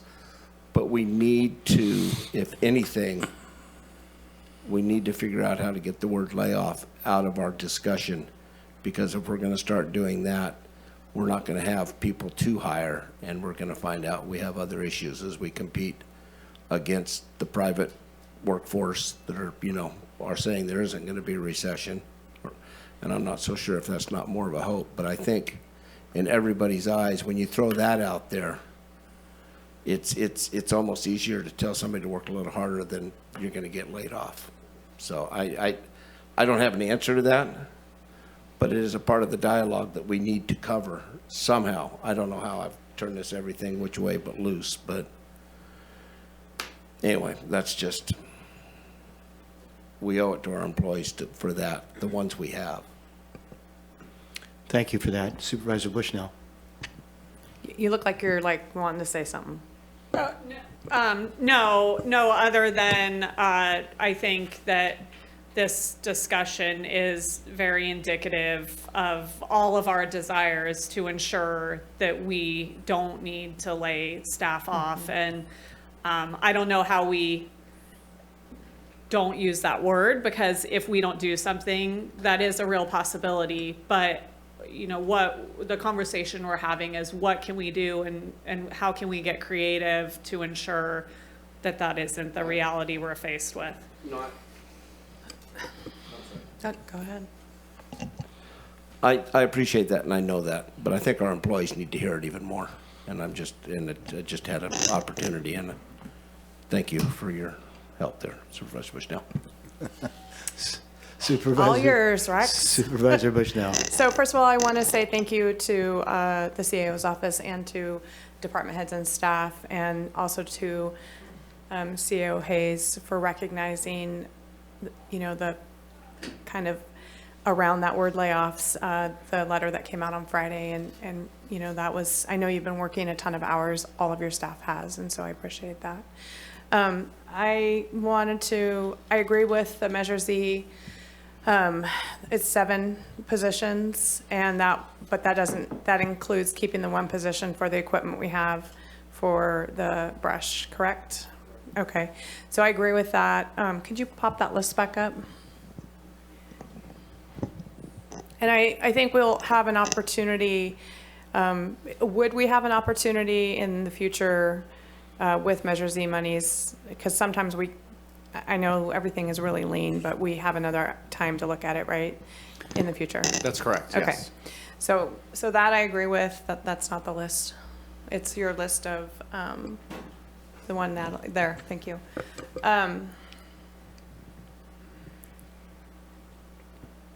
The furloughing, I think, I don't agree with it, actually, and I think voluntary, which we already have, I think that's a much better idea.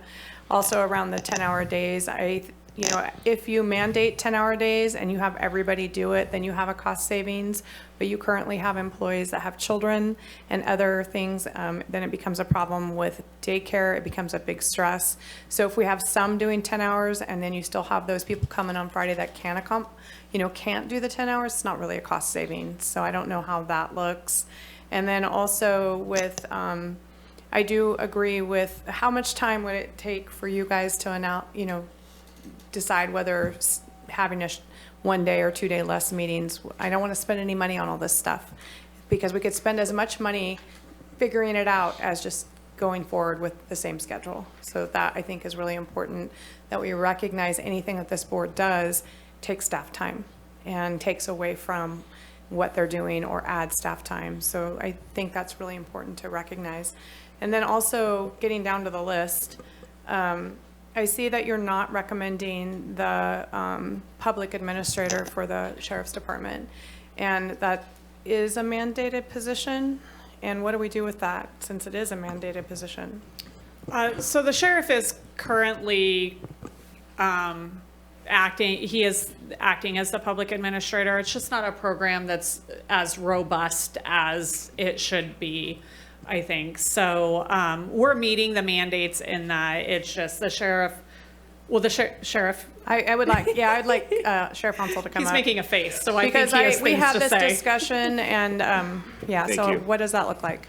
So right now, we are barely maintaining the function of public administrator. We're doing minimal obligation under the public administrator, only handling some summary probate cases. Those are less than 150,000, and mostly indigent cases.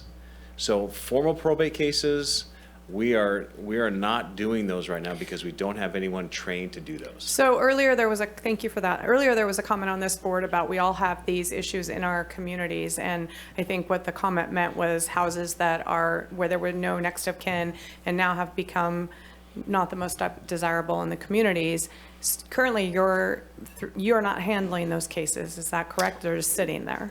There are a few that we're trying to work through with code enforcement and the courts, and trying to get them handled with our deputy coroner staff when they do have time.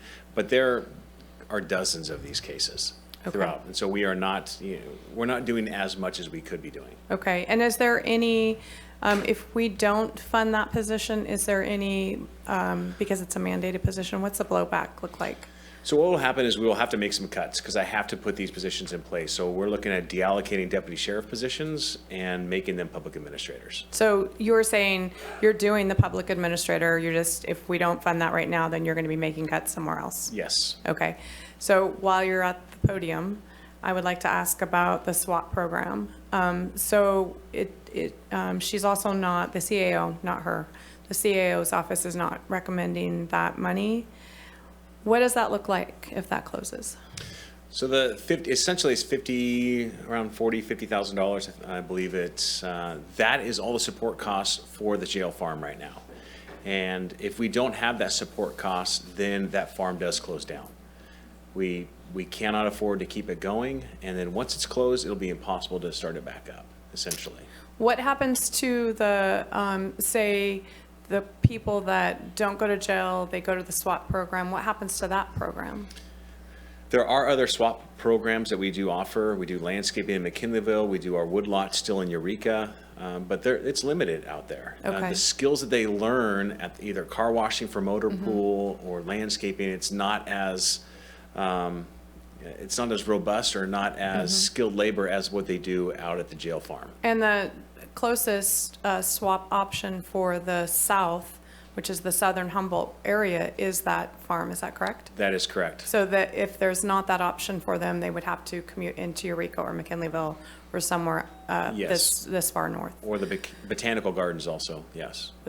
So Eureka. Yes. So, okay. And what happens with the like, because you produce food there, you have Yes. animals there, so it just closes down? That's correct. Yeah, so also the savings that we currently incorporate, that's hard to actually quantify in our jail for all the food costs, that would also go away. So our food costs would go up in the jail. Okay. And then if I could ask one more question, the 27,451 for the Willow Creek, is there a way to negotiate with about so that's like 2,200 or 2,400 a month. Is there a way to negotiate maybe to get a lower rent? The lease is up, and so we can always do that with the landowner, and that's with real property management and with Public Works, we could negotiate that. Okay, because that might be an option so that we Okay. could keep that open, reduce that down a little bit. I mean, if it's going to be vacant, some money's better than no money. I agree. Okay, thank you. Thank Those you. are my questions for you right now. Thank you. And you add to that all the vacant properties in Willow Creek, all owned by the same person that we're renting from. You would think that there would be some interest in getting, as you said, some interest of rent coming in rather than zero. Because that's a big problem in Willow Creek, just like in other places, a lot of boarded up office space and stuff, right? So Very true. thanks for doing that. Supervisor Could I- Wilson. could I finish? Yeah, go ahead. I'm sorry. Thank you. My apologies. So that's okay. My next question was back to you, the CAO. So if we don't fund some of these things now because, we don't know exactly what we look like, is there going to be an option that maybe things could be reinstated in the future, and what's that look like? Yeah, we always evaluate the budget at mid-year, and this year we will be in a much better position. You've probably not experienced what a normal mid-year would look like, but we should know at mid-year, which takes place in February, how we closed the prior year. We should have those numbers solid and be able to say exactly how much general fund balance we have going into the current fiscal year. And then also be able to start to make some pretty good estimations of where we think we're going to fall at the end of the year and where we might be over, where we might experience some savings based off of the control mechanisms that your board may approve today being put into place. So we definitely will have an opportunity, and we will be reevaluating all of our revenue sources at that time and doing some projections. When it comes to sales tax and those discretionary revenues, 6 months can really mean a lot of difference when it comes to forecasting. Thank you. I have one last question before I let someone else talk. So sometimes when you close programs, say it's a swap, it costs more to start that program up. And so that would be my concern with like the swap program, or, you heard the sheriff say the public administrator's he's going to fund that somehow if he has to cut deputies.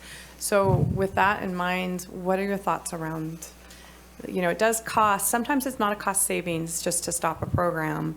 When in 6 months it can be funded and then have to start it back up and it costs more. What are your thoughts around that? Yeah, I'll say my thoughts, and then I want to give the sheriff an opportunity to rebut me because I know he's not going to agree with me. There are funded vacancies in the sheriff's operation, and there are funded vacancies in the corrections budget unit. And so the reason why these are not a recommendation coming from my office is because we feel those funded vacancies could be repurposed while keeping the staff levels at the same level that they are right now and providing staff to those two services. So it's not our belief necessarily that those programs would need to be cut or reduced, but it doesn't allow the sheriff an opportunity to, increase the staffing levels that he's at right now. And he certainly has a much better perspective on what that would mean for him. Yeah, this is one of those things that we are prioritizing our deputy sheriff positions. And we don't want to lay anyone off. And so that is definitely our priority. There are some vacancies that we definitely need to be funded in order to keep our operations going. But this is one of those things that we have to look at areas that could be cut, and this area could be cut. This is not a desired cut. We don't necessarily want this to happen. When we look at our operations, this is something that could save money. And though, like you said, it's not a lot. I mean, it's $40,000 operating expenses to keep the swap going. We technically could deallocate a resource to keep that going. I guess that could be an option. But even partial funding would definitely, we could find some way to keep this program going. Okay, thank you for that. Thank you. Supervisor Bone. Well, and we talked about, and I don't think we look at this, the economic development end of it, besides the food, the other SWAP parts that do create economic development, and I think we kind of forget about it, out at CR, the Botanical Garden. I think that's one of their regulars, and that's becoming a statewide, nationwide attraction because of all the work they do. So and they do provide for quite a few recreational facilities that bring in quite a few people in tournaments and stuff. So there's some ECDev involved and stuff, but it's such a minor part of it. And I understand where Supervisor Bushnell is going, God, that little money. And you do the total 8,000. I mean, I bought 3 apples the other day. It cost me $3.80. I don't know what a head of lettuce is, but I know there was 8,900 pounds of vegetables alone coming out of the farm, soon to increase because they have a greenhouse and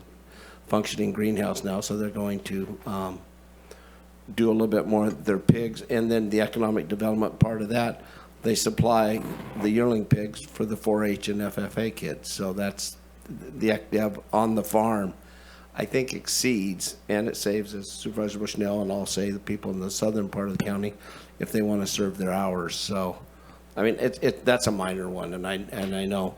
The other thing I wanted to ask was, when we did the hiring freeze, this last hiring freeze, even though we have one, aren't we, because I looked back, aren't we using pretty much the same wording on this if we were to institute this hiring freeze?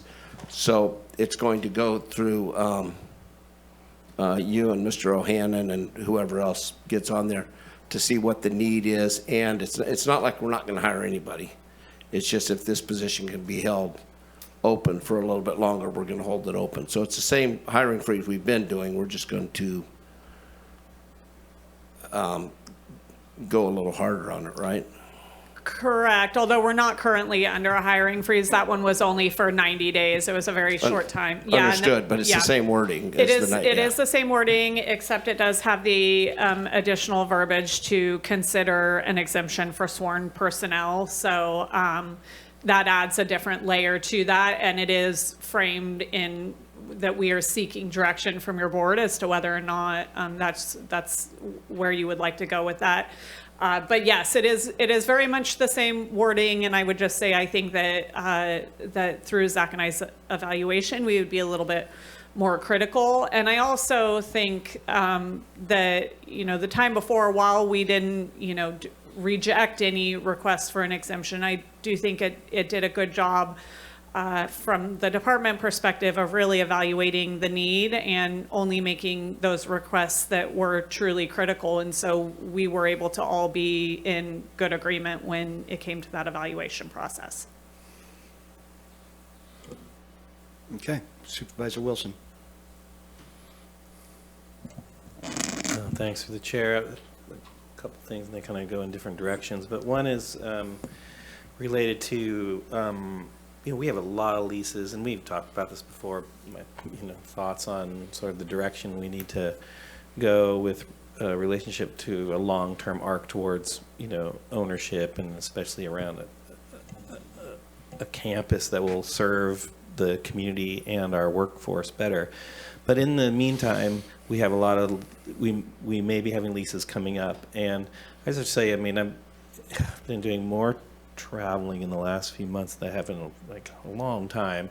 And it's been really eye-opening being in workspaces across the nation where they're consolidating all over the place, that they're really doing like partial work weeks, work from home and all this other stuff. They're just like, I have seen more empty office space in the last 6 months than I would ever care to see. But it's interesting how the adaptations around that are occurring, and institutions are limiting and downsizing and doing shared workspaces, and they're just changing how the work function is, and they're doing it in a way that saves them money. And so I just want to make sure that I know we have some pretty big spaces, some of which, I've heard some staff likes and some staff doesn't. And so I think we want to really be looking at opportunities for consolidation where we can. And then on the issue of, not just because it's brought up a couple times with relationship to the work farm, and I'm only using this as just purely as an example, and not being super specific, but in some of these sort of institutionalized, what you call non-essential services, I think is what you're non-mandated or whatever it is, we may have not been looking for funding streams outside of our general fund. And there may actually be programmatic funding streams, either through the states or the feds or whatever, or even private funders with relationship to all kinds of interesting programs. And I think that these may be the times when we have to look around and see if they exist before assuming that it all collapses if we don't, or if we move away from general fund support. So I think that is important. But then also kind of going to, I do know that with relationship to the farm, it's true. I mean, if you're thinking about, say, 10,000 pounds of food, or even 20 if you're able to do the greenhouses, I mean, that's, okay, let's say that's like at $2 a pound, $40,000. I don't know. But then we have to pay to move it around and all that. It has expenses associated with it. But I do also know that we have to deal with composting facilities and those sorts of things, and there might be opportunities around that and those workforce. And with relationship to, I know that the farm does take its compost from MASH from some of our distilleries and others. So there are ancillary benefits, but then again, those are leverageable assets for funding, external funding. And so and programs around waste reduction and programs, so it's like, I think we can be creative in those spaces that are non-mandated to really think about what we can leverage.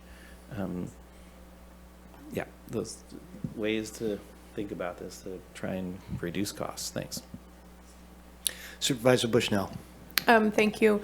The one question I didn't ask, and I just want to ask it. What about allowing more teleworking?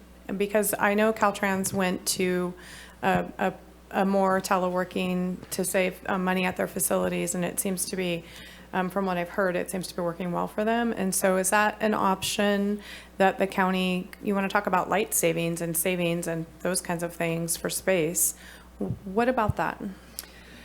Yeah, that certainly is an option, and we do have a permanent teleworking policy that could be easily implemented. I guess my only caveat to that would be that it would need to be a departmental concerted effort, right? Just one person teleworking on a day isn't going to save us that much. We'll want to close office spaces down for days, at a significant level in order to save on those ancillary costs. And I was having that thought as Supervisor Wilson was speaking to leases that, that we could target facilities based off of leases and evaluating as to whether or not those facilities could be consolidated with other areas or provide good opportunities for a teleworking program.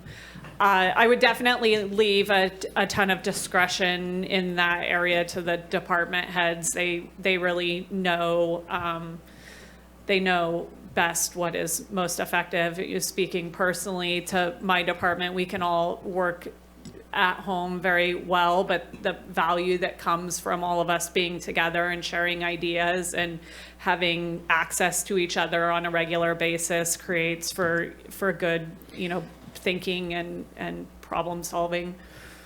Well, I think that while we're talking about cuts and, recognizing that this isn't forever, but that if the opportunity is there, we did it during COVID. I know it wasn't the most optimal, but there are departments that aren't even public facing that could do that and can be very efficient and were during that scenario.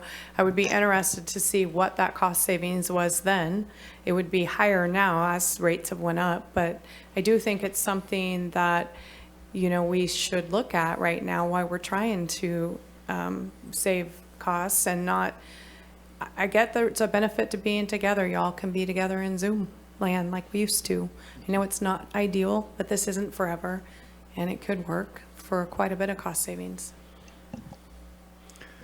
Yeah, absolutely. And I mean, to the point of this whole conversation, there's some, some level of give that we all need to do, and it's not going to be an ideal situation for any one of us. I would like to propose and Supervisor Madrone, you haven't said much yet, so I'm sure you have some ideas to throw out there, but when you are ready to explore this additional funding requests, I can bring that worksheet up and we can start to work through that, because that's a very critical decision that I'd like to see your board make today if possible. Yeah, thank you very much. And yeah, that was kind of where I wanted to go next, because this ARGFA, or Additional Request for General Fund Appointments, I think ARGFA. Yeah, tough one. There's a $2 million difference, it looks like, between your recommendations and the requests that are on here. And I will say that I am a huge supporter of the SWAP program. I think it's one of our best bangs for a buck. And when you think about what it does for those human beings, it's beyond value in terms of dollars and cents, really. Especially because it allows people to still be with their families, to maybe even keep their jobs and all kinds of things, while also developing additional skills and feelings of self-worth. I also think we're not going to balance our budget on not including MCMAC funding. It's a $5,000 request, and I mean, you couldn't even see it as a drop in the bucket if you were trying to locate it. Now, I recognize that money is tight, and we're going to have to all work to close this budget gap, and I very much appreciate the departments and all the work that you've all done, those that are here today, those that aren't here but may be listening, for the hard work that you've all done to try and really analyze where you could cut costs, where you could make savings. That has not been easy. We have some, structural deficits, and they're not going to go away overnight. I think the idea of moving towards campuses and avoiding leases and things like that is going to be great, but that's 10 years out maybe, and things like that.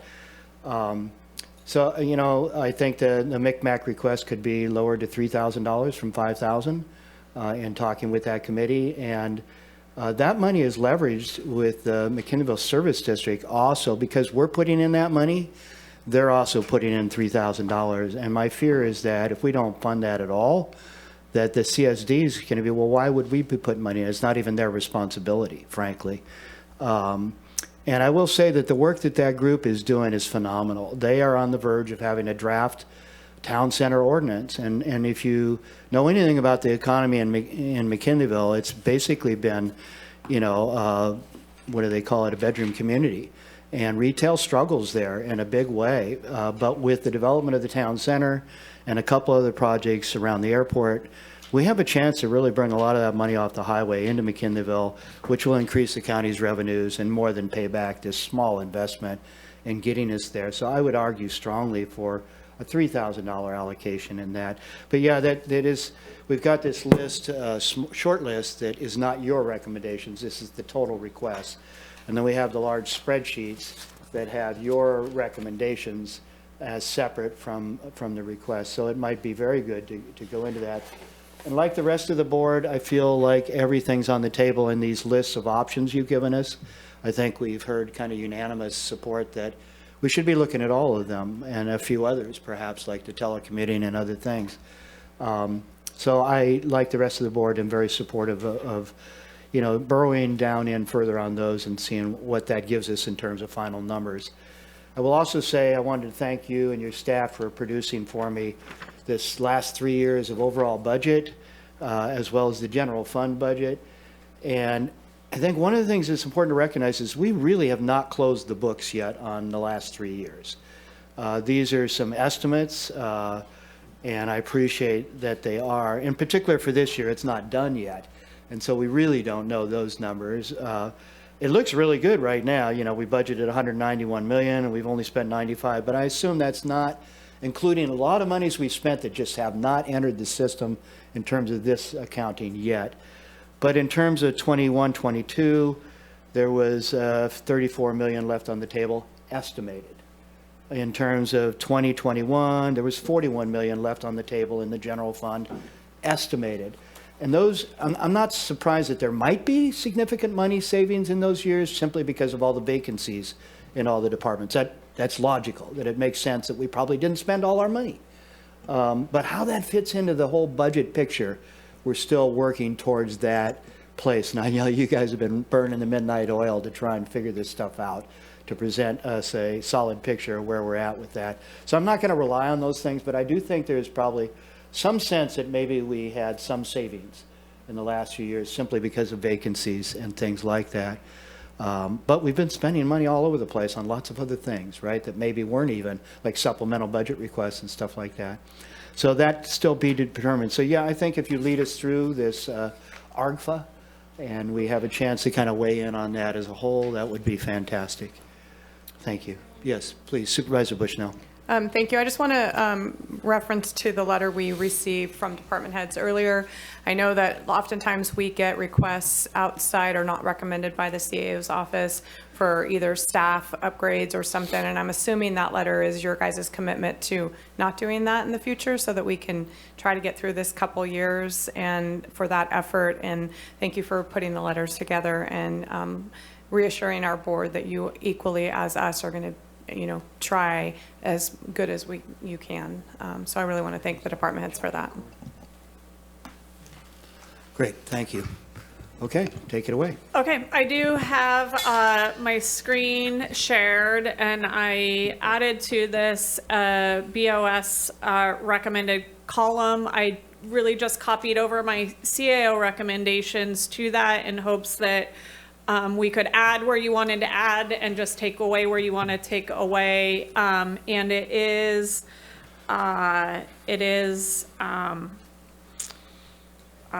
adding everything together for us so that we can keep track of that. And let me see if I can hide some columns to try to make this as big as possible for you. While you're doing that, may I make a quick comment? Yes, please, Supervisor Arroyo. Thank you. I just wanted to note that I will be unable to be at our June 6th meeting, and I was going to try to Zoom in, but I'm basically blowing my 2 Zoom opportunities for today and tomorrow.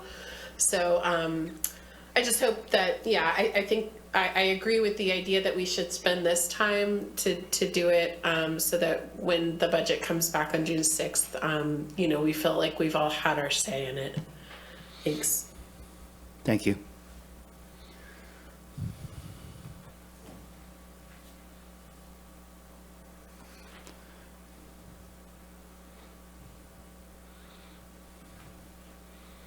And if we could pass. Okay.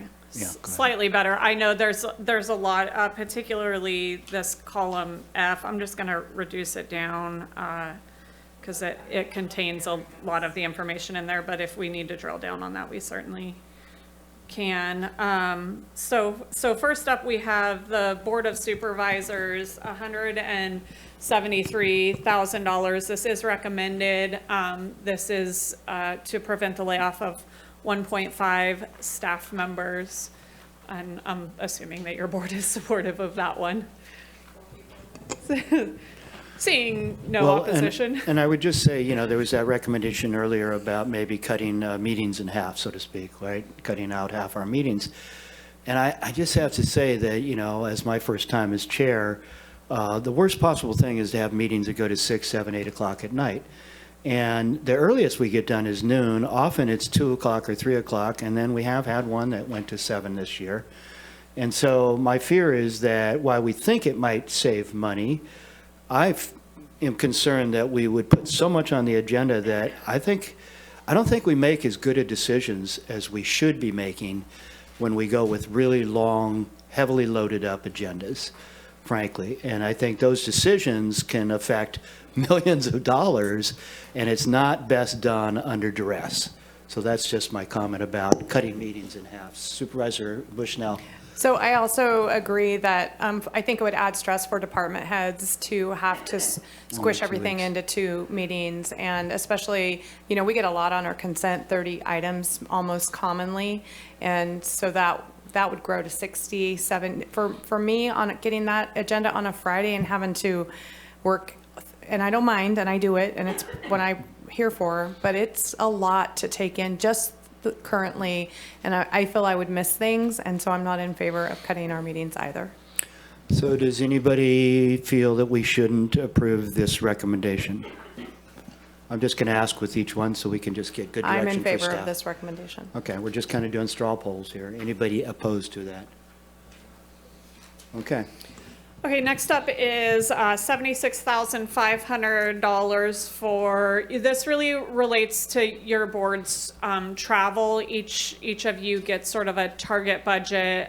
All of you, as you know, travel about advocating for our communities and staying attuned to what's happening legislatively up on the Hill in Sacramento. So that these dollars help to support that work that your board does. It's not recommended by my office because I really was steadfast in, unless it was tied to people, then it wasn't a recommendation I was pushing forward, but I suspect that this is one your board would support.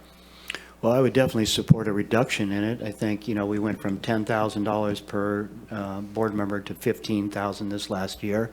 I think we could probably reduce that down. I mean, I was one that spoke very heavily for that because of the size of my district. I use a lot of it up in mileage, but, you know, we got to cut everywhere we can. So I think we need to do our part there too. What other board members think? Supervisor Bushnell. So can I ask, is this the entire budget for us 5? Yep. 15,000 times 5. Yes, it is. And Supervisor Madrona is correct. You added $25,000 last year, $5,000 for each district. So if we were to pull that 25 out, it would be $51,500.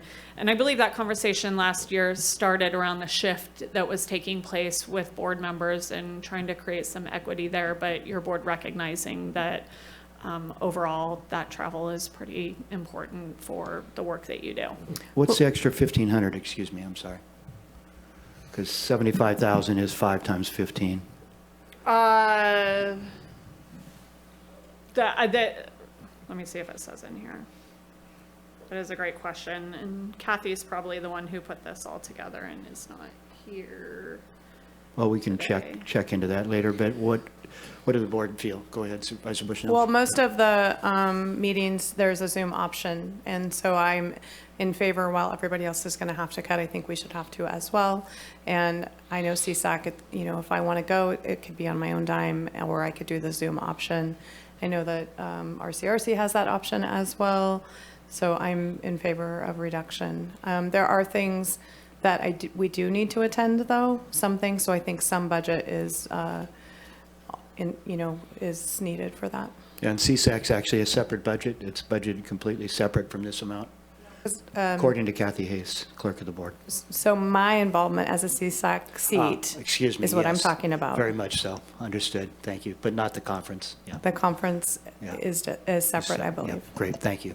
Supervisor Bone. Yeah, I don't think I've ever spent all my money anyway, so I don't have a problem with that at all. I'm trying to figure out, I'm just out of curiosity, why so much when we just don't put down supervisors' travel and expenses as the... Oh, all that language? Yeah. Well, it's what we're trying to do with that time, but that's okay. So Supervisor Wilson? Maybe I'm not understanding, but this is the entire travel budget for Yep. the board? Is that what this is? Correct. Tracy is popping in back here. Yeah, I and don't can think that speak specifically it's to that. accurate. So can you- 15,000. So it isn't, it's the 10,000 plus the additional per supervisor. The additional travel money is a separate account that we had set aside for CSAC travel for all 5 members. And this year CSAC's Oakland, so there'll be less cost than say last year when everyone traveled to Orange County. It also includes staff travel, which allows some of us to attend conferences and training as well. So this money is for that, not for our travel? It's a combination of all travel for Of our, all our travel. whole department, the board and the COB staff. Okay, so hold on. it doesn't add up, though. Well, that might be the 1,500 added in there for staff. Because otherwise 5 times 10 is 50, or 5 times 15, 75,000. Mm. And then there's that 1,500 extra. Correct. 76.5. Supervisor We had Bone. 10,000 travel expenses. We added the 5,000 to cover the CSAC expenses and for you guys to go. And in all honesty, I'd still like our clerks to be able to go because that's when they get their clerk of the board's training certificates and innovation ideas that they can get by with only having 4 instead of 6 or 7 like most counties our size do, so. Supervisor Wilson? Yeah, okay, I'm just going to go back to, this is the entire travel budget of the department. The department. Including CSAC and all personal travel around the Yes. district. It's your mileage, it's your registrations and travel. And this it's is a CSAC. proposal to completely go to zero. Okay. The CAO's recommendation. And I do not agree with this. I have to tell you, like this, there is an equity issue around this when people have to pay for it themselves. There's that's pretty significant. And then, and I'm not just talking us, but also staff. That is, that's, and also some in the past, and I don't know if anyone know, pay for these things through political campaign accounts, pay for travel to these things. And I'm just telling you, that is not an equitable way to deal with this. So I've pulled up your budget here, and last year you had 139,000 budgeted. This year, without the recommendation, you've got 62 and some change budgeted. So you do have some limited travel in there. This brings you back up to where you were at last year with the extra 5,000 that was accounted for per board member. So I think, when the request is for that difference there, it's not necessarily parsed out to any individual board member or staff member. It's for all of that travel that you all do. It's not just board travel. So then, we should be having some discussions around this, maybe outside this discussion a little bit, because what you're asking is that then whoever goes first gets the funding, and then when it runs out, then that's also a very inequitable way of doing that with relationship to the service that we provide to our constituents. And maybe I think a proposal should come back again from staff that offers some opportunity for board members and it sounds like some staff to get training, do the things we need to do to travel that is equitable from this perspective. Because I think then that would make us in some ways like the only staff in the county that would not get reimbursed for travel. And again, that is a weird thing to do. I'm not down.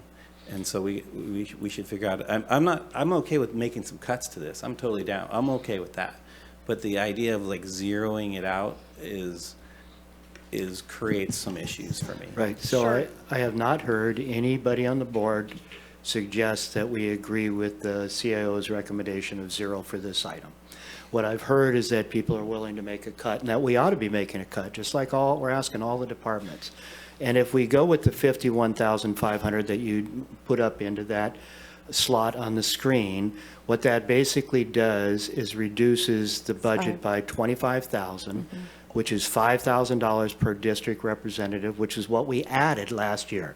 So we're simply recommending removing that $5,000 each. Additionally, Kathy, our clerk of the board, tracks all of our costs, and Yes. each of us are allocated the $10,000 that we were before, if this is approved. Right. And if there's money left over in the budget that one of the supervisors or more did not need to use all of their money, sometimes she will come to us and say, there is some money in the budget for that final trip or whatever. That's the way I've understood it. That's Please. correct. And that's what I was going to tell you is that Kathy does, even though it's one travel fund, we do ledger it per individual so that we can track that. Yep. And she's constantly updating and reminding you where you are on your spending, looking at conferences, what's paid, what's not, travel expenses, et cetera. So, there are overages and unders for different board members for different years, depending on what it is that you're representing and what's hot and exciting and new and needs to be attended. So we really do try our best in the department to let you know where we are on the travel account at all times. And it would be easy for her to pull those numbers out. You do a great job of that. And I will say, is anybody opposed to us reducing our budget by $5,000 each or $25,000 total, making this item $51,500? Is anybody opposed to that? Supervisor Bone? I wasn't. And then, so is that going to be $10,000 per person? It's not going to be who spends it for. I still won't hit the number, but It's $10,000 per person. Because It's not actually allocated that way. It's a whole. And I'll give you a reference example. Last year, District 4 supervisor used all that money, so we allocated more monies for that, which is not going to be there this year. But it isn't actually separated money. Kathy does track it and reminds us, hey, you've used your fair share, lay off or whatever. But no, it's not separated by person. Understood. Again, I'm not hearing any opposition. Supervisor Bone, you want to clarify? No, and then if there's travel that comes up that affects the county as a whole, I imagine you can go to the CAO. I mean, I'm supposed to be in Sacramento at 1:30 on Wednesday to talk about to the Utilities and Energy Commission on electrical distribution planning and how addressing current delays and connecting to the distribution. Now, I can tell you that isn't all District 1, so I'm just sitting here. I think RCR, so I can probably turn it into RCRC and get it covered. I'm just saying, but there's times we get drawn to that. Now, there's other times we're just going to stuff, and I don't know, if we all need to go to a certain hearing, we don't, all go to different stuff. I know CSAC is because it's all encompassing. But anyway, I can get by, and I keep hearing the length of my district's really big too, and I'm out there every day, so. All right, I'm not hearing any opposition to the recommendation to reduce it by $25,000. All right, moving on. We got the hard ones out of the way right off the bat. Excuse me. Sorry, Moving- Chair Madron, I'm sorry, Yes. but Supervisor Arroyo has her hand up. Supervisor Arroyo, sorry, thank you. I think after hearing you all, I'm good actually. So we would each have approximately $10,000, but there might be a little give and take in that budget, and then we would also still be funding our staff to go for some travel that results in necessary certifications and stuff like that. Is that what we're saying? That is accurate, and also there is still a separate budget amount that was described earlier for CSAC attendance directly, but not for the CSAC representative and all the meetings she needs to go to.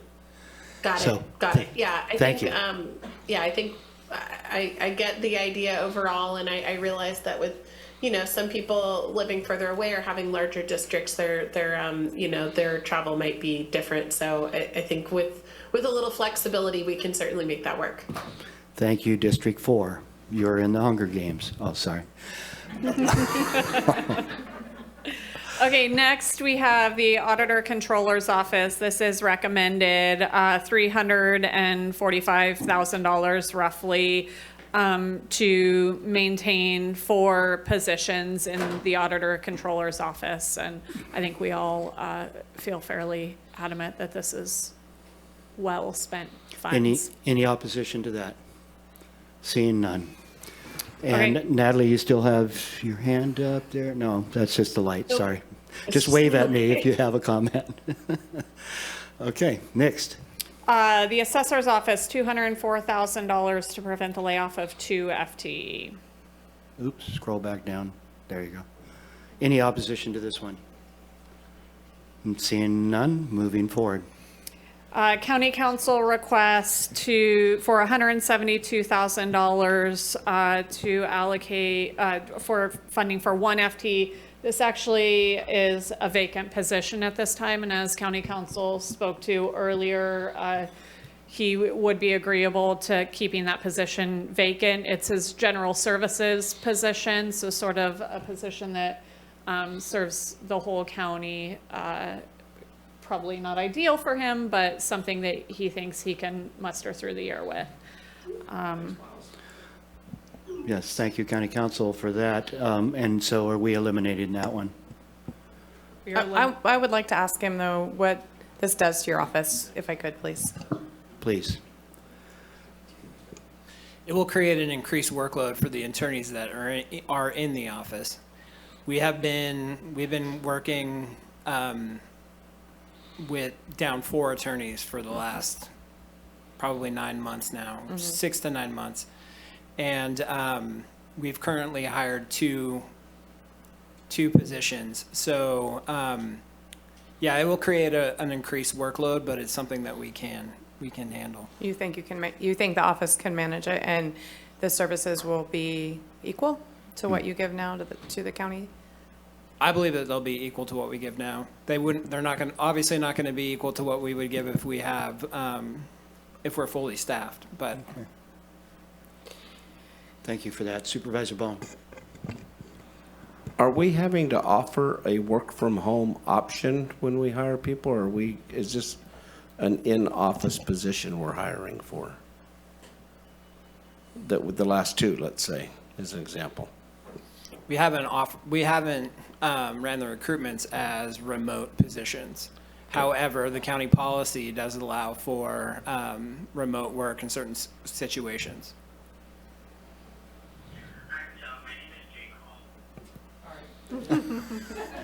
So can we have that list back up? Yeah, sorry, just one No second. worries. I'm trying to find I've got a column in here that specifically says how many FTEs are associated to it, so I was trying to get that column back up. Okay, is Bear there with any me for one opposition moment. to the generous offer by County Council to not fund that position at this time? I would like to say that if we don't now, thank you, Scott, for doing that, but in February, maybe if there's some monies that, reappear, that we consider, like holding this there for that at that time, and then reevaluate how your staff is doing at that time. Fair enough. And Supervisor Wilson. And I just would ask that, I want to know if there's, impact to hiring outside counsel anytime we don't fill these positions. So that would be something I would have a question about. No, there wouldn't really be an impact to the amount of hiring that we do of outside counsel, because we're not currently set up to provide in-house litigation services on a large scale. Okay, great. And on to the next one, please. Okay, next we have human resources. There are 2 requests associated to this one. The first one for $121,000. That one is recommended by my office. It would fund 1 FTE, and that is currently a filled position. The second request is for $130,000, and this funds the assistant HR director. That position is currently vacant, and I feel comfortable in saying that Director O'Hannon thinks that he can muddle through with that vacancy for the time being. And I'm seeing a thumbs up in the back row. Okay, and so the first one we'll take is the $121,262, which is recommended by the CAO. Is there any opposition at the board for that recommendation? Seeing none. On the second one, thank you, HR Director, for being willing to hold that position vacant. And so is there any opposition to that one as recommended, which is 0? Okay, next we have clerk recorder. This is sort of a 2-part request. The first request is for $191,000. This is for the implementation of the Voters' Choice Act. The clerk recorder has placed a secondary option of $154,000 to do the same process with a little less resources. And I'm looking to the clerk recorder to make sure I described that accurately, and I got a thumbs up there. This one is not recommended by my office because this is a bit of an expansion of the current service levels, and as I stated before, no specific staff are tied to this, but with that said, at your board's discretion. Look into the board. Right now, neither is recommended, but I think we all probably want to move forward with that at some point in time. Could I have Juan come up, clerk recorder come up? Clerk recorder and just, Cervantes. I think he should have an opportunity. Absolutely. Thank Thank you, you. Supervisor Bushnell. I guess that's why we have so many people here in the audience still.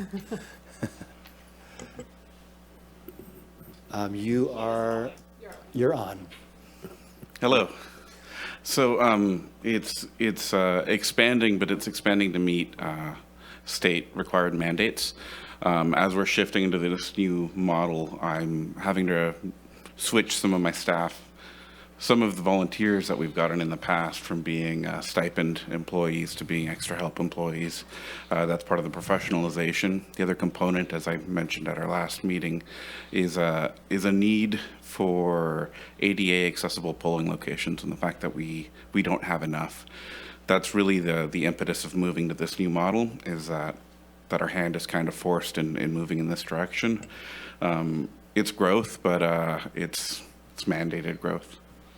And so you're comfortable with the lower amount? It's not ideal, but you could survive with that? So the two options presented are kind of like a near and far. I can make do going through this budget cycle with the lower amount.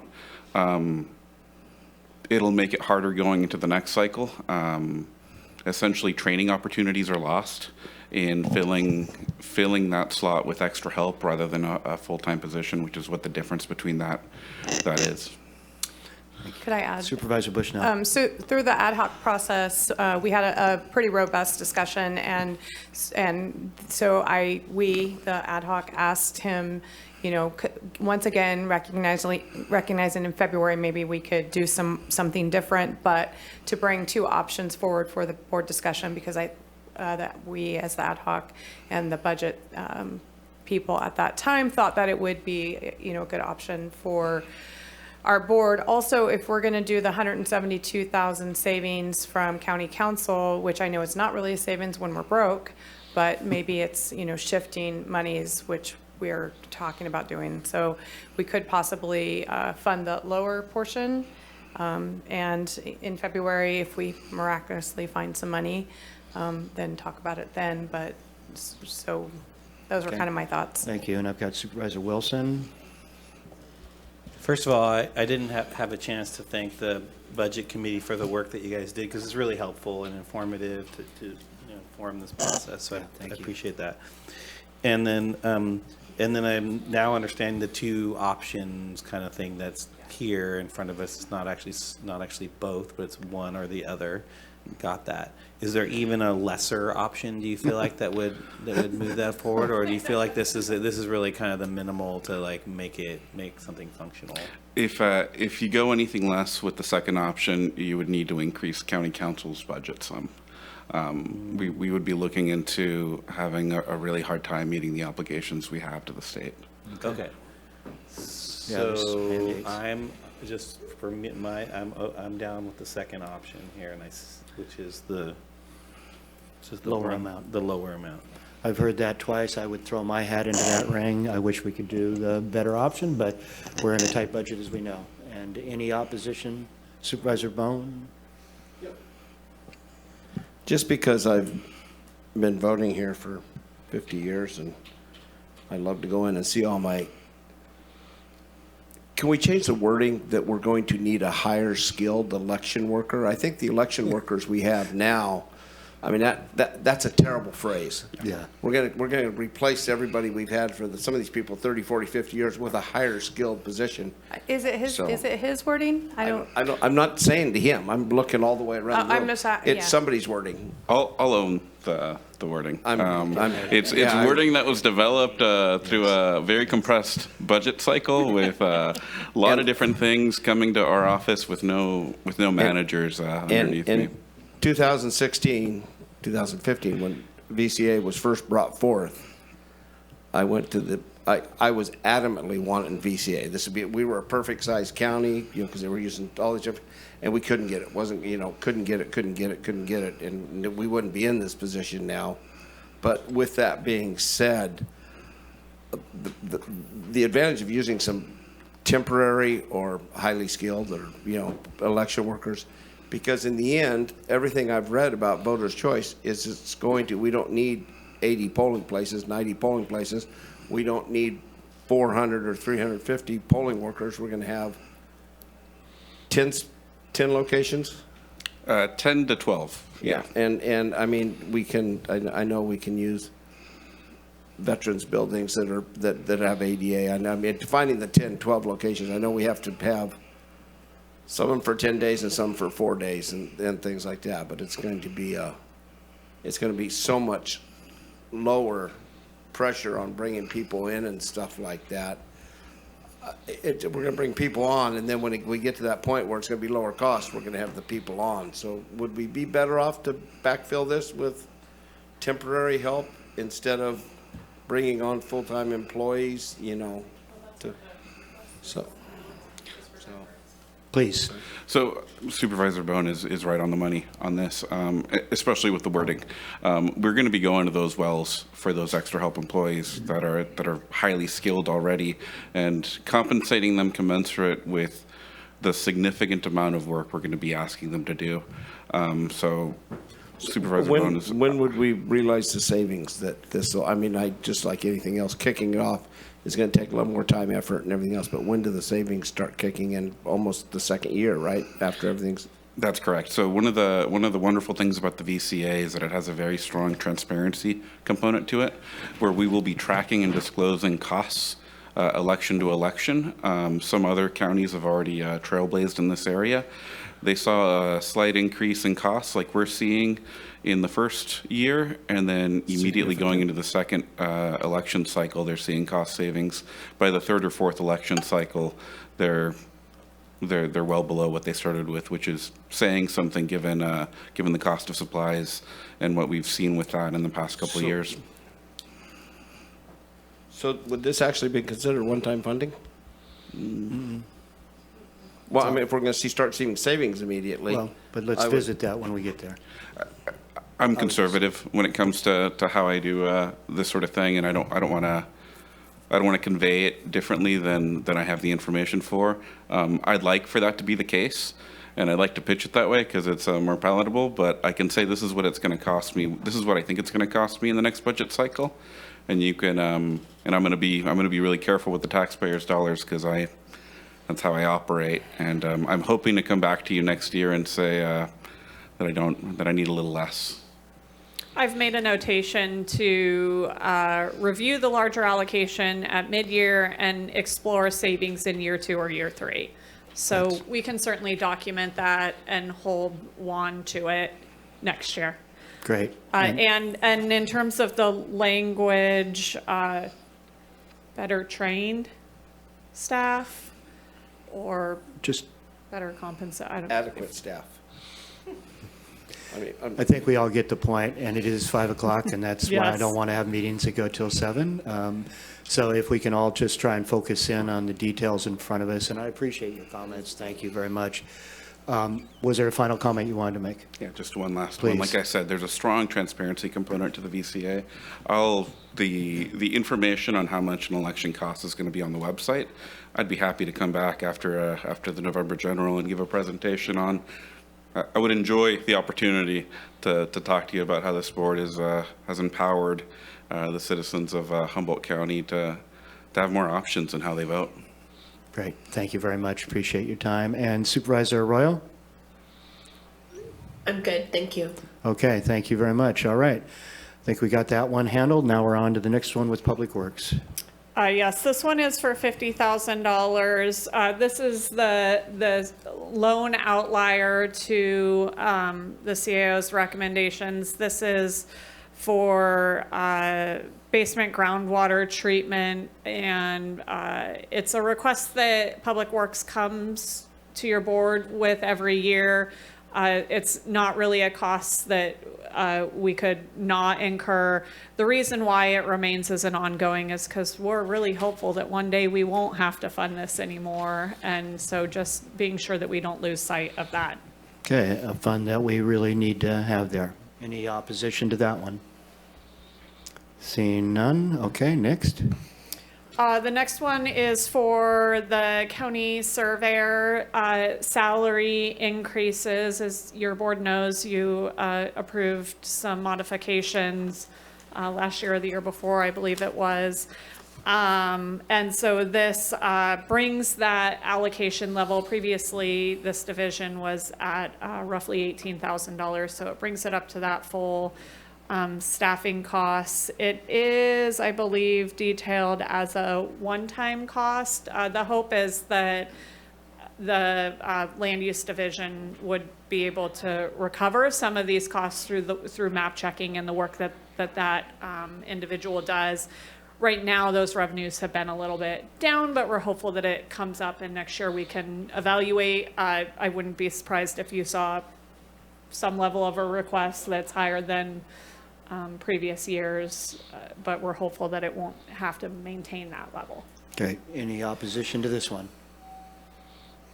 Seeing none, moving on. We've got the economic development under my office request for a marketing contract and tourism assets. This is $70,000 on a one-time basis. We are having conversations with the auditor controller to see if potentially their office can help us with that audit. I don't think we've received an affirmative at this point in time. Not a recommendation I'm making because, again, even for my own requests, I'm sticking true to the criteria. So I defer to your board on that. So 0 recommended at this time. Any opposition to that or any comments? I have Supervisor a Bushnell. question. So this is we formed an ad hoc, Mike and I are on that, and we've been waiting for this work to get done so that we can decide what the path forward for those HLA and. Actually, it's me and you. Oh, is it me and you? No worries. Okay, whoever it is. So if that work doesn't get done, what are we gonna do? We'll be doing it internally. Our staff could potentially do some level of the contract auditing and, waiting for potentially the auditor controller to be able to do it. Right now, we are seeking to get a quote from CLA. A significant portion of that delay has just been them in the middle of their audit season and being able to sort of pin them down on that. And I have talked with the economic development director about getting that meeting going with or without this audit, because there are some decisions that need to be made there. I think this is an investment in long-term prosperity of Humboldt County, so I don't necessarily think it's an unwise allocation, but to that same note, for me, it doesn't fall into mandated services. We probably should have done this with the increase in TOT first. So anyways. Good points. Okay. Any opposition to the recommendation for 0? Seeing none? And to your point, this is in where the TOT funds are falling, so it would come out of that, but it goes somewhere else if you don't spend it here. Okay. The next one is CAO's office headwaters. $194,000 for administrative support for Headwaters. There is a staff person, 1.5 people, who provides this support to the Headwaters Fund. The Headwaters gets a significant amount of dollars out into our community for a whole plethora of economic development activities and opportunities. And so without these funds, they wouldn't have a funding mechanism for that staff. The only other funding opportunity for economic development is through grant funding. Historically, there was some redevelopment dollars that were able to cover this expense, but that has waned in their sort of slush fund, for lack of a better word.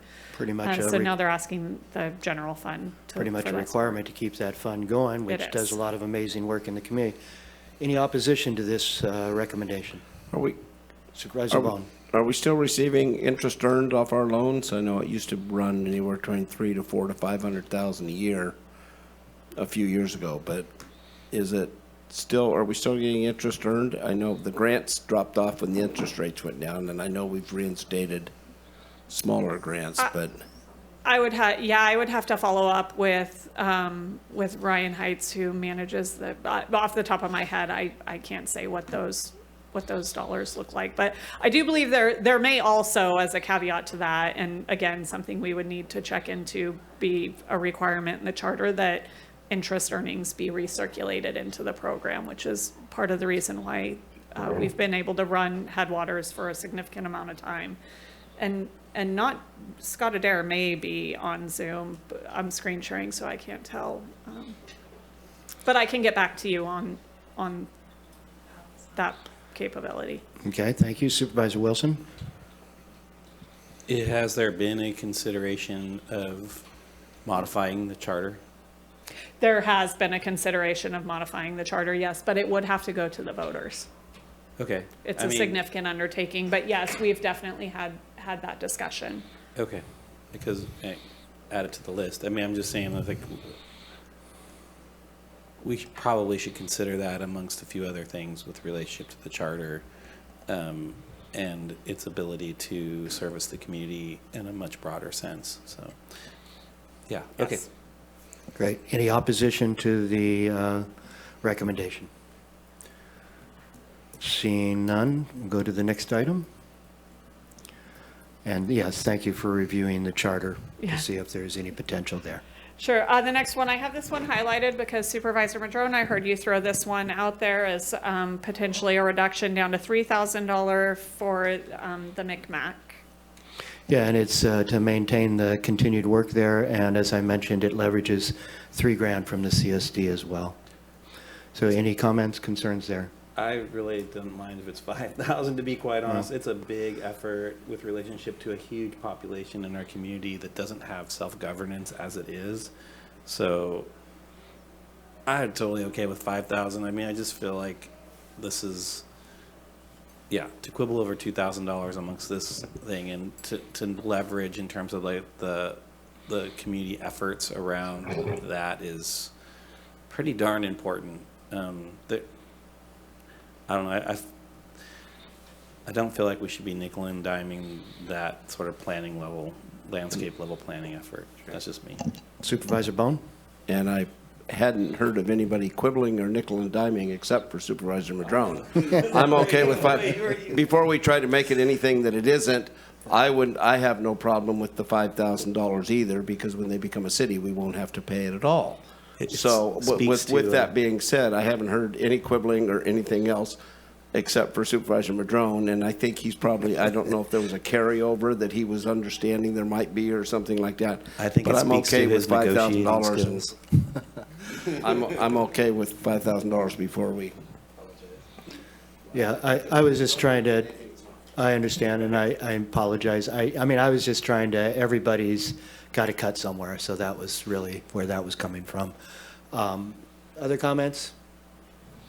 So 5,000's fine. Yeah, and 5,000. I do recognize that it was Supervisor Madrone that did that. So. It's all good, we can move on. I can own that, no problem. Supervisor Arroyo, did you have any problem with the 5,000? Not at all. Thank you. All right, I'm sure they will very much appreciate that work. And not only are they working on the town center, but they also have the Incorporation Exploration Subcommittee. Moving on to the next item. Moving on to the next one, $444,000 for the Public Defender's Office. This is related to 4 FTE positions. One of those positions I do believe is vacant. However, it is recommended for funding, because if the public defender is not doing this work, then it gets pushed over to our indigent defense where private counsel does it. And I believe we can have more control over the cost of defense under the public defender. Comments, please. Supervisor Bushnell.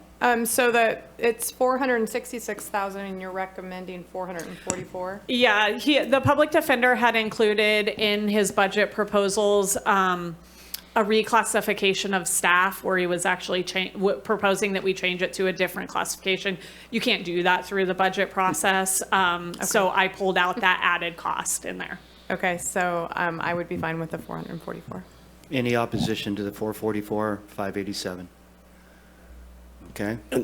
Supervisor. The only question is, and then because it's titled Public Defender, in all honesty, number 21 is for the Conflict Council then? Is that what we're completely separate? So Correct. a total of 700,000 or 600? Correct. Yeah, there is a second budget unit coming up a little bit later.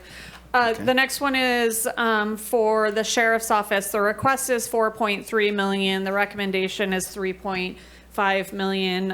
As discussed, there were, I believe it was 7 FTEs that were included in that are currently vacant. The sheriff could speak to the need to have those vacancies, but you know, again, sticking to the criteria established, we were trying to pull out vacancies every possible place we could. And with all due respect, I think you did speak to the 7 positions quite eloquently earlier, and I very much appreciate that it's a hardship, but again, they're unfilled positions, so at least it's not a layoff. And so any opposition to this one? I don't have opposition, but once again, at mid-year, I would like to relook at it. And if we have funds, use that money in criteria basis for, you know, public safety, roads, and maybe that would, you know, keep in mind that discussion when we bring it back to our board in February. Another one to highlight then. Okay. Thank you for that. Supervisor Royal, any opposition there? No, I think that makes sense. Thank you. Thank you very much. And going on to the next one. The next one is also under the sheriff's office, $377,000 for 2 FTE that had historically been paid through Measure Z. And the sheriff had, the sheriff had to make some, there were some ancillary costs in Measure Z that weren't being covered, and so that's where this shift takes place, so that he could keep his Measure Z budget on budget while also staying on budget in his general fund budget unit. Comments, concerns? Yeah. I'm fine with this as well. And point of clarification, the $190,000 a position includes it. That's guts, feathers, and all. That includes a car allowance. That includes your car and everything in there. So, thanks. Supervisor Wilson. Yeah, I mean, I do it, and I appreciate this discussion. Can you come up to the ask you the question? So this is basically 150,000 per position, but you're saying that includes vehicles as well? Welcome to Zoom. Enter your meeting ID, followed. Awesome. So thank you for the question. So this is actually 2 positions. It's a community service officer position and a captain of operations. Both have been historically funded out of Measure Z. And we had a lot of things that were originally Followed by pound. Otherwise, just originally funded by Measure Z, and those positions carried over every year historically. This year, when it was all said and done, the allocation that was provided to Measure Z didn't equate to all of the positions that it came to, and these were the 2 positions that roughly cost $377,000, which was the shortfall of the Measure Z allocation. And so that's why we had to go to the general fund to do this. Again, historically, we have about $5,000 for equipment costs that are added to Measure Z funding that cover all those ancillary duties of a deputy sheriff. I believe it's about $5,000 per allocation. And so I don't know for sure, but that $5,000 per position could be covered in this expense. But it's captain of operations and a community service officer. And if Measure Z didn't exist, these positions wouldn't exist. Yeah, we'd have 40 plus positions that would go away. And where do these 2 positions kind of have their where do they live in the Captain of Operations, he is here in Main Station. main station? Yep, and Community Service Officer is out of here in Main Station. But it could be in McKinleyville as well. Okay, so when we're balancing these budgets and we're looking at these options with relationship to officers in outlying spaces versus inline, where was this on your priorities list? I can't remember. This was number 3. This was number 3 on the Yes. priorities. Okay. Yes. I appreciate that. Thanks. Thank you, Sheriff Hansel. Any opposition to the request? Seeing none, onward to the next one. Okay, the next request is for $27,451. This is for the Willow Creek substation, not recommended by our office. And the logic behind that is that there are some resident deputies out there, so they are still in the area. But that said, it's a fairly minimal expense. We just cut $25,000 off of our travel budget, and I think we should fund this. I think it's important. The outlying areas are really important that they have this kind of coverage available to them. It's minimal. I think that through Public Works, we could talk about reducing that rent possibly, that since the lease is going to be up. But I do think it's important. Thank you for that. Yeah, I agree. If we do fund this, then it should be hard negotiations. Supervisor Bone. Yeah, because I think we're almost looking at over $2 a square foot. Yeah, that's, which is, we have some properties leased for 44 cents a square foot. So there's somewhere, sorry, Roger. But, And this does cost, I mean, utilities are put in this as well, just so you know. But I'm just, as much time is spent there. Yes. Yeah. okay, any opposition to this request, along with the guidance to play hardball on the lease? All right, moving on to the next item. Next one is $313,000 for the public administrator. We've discussed this a little bit, not a recommendation by our office. Felt like there were some funded vacancies that could be shifted over for this purpose. And the sheriff, I think, spoke to that as well. Yes, in detail. Thank you for that. Any questions, concerns, opposition? Supervisor Wilson. I don't have opposition to this, but I do think that, and maybe this is a question for Billy. I did talk to a few of his staff in between when we had a break, and we had talked a little bit about like whether or not this is something that can be done, external services. And one of your staff said that they had not found anyone that had done that, but nonetheless, maybe, and I'm just kind of putting it out there, we might want to consider an RFP, a request for proposals. And just because no one's ever done it before doesn't mean that maybe it might not be something worth looking at. And we might see other smaller counties want to aggregate those services through some sort of outside counsel. And it's, we do have outside counsel that do handle these cases when they do make it to court and they file our paperwork. The fees that they charge are structured in probate law, and they're not very much. Mm-hmm. And so that deters people from actually going forward and really wanting to take these cases on for the government. And so it's really not a lot of fees that they can collect. But there are, there could be some fiduciaries out there that want to take this on and do this. I have a question. Are those fees determined by state legislation, or are they determined by our fee structure? No, it's by state legislation, and we could. And there's a caveat to that where they can put in for special or exorbitant fees or something like that. There's language in there that the judge that's handling the case can provide more funding, when we do take this to court to decide.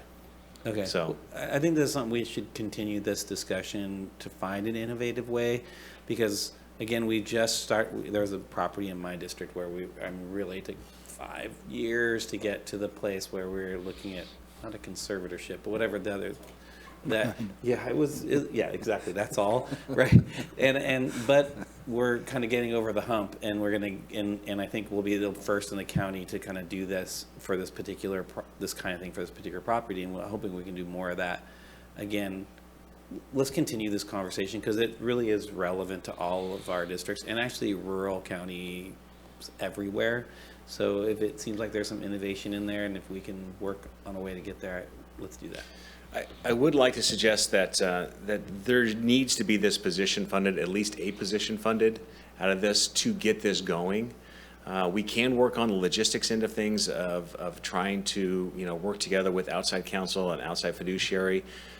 We could co-house them. We could take on a lot of the other ancillary things, but to try and do this with our deputy coroners is not ideal, and it's really not going to go anywhere due to their current caseload, workload.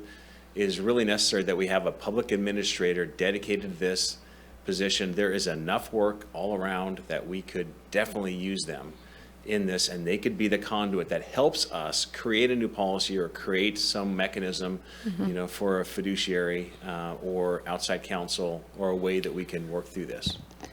Supervisor Bushnell. So I'm in favor of funding this because I think I've heard throughout the community that it needs to be done, and that the oversight that this position creates is really important.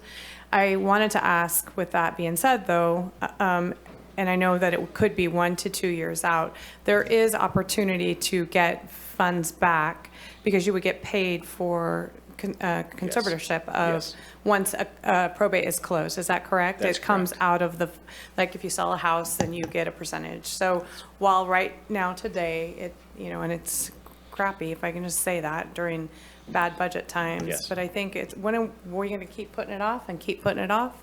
And the community and the public have been really, everybody has these places in their district. And I just think that, and I know Alicia's probably cringing, but I do think this is important. Yeah, so Supervisor Bone. I'll less the cringe. We've been doing it. We've been getting along, but albeit not very well. So what if we hired $160,000 and brought somebody in for the clerical, the other, the side act and everything else, why we looked around, and then as I am sure that there are other small counties that are facing this in a bigger way. We're right in the middle. We're the 28th largest county, and so some of these smaller counties, I can't see Trinity. I'm saying they must be doing something different. So I'm just saying, fund it partially with because are you saying one person for $370,000? No, that's a division. Yeah, no, I'm thinking, I would say for $160,000, we could probably hire one person. And just to facilitate what we're trying to start, and actually that'll be somebody that can put their toe in the water and see if we're actually doing it, and somebody with an accounting background as they went through this with the help. You guys are going to throw their hands up and says, but he's going to be able to stay and do the groundwork because he's not going to get a call in the middle of the night to go do some other things. He said, man, I'm supposed to work at that at 8 o'clock. He'll be there to take care of that. And then we can hopefully there'll be more money. Hopefully we can regroup this. Hopefully we can build from there rather than the top down, start from the bottom up. And it's not to do that. It's just it's less cringeworthy, I guess, for our CAO. Okay, so I'm hearing 3 proposals. One's full funded, one's halfway funded, and the other is 0. Supervisor Wilson.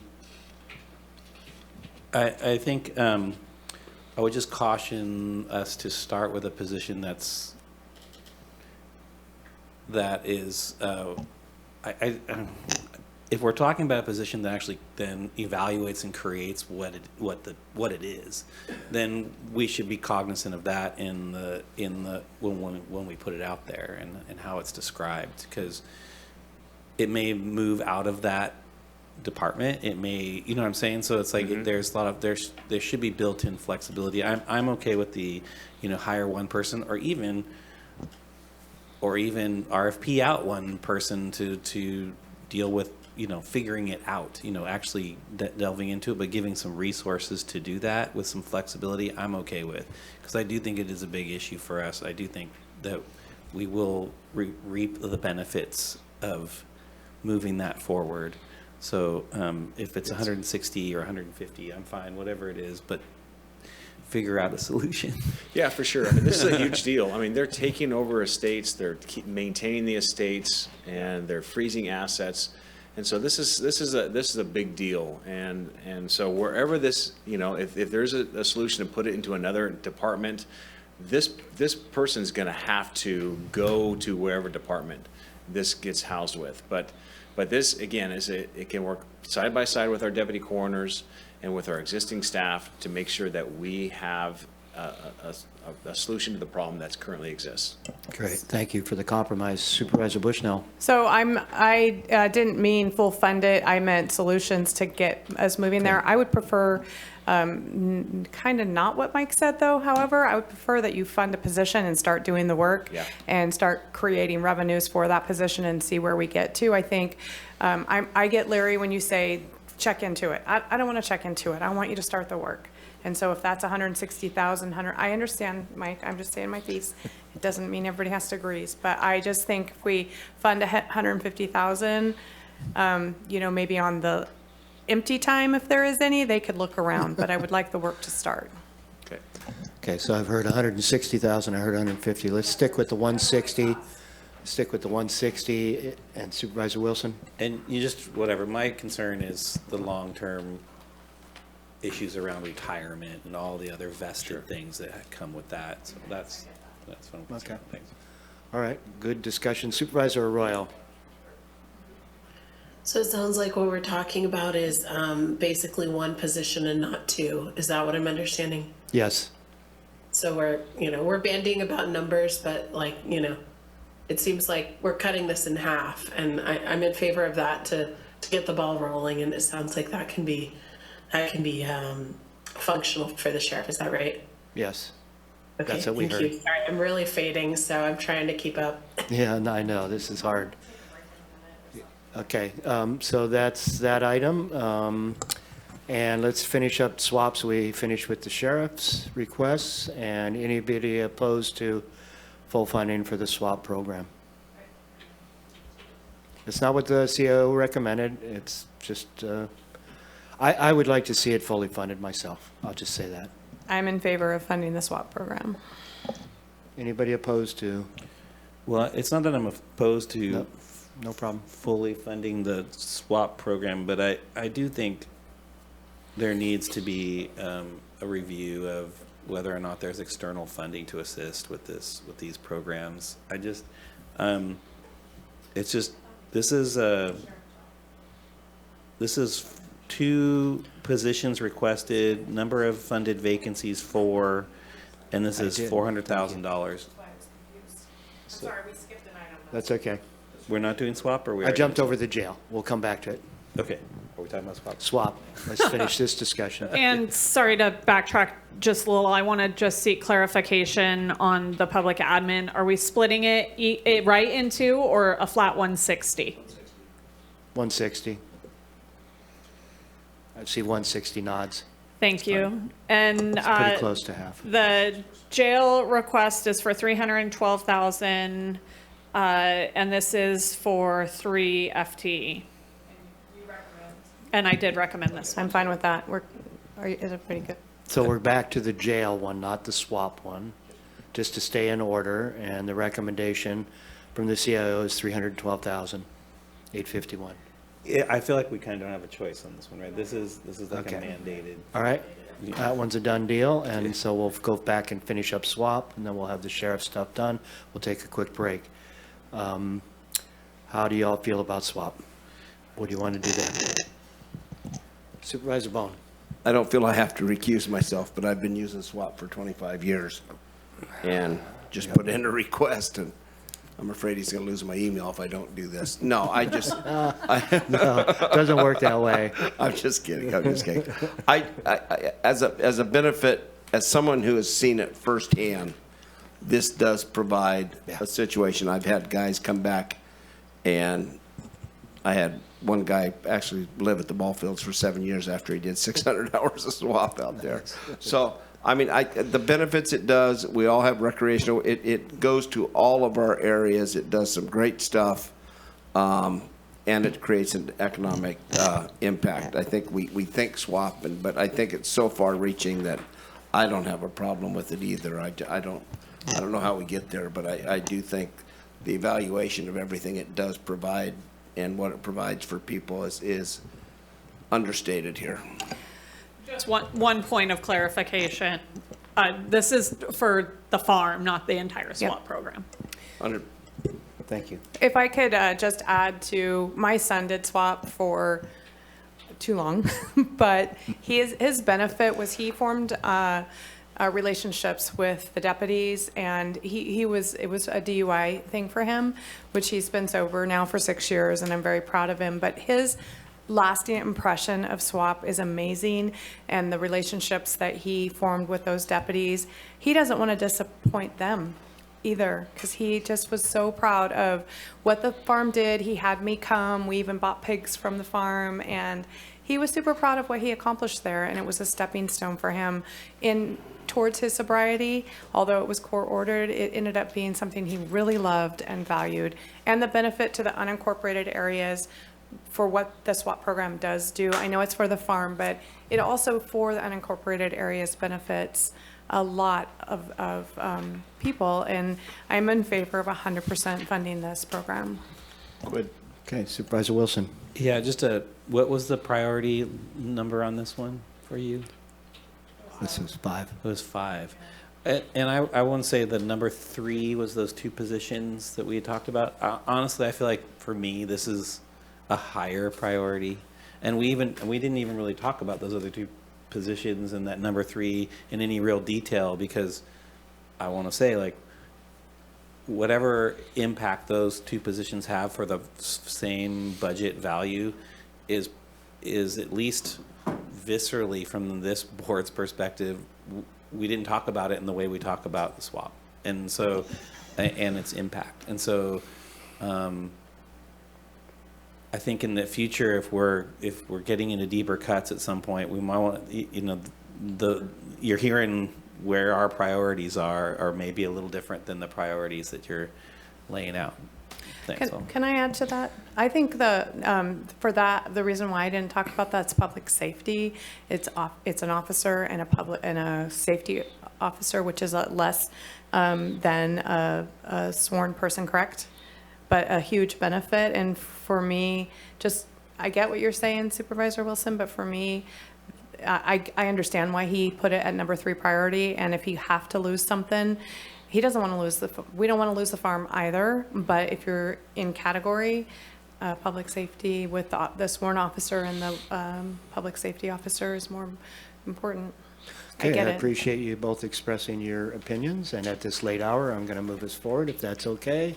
No objections on this one, so we'll go with the funding request as made. And I believe that finishes the sheriff's requests. We're going to take a 5-7-minute break. Let's try and make it quick, not wander around, and then we'll pick it back up. So we are 7 minutes max.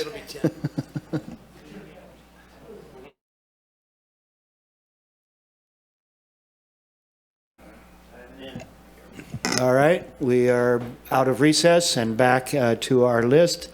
The next one is the Public Defender Conflict Counsel.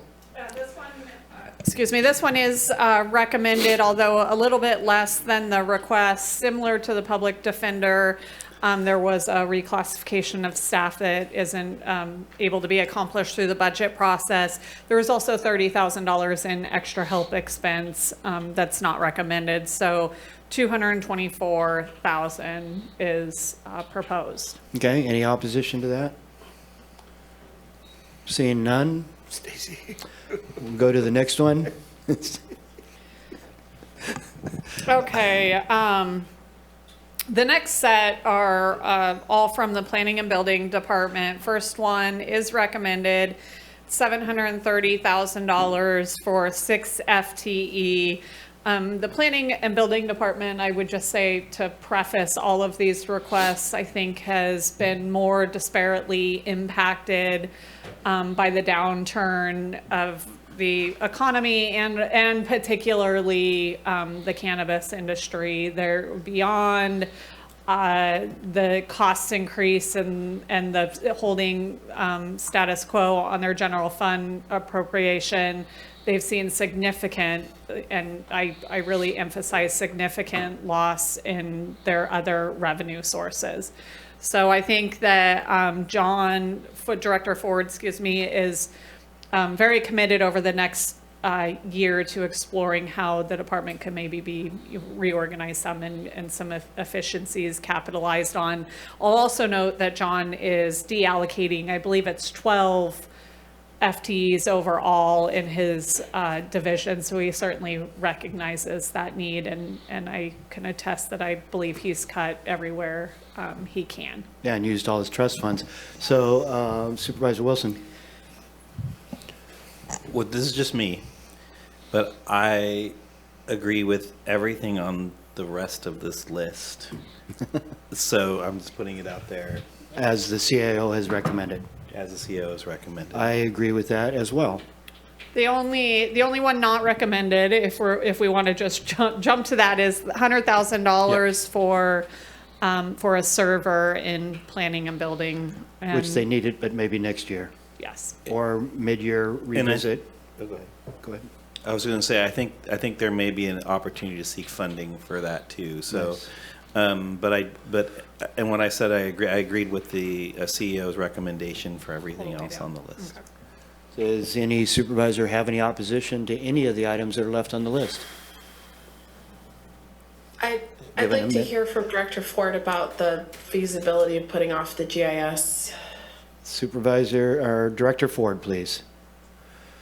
Thank you, Chairman John Ford, Planning and Building. The ask for the server is for our GIS server. The GIS server upgrade has been put off for about 3 years now, and it is literally being held together with rubber bands and paper clips, so to speak. That is a piece of hardware that not only serves the Planning and Building Department, it provides services to the Sheriff's Office, to elections, to the assessor, and to all the people who use the GIS system. So this is a request that affects far more than the Planning and Building Department. And do you not think there are any grant funds that could serve this purpose anytime soon? We have not explored grant funds for this in particular piece of hardware. We will certainly do that. So I don't know that there are or are not. Okay, Supervisor Wilson might have some ideas with that. I do, but you know, like so many things, when someone puts out there that then, you know, the whole system is going to collapse. It's pretty hard not to. So I want you know, I want to hear from other board members on this one. Supervisor Bone and then Bushnell. Director Ford, as we look at some of the other requests, can we trim one of the other requests and transfer it up there, knowing that you have vacant positions already? And as we sit here right now, we know some of those, the impacts in some of those departments are, you know, we only got 115 homes this year and things like that, with cannabis being down. Is there a chance that we can cut from one of those other requests to get the GIS? Can I respond before Director Ford? Just and I think why Supervisor Arroyo said something is that Director Ford and his staff did a ton of work, and 3 times he came back with ad hoc, and he trimmed a lot and combined. He combined the cannabis division with another division, and so I'm happy to have him answer Supervisor Bones' question. But I do want to recognize that through the process, or maybe it was even 4 times that we met with him and went over and asked and re-asked, and so I just really want for his effort and his staff's effort to be out there, that he has been working really hard on trimming the planning department. Thank you for that. Supervisor Bone? And that's really, really appreciated. But back to what I said, we've got a total ask here of 1.8, no more than that, almost $2 million. Is there a way you could trim $100,000 somewhere in there to do the GIS, 5%? So we do have some retirements.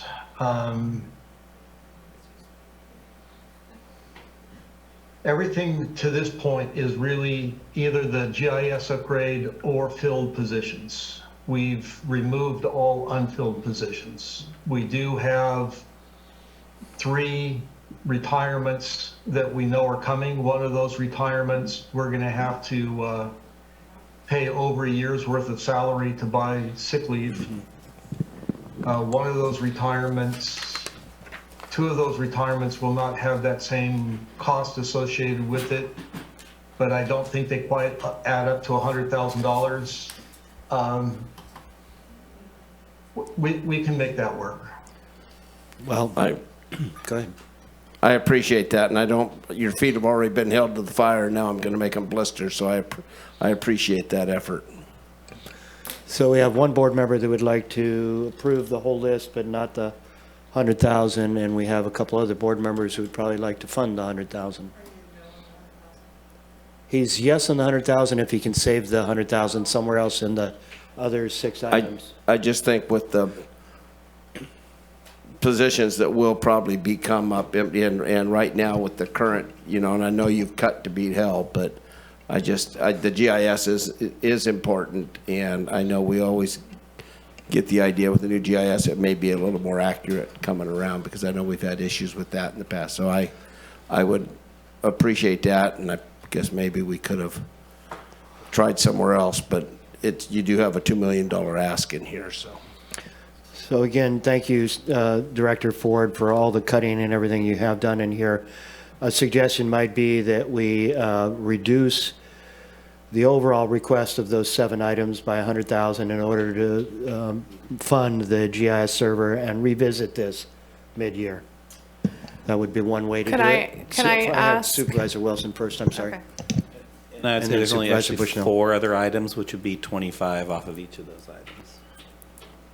However, Director Ford would like to cut that. I'll let him contact the CAO and bring that forward. Yeah, I appreciate, I think what the CAO is typing in right now. I do not want to put forward a budget that would result in or infer that there is a loss in staff Gotcha. at that point. So I think that allow keep it on the budget. If there's salary savings to be had, that we'll do that. And if we can find the money to do it from someplace else, we'll do it. But if it can be on there subject to later funding, that would be beneficial. I would not want to take any money away from the staff. No, so fund it, try and find a way to make it up in the overall requests. So the funding of it overall is sort of irrelevant. What I made a note of, because one way or the other, you're cutting 100,000, you're not funding 100,000.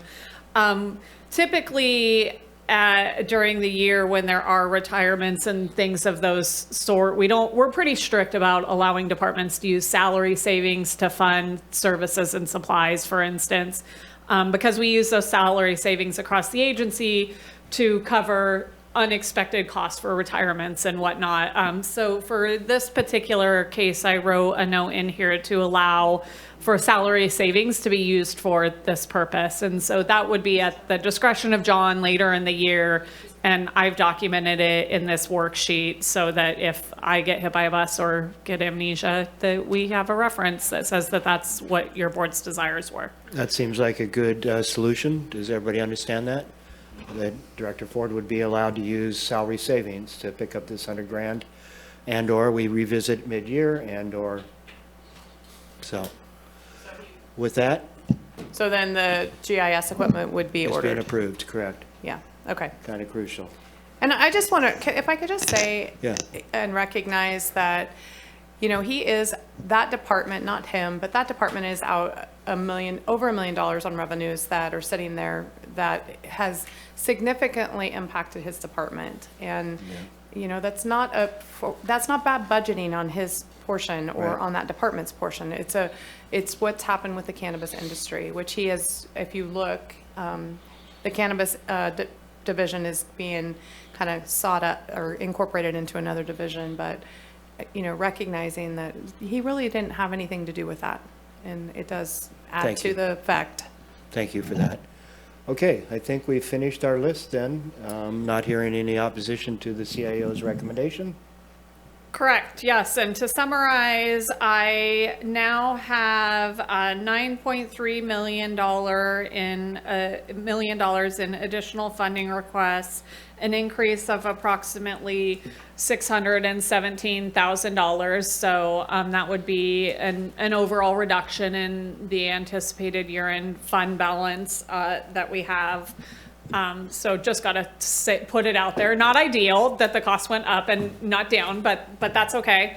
It didn't go up by an exorbitant amount. And so with that, I would like to take a crack at a motion if you're Please. okay with that. Okay.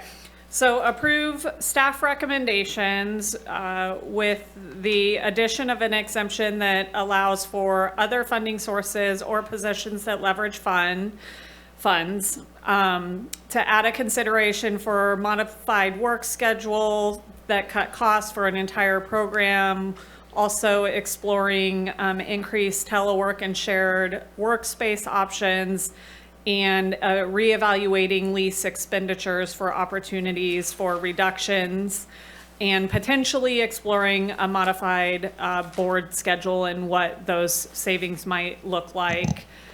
Approve the deallocation of the Measure Z positions for the DA, the County Administrative Office, and the 3 identified DHHS positions.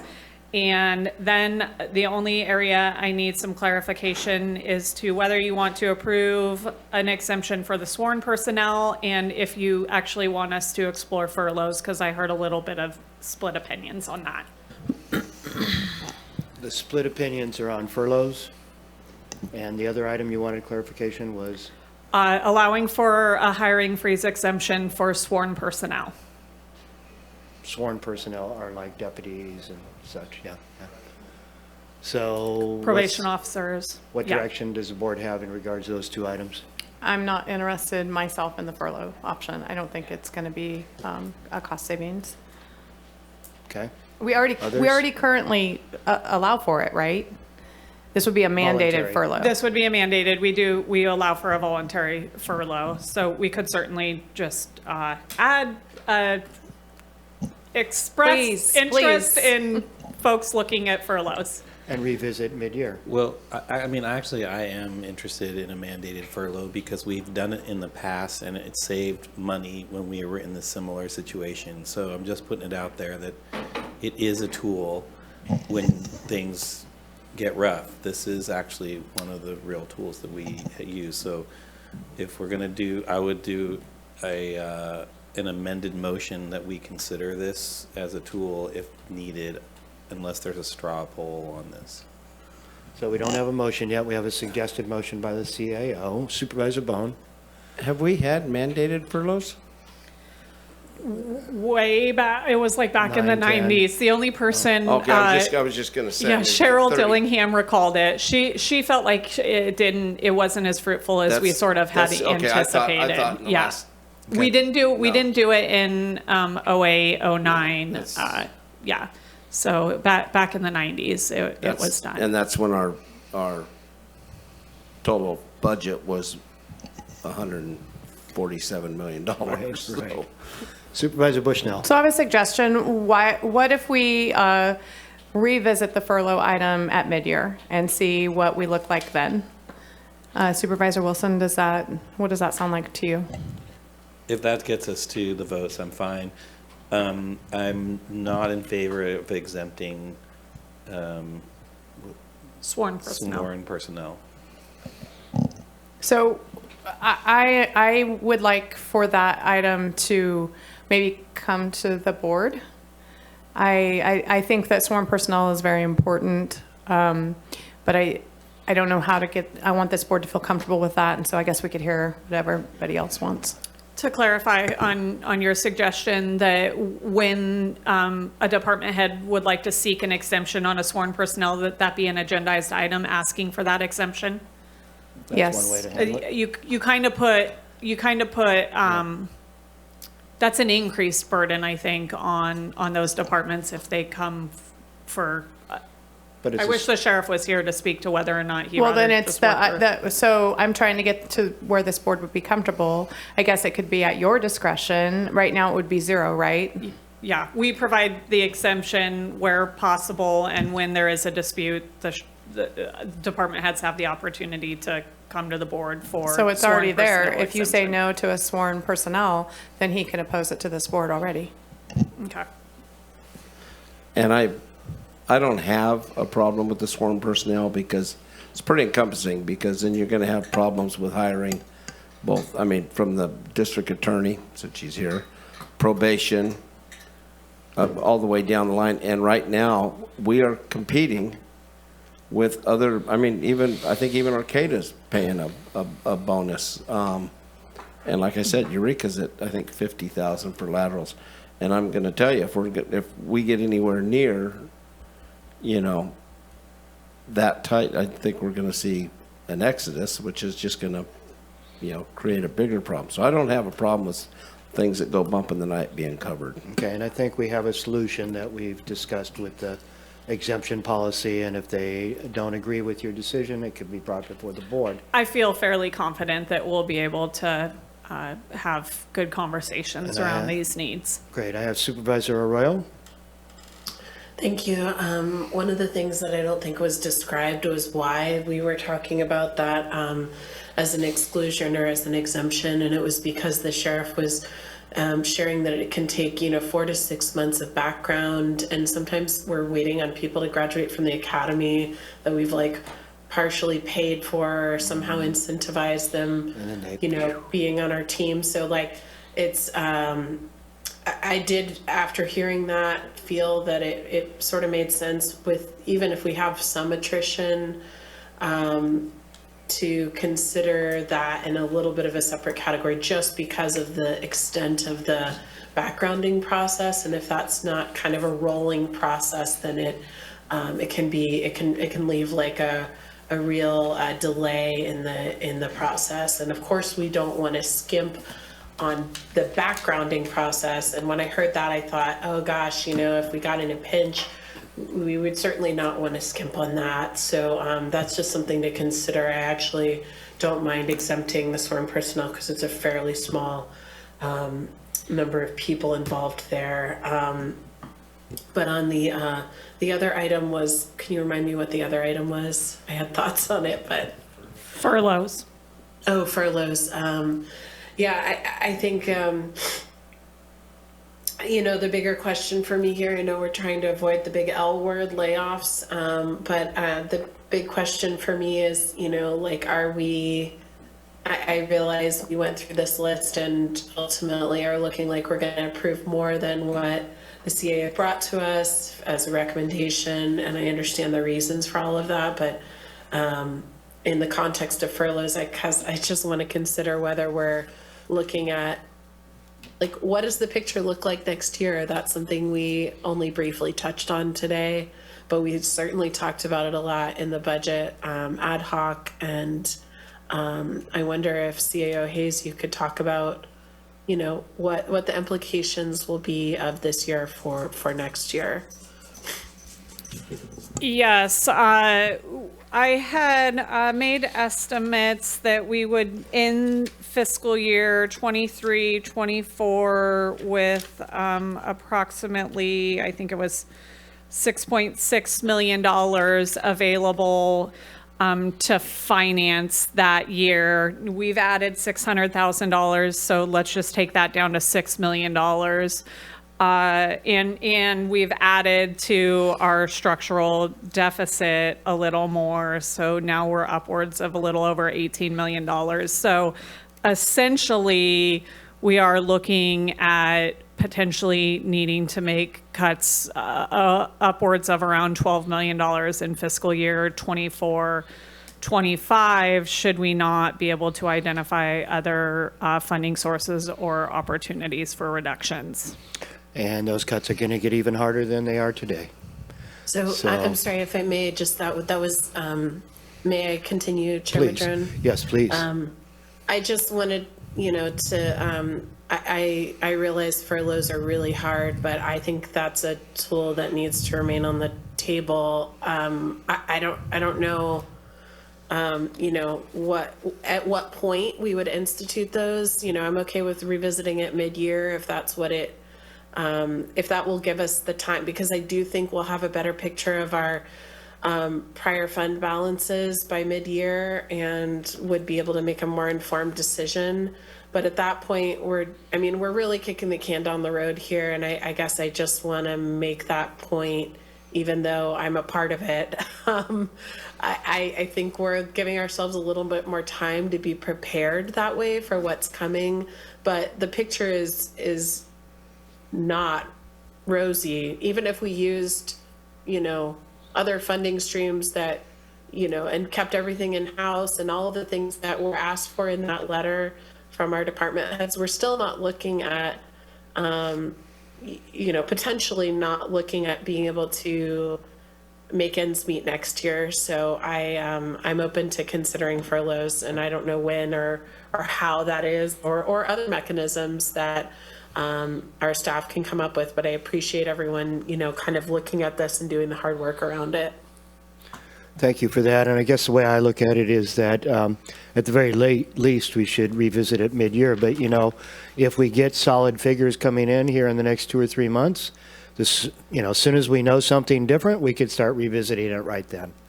Because I think it's true. We're heading into dire times, and the sooner we take actions, probably the better. So let's go ahead and go ahead, Supervisor Bushnell. I just would want to make sure that the furloughs are going to be resultive. And with Cheryl Dillingham saying that she didn't feel that they would be resultive in what we were looking for, I would want to make sure before we mandate those, because one furlough day for someone that doesn't make a lot of money can mean a lot. And if it's not going to get us in where we need for cost savings, then I don't want to do that to a person.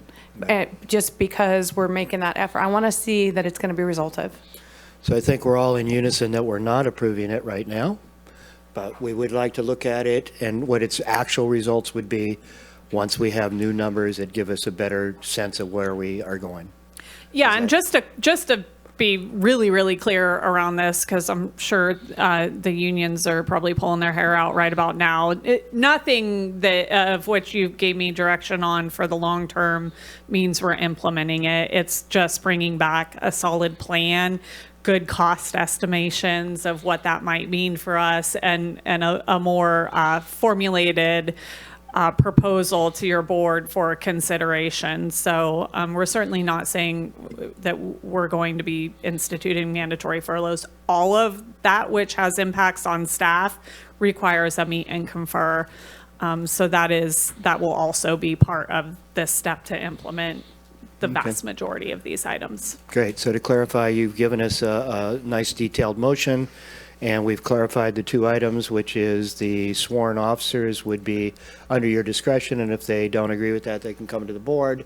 And the furlough is something to be revisited once we have better numbers and can understand what its actual impact might be. So with that, I'm looking for a motion. What she said. So we have Supervisor Bone moving and Supervisor Wilson seconding. Is there any additional discussion? Oh, yes.